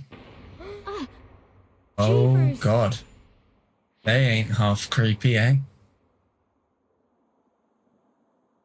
Oliver, look. That's a lot more threatening looking than anything we've fought so far. Bashura. Final test of the Temple of Trials. Well, I hope we don't face Bashura's wrath.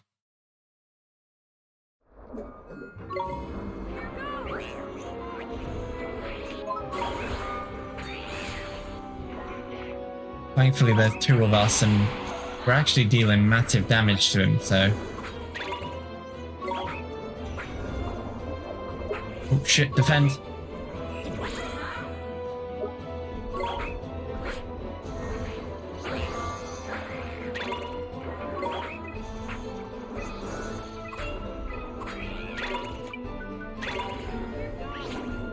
Oh shit, that's what...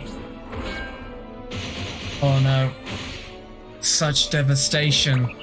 It was not my intention.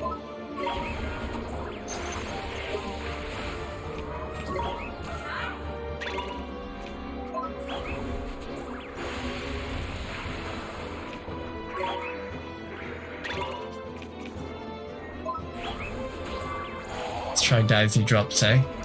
No effect. Okay.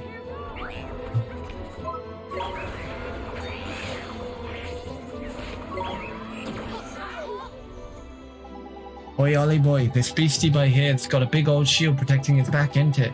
Better give him a whacking from the front, I reckon. Right. So there's positionals. Got it. Hold on a second. Slash dance time. Excellent. And he turned to face us. We're gonna worry about Asphodine? Nah, no problem. I could worry about Asphodine, but... Okay, maybe we should try and do something. Will Healing Touch get her back up? No. Do we have anything that will... I don't think we actually have anything that will revive her, which is a bit of a problem, but... Oh shit! Ah, damn it! I couldn't defend in time. Ow.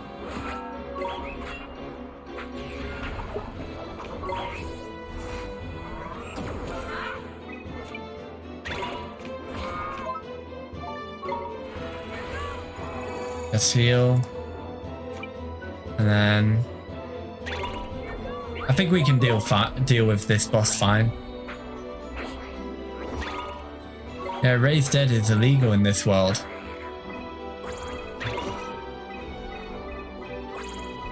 Let's try our fairy. No, no, no!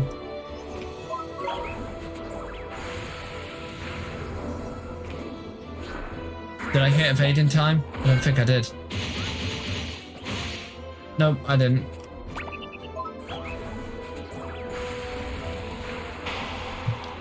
Let's go, Tinkle. Easy. We did it! You did it. Esper's just crumpled in a heap like Yamcha. She leveled up though, so you know. Good on her. Well, more importantly, good job, Tinkle. Tinkle's got the nice magic attack number as well. That proves just how powerful Tinkle really is. Tinkle hitting hard with the 69. And then of course, as for... Oh good, she got 8 more HP points. Hopefully that'll help her out a bit. You passed the test of strength. Obtained the proof of strength. We did it. Oliver, we did it. We did. And only in like 20 minutes. It's the very last trial. You passed them all. Oh, I got you a graduation present. Here. Bridge. Page describing the bridge spell. Ah. We'll be able to use that. We'll be able to use that for the volcano. Received a page describing the broom broom spell. Oh god, sorry. New spells? Thank you very much, Master Solomon. Lady, they look like proper useful ones too. Don't say I was stupid. I wouldn't give them rubbish ones, would I? Anyway, it's time for the main event. My specialist subject, familiars. I'm going to teach you the secrets of creature taming. Finally, we got all 3 proofs, and now we can skip to the final boss. Oh wait, this isn't the Kingdom Hearts randomizer. Yeah, I was trying to think of I was thinking of making a proofs joke regarding to Kingdom Hearts, but I didn't in the end. I'm glad you made it for me. Because I'll say that much, Basharus sure ain't no lingering well. Creature taming? Oh, that sounds interesting. You're a bit annoying, but at least you're enthusiastic. Okay, first let's talk about serenading. What's serenading? Just about to tell you, aren't I, stupid? Something you can't do without a special instrument for a start. An instrument, so that means... Yep, leave it to me, Oliver. Better give you it before we carry on. Bubba? Oh. That's a cool looking harp. Master. Here, take this. It's called the Heart-Winning Harp. Wow, it's beautiful. Anyway, here's Wonderwall.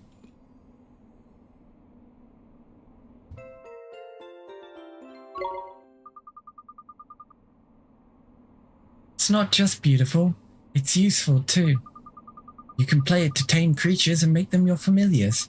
It's probably easier to show you than explain. You're quite slow after all. Choose your Pokemon. I've prepared 3 creatures for you to tame. Pick one you like the look of. Yes, Your Honor. You can tame creatures during battle.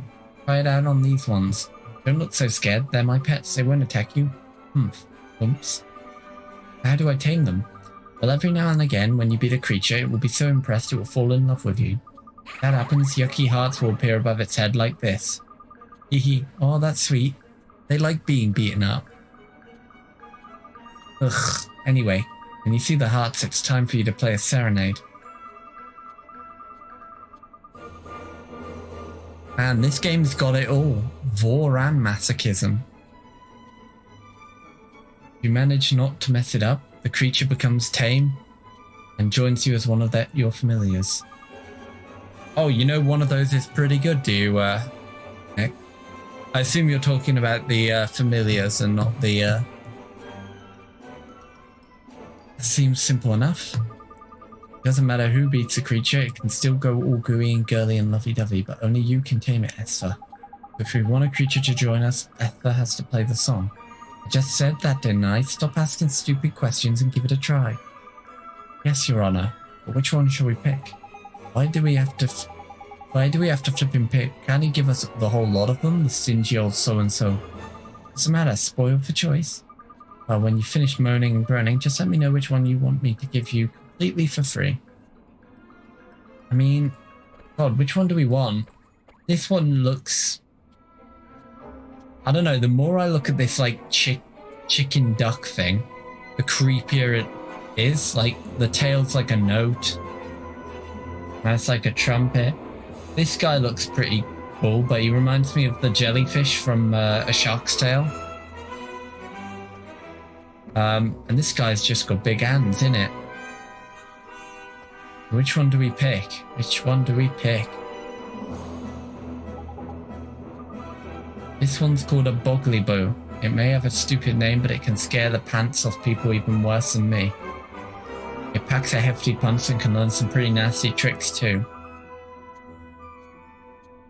Pick that one over the other two, they're rubbish. This cute creature is called a Naiad, so there. It's not very good at normal attacks, but it's got some decent magical ones and it's a great healer, so it's helpful to have around. You should definitely choose that one over the other two. They're rubbish. Blue dabba dee bada die, boppa dee boppa die. That stupid looking one's called a Shonky Honker. It's got good defense and magical tech, and it can put enemies to sleep as well. It's a bit of an all-rounder, I suppose. You should definitely choose that one over the other two. They're rubbish. I don't know. I feel like the Boo one sounds good. Boggly Boo. Hefty Punch learns some pretty nasty tricks. Like, I think that one might be it. What do you guys think? Like, I feel like it's either the Boggly Boo or the Naiad.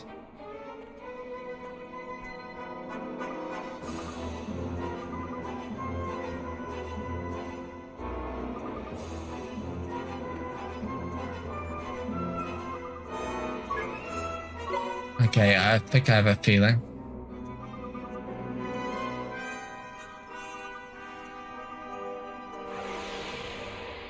You're not saying your opinion until after, okay. We're under attack! Right then, daughter of Rashad, are you ready? You're the only one who can use that harp. You better try out, hadn't you? Right, listen, there's 3 creatures here. You have to pick one to be your new familiar. Okay, I guess let's go for the Boggly Boo.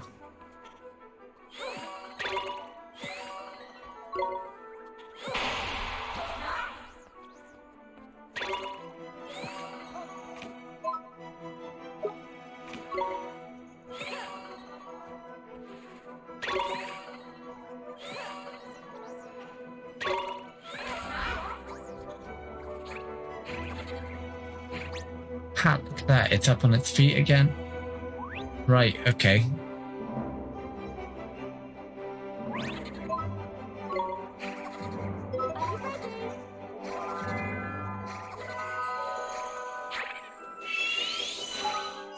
Tame the Boggly Boo. I caught a new Pokemon.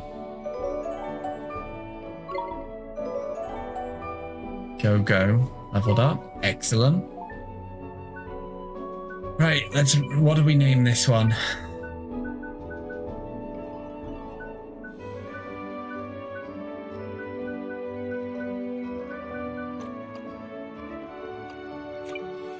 Yeah, I've got an idea.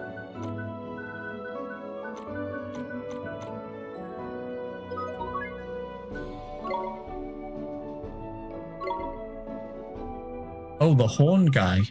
From raw memory, the Horn Guy gets good AoE. Could be trash, but I think that's who you picked. Okay. So you picked the Horn Guy, I picked Handsy. Good old fingers. Okay, not bad for a first try, I suppose. Like I said, anyone could beat a creature, but Ether has to play the song to tame it.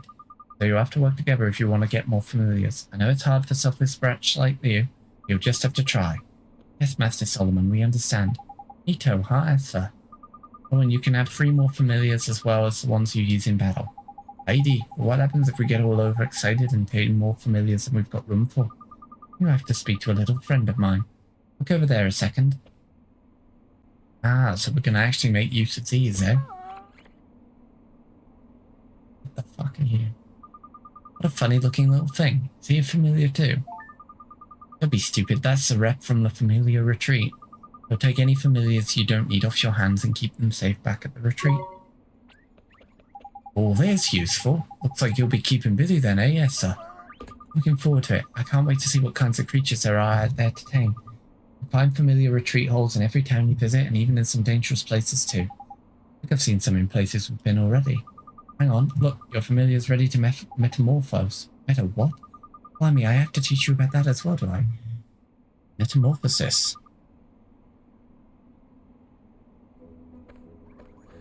Metamorphosis. At one point you shall learn not all familiars are built equal. There is one that exceeds them all. Okay. Exciting. Right, it's time to teach you about metamorphosis. This is boring, so listen carefully. I'm not explaining it again. If you look, you can see your familiar wants to metamorphose. For that you'll need one of these here. Sandra. It's some kind of treat. It's not just any old treat. Look, just try it while you're on board a token. Give it to that mite you've got there. We gotta feed it to Chad.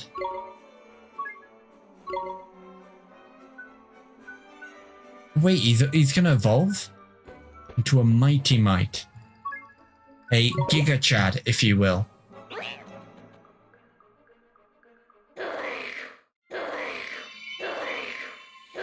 Doom, doom, doom, doom, doom, doom. Mighty Mite. The number of different tricks Chad can perform in battle increased by 1. Excellent, so can he now perform 5 tricks? Neato, look at my familiar. That's Metamorphosis. When a familiar gets big enough, you can feed it special treats to make it change into a new version. Metamorphosis. Got it. Excellent.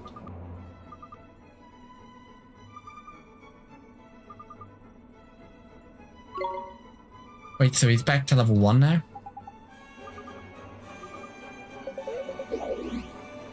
Oh god, it's him again.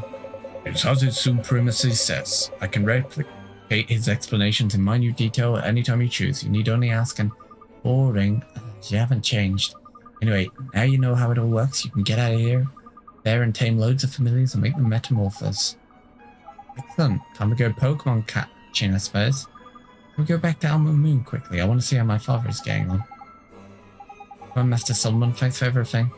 Don't mention it, I mean, yeah, shut up and get lost. Excellent. I think before we head back to the village, we'll quickly head over to the volcano and grab that last fiery seed we need for that one side quest, because I have a feeling when we continue the story, we're probably going to unlock some more side quests, which we will save for next time, those ones, but what's the other one? Brum Brum. Okay, that's... I'm hoping we get like a fast travel bell soon. That would be neat. And then I think once we're done, once we head back to the town, we're probably gonna... Oh, what's that rumbling noise, Ollie boy? Isn't your stomach, is it? My goodness, look over there.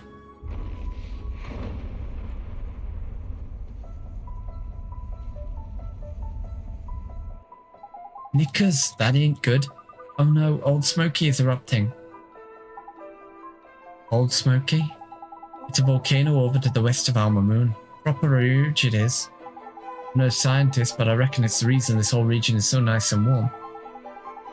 But it shouldn't be erupting. There's a massive great big boulder blocking the crater to stop that from happening. Jeepers, do you think it's come loose somehow? After all these hundreds of years, not without some serious encouragement it hasn't. There's nothing in the old stories about it ever being dislodged before. Then it's an unprecedented disaster we've got on our hands, is it? Crikey, Alma Moon could be in danger. We have to go to Old Smoky. What? We have to put the boulder back and stop the volcano from erupting. You're joking, ain't you? It's hot as flipping up. Flip up there, Mon. Desert by here is Arctic by comparison. We'll be burnt to cinders. Didn't you bring me here to save the world? We have to go. We have to save Alma Moon. He's right. We passed the trials, didn't we? We can do this. Why, you little beauties. It's enough to make a grown fairy cry. Think how far you've come. Alright, I'm game. Let's save the day. Onward to Old Smoky. Right, let's go. I mean, we were heading there anyway. Okay.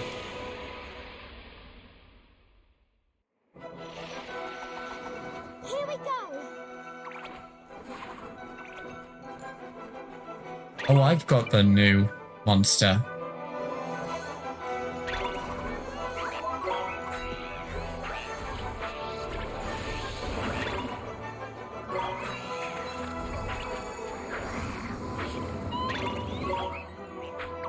Chad's taking quite a bit of damage because he's level 1.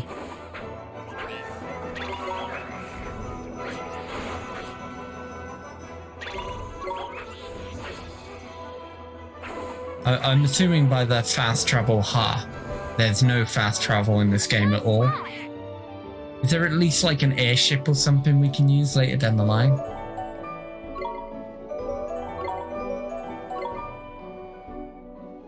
Just curious, if I quickly go to Prince of Familiars, what sort of...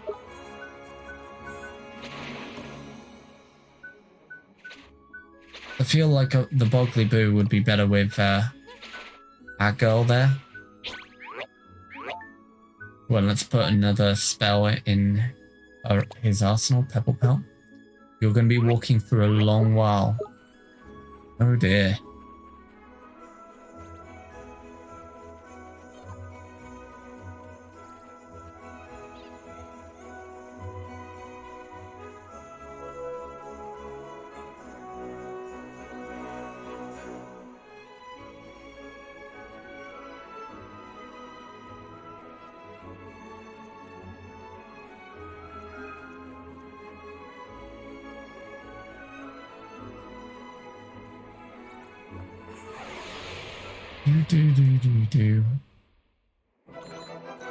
Right, the reason I want to beat up these boneheads is because I kind of want to get some more XP for our Chad here. It's going to be important that we level him up because he's my main power. He's my main powerhouse in it.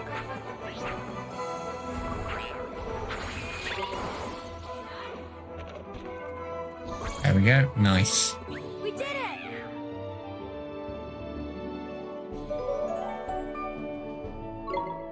There we go. Tidy.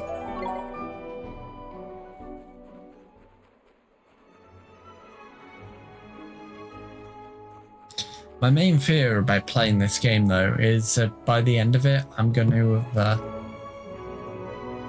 I'm going to just start speaking with Drippy's dialect, like in everyday life, you know.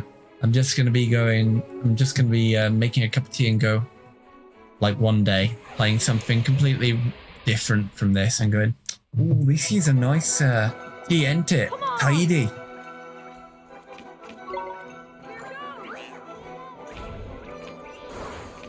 I mean, I guess it's not too bad. I do kind of live on the Welsh border, so if there was ever a Brit to absorb Welsh pronunciations into the everyday vernacular, it would probably be me. But still.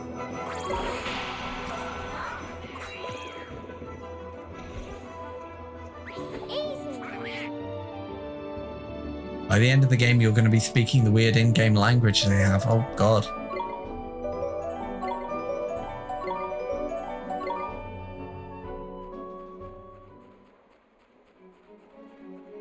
Nazarakan? I think that's... yeah. So ads... what? Oh, my God. Sounds like the ads are really hitting you hard today. I don't know why.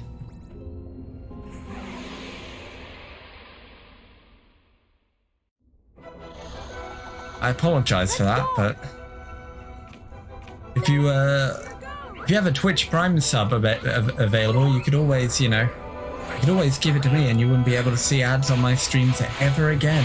Well, until the Twitch Prime sub expires at the end of the month, but that's neither here nor there, is it?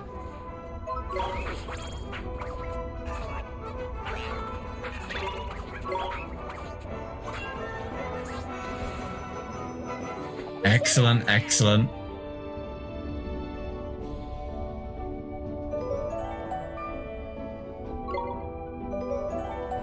Oh, Dante's metamorphable as well. I assume I have to acquire another Sundrop thingy-bob. Ah, yes. Let's give him one of these chocolate bars, eh? Tell you what, his attack's pretty strong at 60.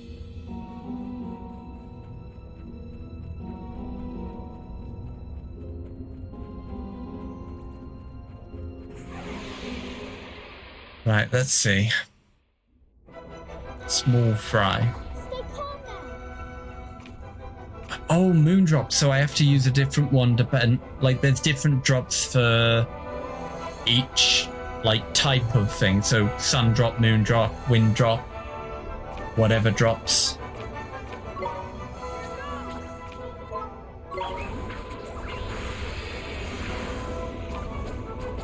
think Tinkle's actually going to be really strong in this area because of all of his water magic.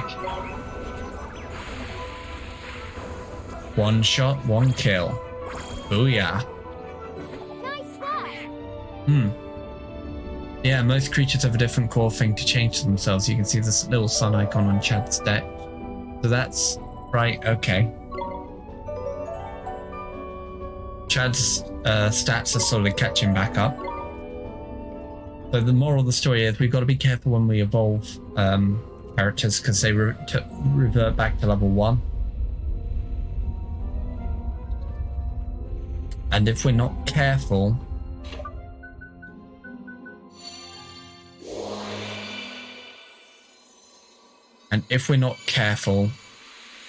yeah. There we go, got the bridge built. Now we can cross and grab the thing we need for that side quest. Once I've got the fiery seeds, we're gonna head back to town and hand everything in and probably end it there for the night. I think we'll probably raid someone. I think we've got enough. I think we've got enough people to justify the raid. I don't like to raid unless there's like at least 4 or 5 people in the chat because I don't know.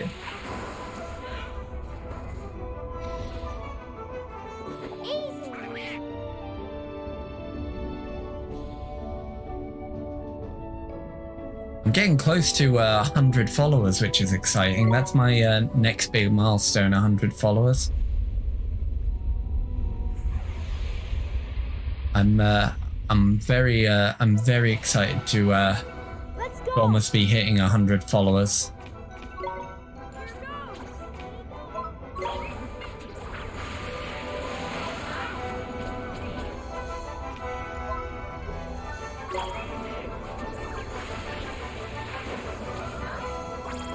I will say, like, ever since I hit affiliate back in, I think it was end of February I hit affiliate, wasn't it? Because I reached 50 followers on my birthday, which was on the 19th of February.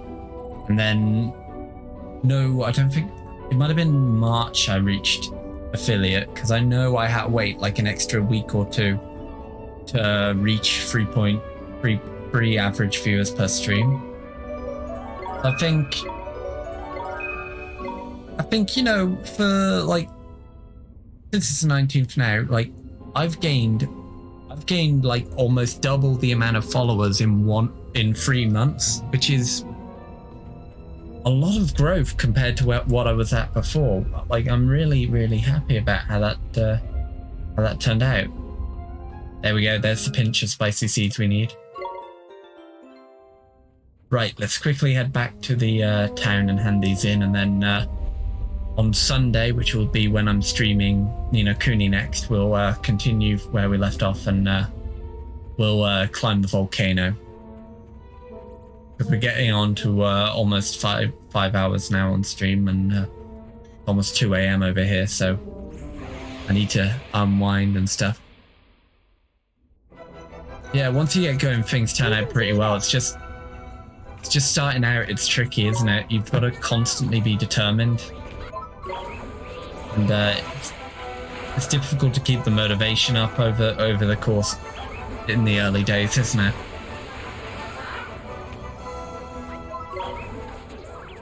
Oh, hold on. Oh, damn it. Could have got him. Damn it, I didn't.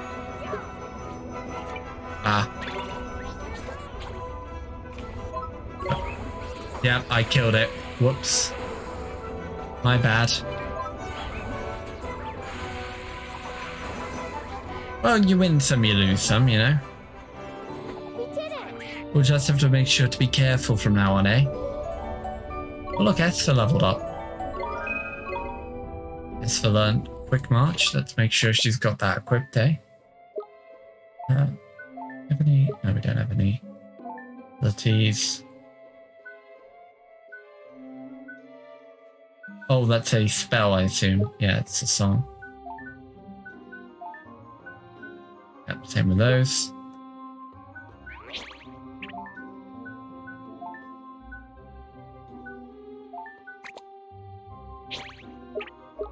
Ah, MCs always have that. Okay. Okay, excellent. It's just the We're under attack!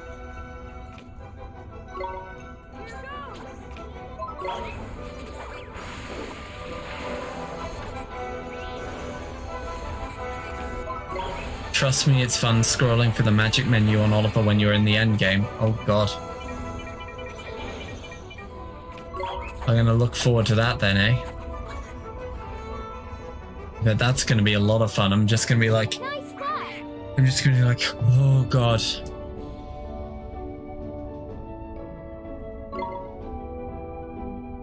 $10 I'm gonna grow, like my channel's gonna grow by tenfold in the time it takes me to scroll through the spell menu.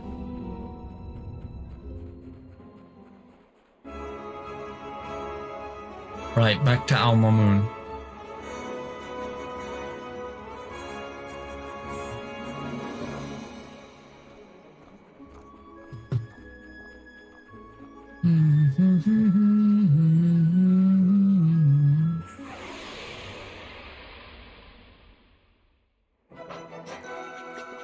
We can do this!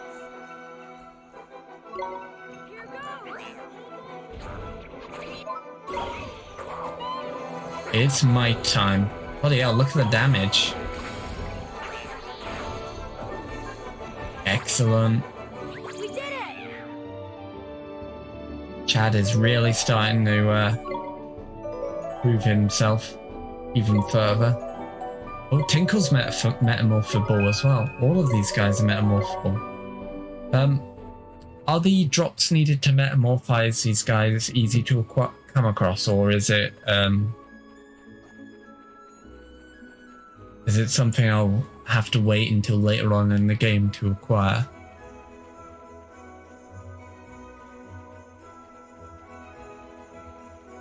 Like, if I go now on my moon, will I be able to buy them, or... I assume if I can buy them, they'd probably be in the owl shop. Oh, there's another side quest here now. Yep. New side quests are popping up by the looks of it. Interesting, very interesting. Unless I'm very much mistaken, which of course I'm not. You keep familiars, am I correct? I think you'll find that you are just the person I've been waiting for. Eh? And what exactly will we wait for? And how exactly will we find that? What do you want about, Specky? I think you'll find that my name is in fact Derwin, and that I am a highly respected researcher in the field of familiarology. Currently in the area collecting important data on the creatures that can be tamed here in the more arid regions of the world. Oh, you are you? And don't tell me, you are too much of a wimp to go after them yourself and you want us to help you, is it? Okay, we'll help him with his research. Which creature do you need us to tame, Derwin? We can collect data on a species of creature said to resemble a bunch of unripe babanas. One that wears a purple turban. Okay, I know those ones.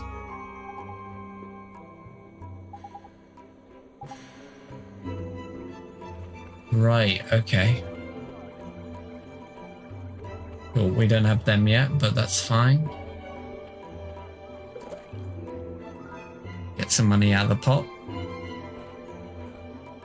By the ancients, you have gathered the ingredients I'd asked of you.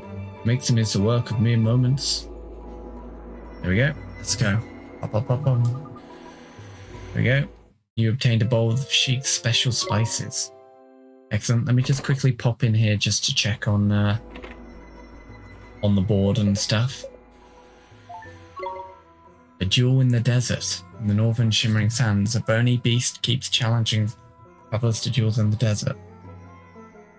Oh, and we get a shinbone shield for our reward. Yeah, oh yes, we can claim a merit reward. I'm going to say jackpot. Additional restorative glims are always helpful, I'd say.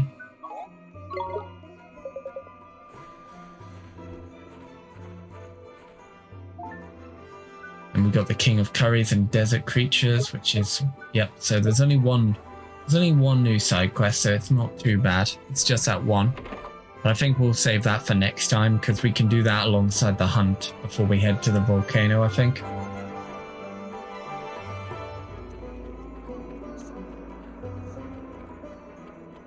Just going to quickly look in the owl hut to see if you're not going to be able to get those easy until when? Oh God, really?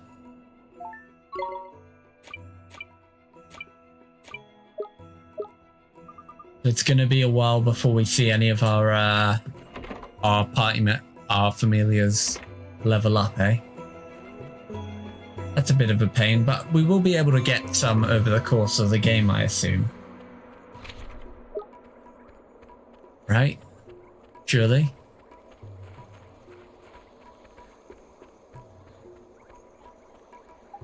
By the ancients, you have gathered all of the ingredients. I can create the legendary tikka masala at long last.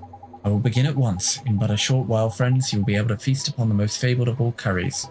Heidi, I can't flip and wait, can you, Wally boy? I sure can. Boy, oh boy. Excellent, let's get that tikka masala. Savor the flavor of the legendary tikka masala. Holy shit, an actual cutscene in the side quest. It really And a does. voiced one at that. Wow. That was unexpected. Sorry, man, I just can't hold back. I'm going in. Yeah, me too. Here goes. Oh, crikey! This spicy beef and veg is a marriage made in curry heaven. And if it's too hot, you can just drink out of the fountain. In a desert of disappointment. I never had it before, but this is the best curry I ever ate. You are surprised and elated, I see. The Sheikh's special spices never fail. The delicate harmony of spice and tender beef intertwining with the subtle aromas of...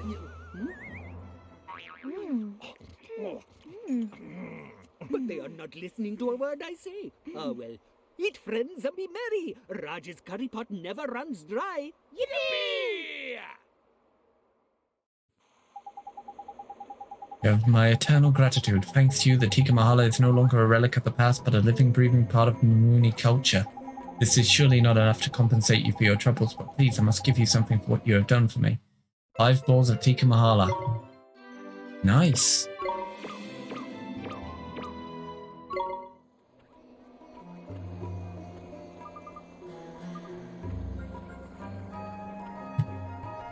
Now, right. Let's quickly save and then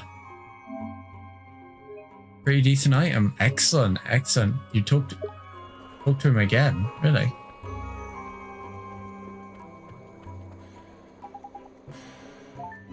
Oh, we can buy some more. Ooh, 100 and bloody hell, that is good actually. That's right tidy. Let's buy 5 bowls. Yeah, 150. That's really, really good. For now, where we are at least, because like I've got 111 health, you know. I think we'll save those that we've bought until we need them. Because I think for now it's probably better if we use our other healing spells and stuff instead of using the Mahala. But as soon as we hit 150 HP, I think that's going to be that'd be a full heal at that point. So that would be right tidy. But I have to double check my saving. Right, guys, I think that's going to be it for tonight's stream. I'm now going to quickly look at someone we can... See if I can find someone we can raid. See if anyone I'm following is streaming. Ooh. Paul Castro Jr.'s... Or Olu, yeah, I could, yeah, let's stream Olu. Olu's been quite. Let's stream Olu. He's a good old lad, isn't he? Give him a right pelting and tell him about the war lion story and the milk fountain that he missed out on. Let's before I start the raid though, guys, I just want to say thanks for coming to tonight's stream. So the next stream now won't be until Friday, and on Friday it'll be a triple whammy, hopefully, of games. We'll be playing some more Town of Salem. We'll be playing some Valkyrie Connect, which is a mobile gacha game, which isn't my cup of tea, but they are doing a HoloLive collaboration at the moment, and I'm a huge HoloLive nut.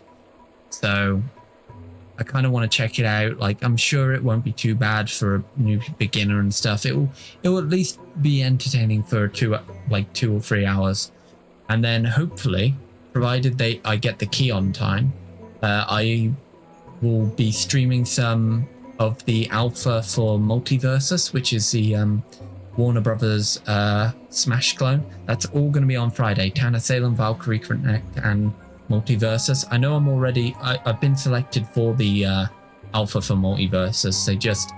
They're sending me the code sometime in the next week, because beta starts on the 19th, which is today. I might even have the code now, to be honest. I haven't checked my emails. Let me just quickly check, but that's the plan for Friday. Then Saturday, we'll be playing some more Xenoblade Chronicles 2. We'll be continuing where we left off at the end of Chapter 3. We start in Chapter 4 on Saturday, and then on Sunday, we'll be continuing with Ni no Kuni. So, check. Doesn't look like I've received my Multiversus code yet, but that's fine. Still got 2 days to wait, so hopefully it arrives. But if it doesn't, we still got plenty to play on Friday anyway, so it's not the end of the world, but it would be nice if I could stream it. So yeah, guys, that'll be it for tonight's stream. Thank you for joining me. We're gonna raid Olu in just a minute or two, but before that, I just want to say thank you for joining, and I hope to see you back here again on Friday for Valkyrie Connect, Multiversus, and Tanner Salem. And if not, if none of that's your cup of tea, well, I hope to see you again on Saturday or Sunday for Xenoblade Chronicles 2 and Ni no Kuni, respectively. If you haven't already, I'd appreciate it if you followed me on Twitch and Twitter so you can stay up to date with everything I'm up to, as well as to be notified when I'm streaming next. We're very close to hitting that follower goal over there. Almost at 100 followers. If you haven't followed yet, I would really appreciate it if you did. You don't have to, but you know, I would definitely appreciate it a lot. Likewise, if you've got a Twitch Prime sub and you haven't yet used it, why not use it on my stream? You'll be supporting a small streamer, and every little bit helps at the moment. With the way the world's turning and, well, just everything going on and the growth, it would help the growth of my channel a lot. I know it sounds like I'm begging here, but it's just, you know, standard end of stream advertising fare. You know, I've got to promote the channel and stuff. It's how we do it. It's how we got to do it if we want to see growth, you know? But anyway, guys, I've prattled on long enough. We're going to go raid Oluvids now. He's a good friend of mine. He's streaming Super Smash Bros. Ultimate at the moment, so it should be fun to see what he's up to. So let's give him a raid. Okay, guys? You all ready up, everyone? We've got to, you know... Right.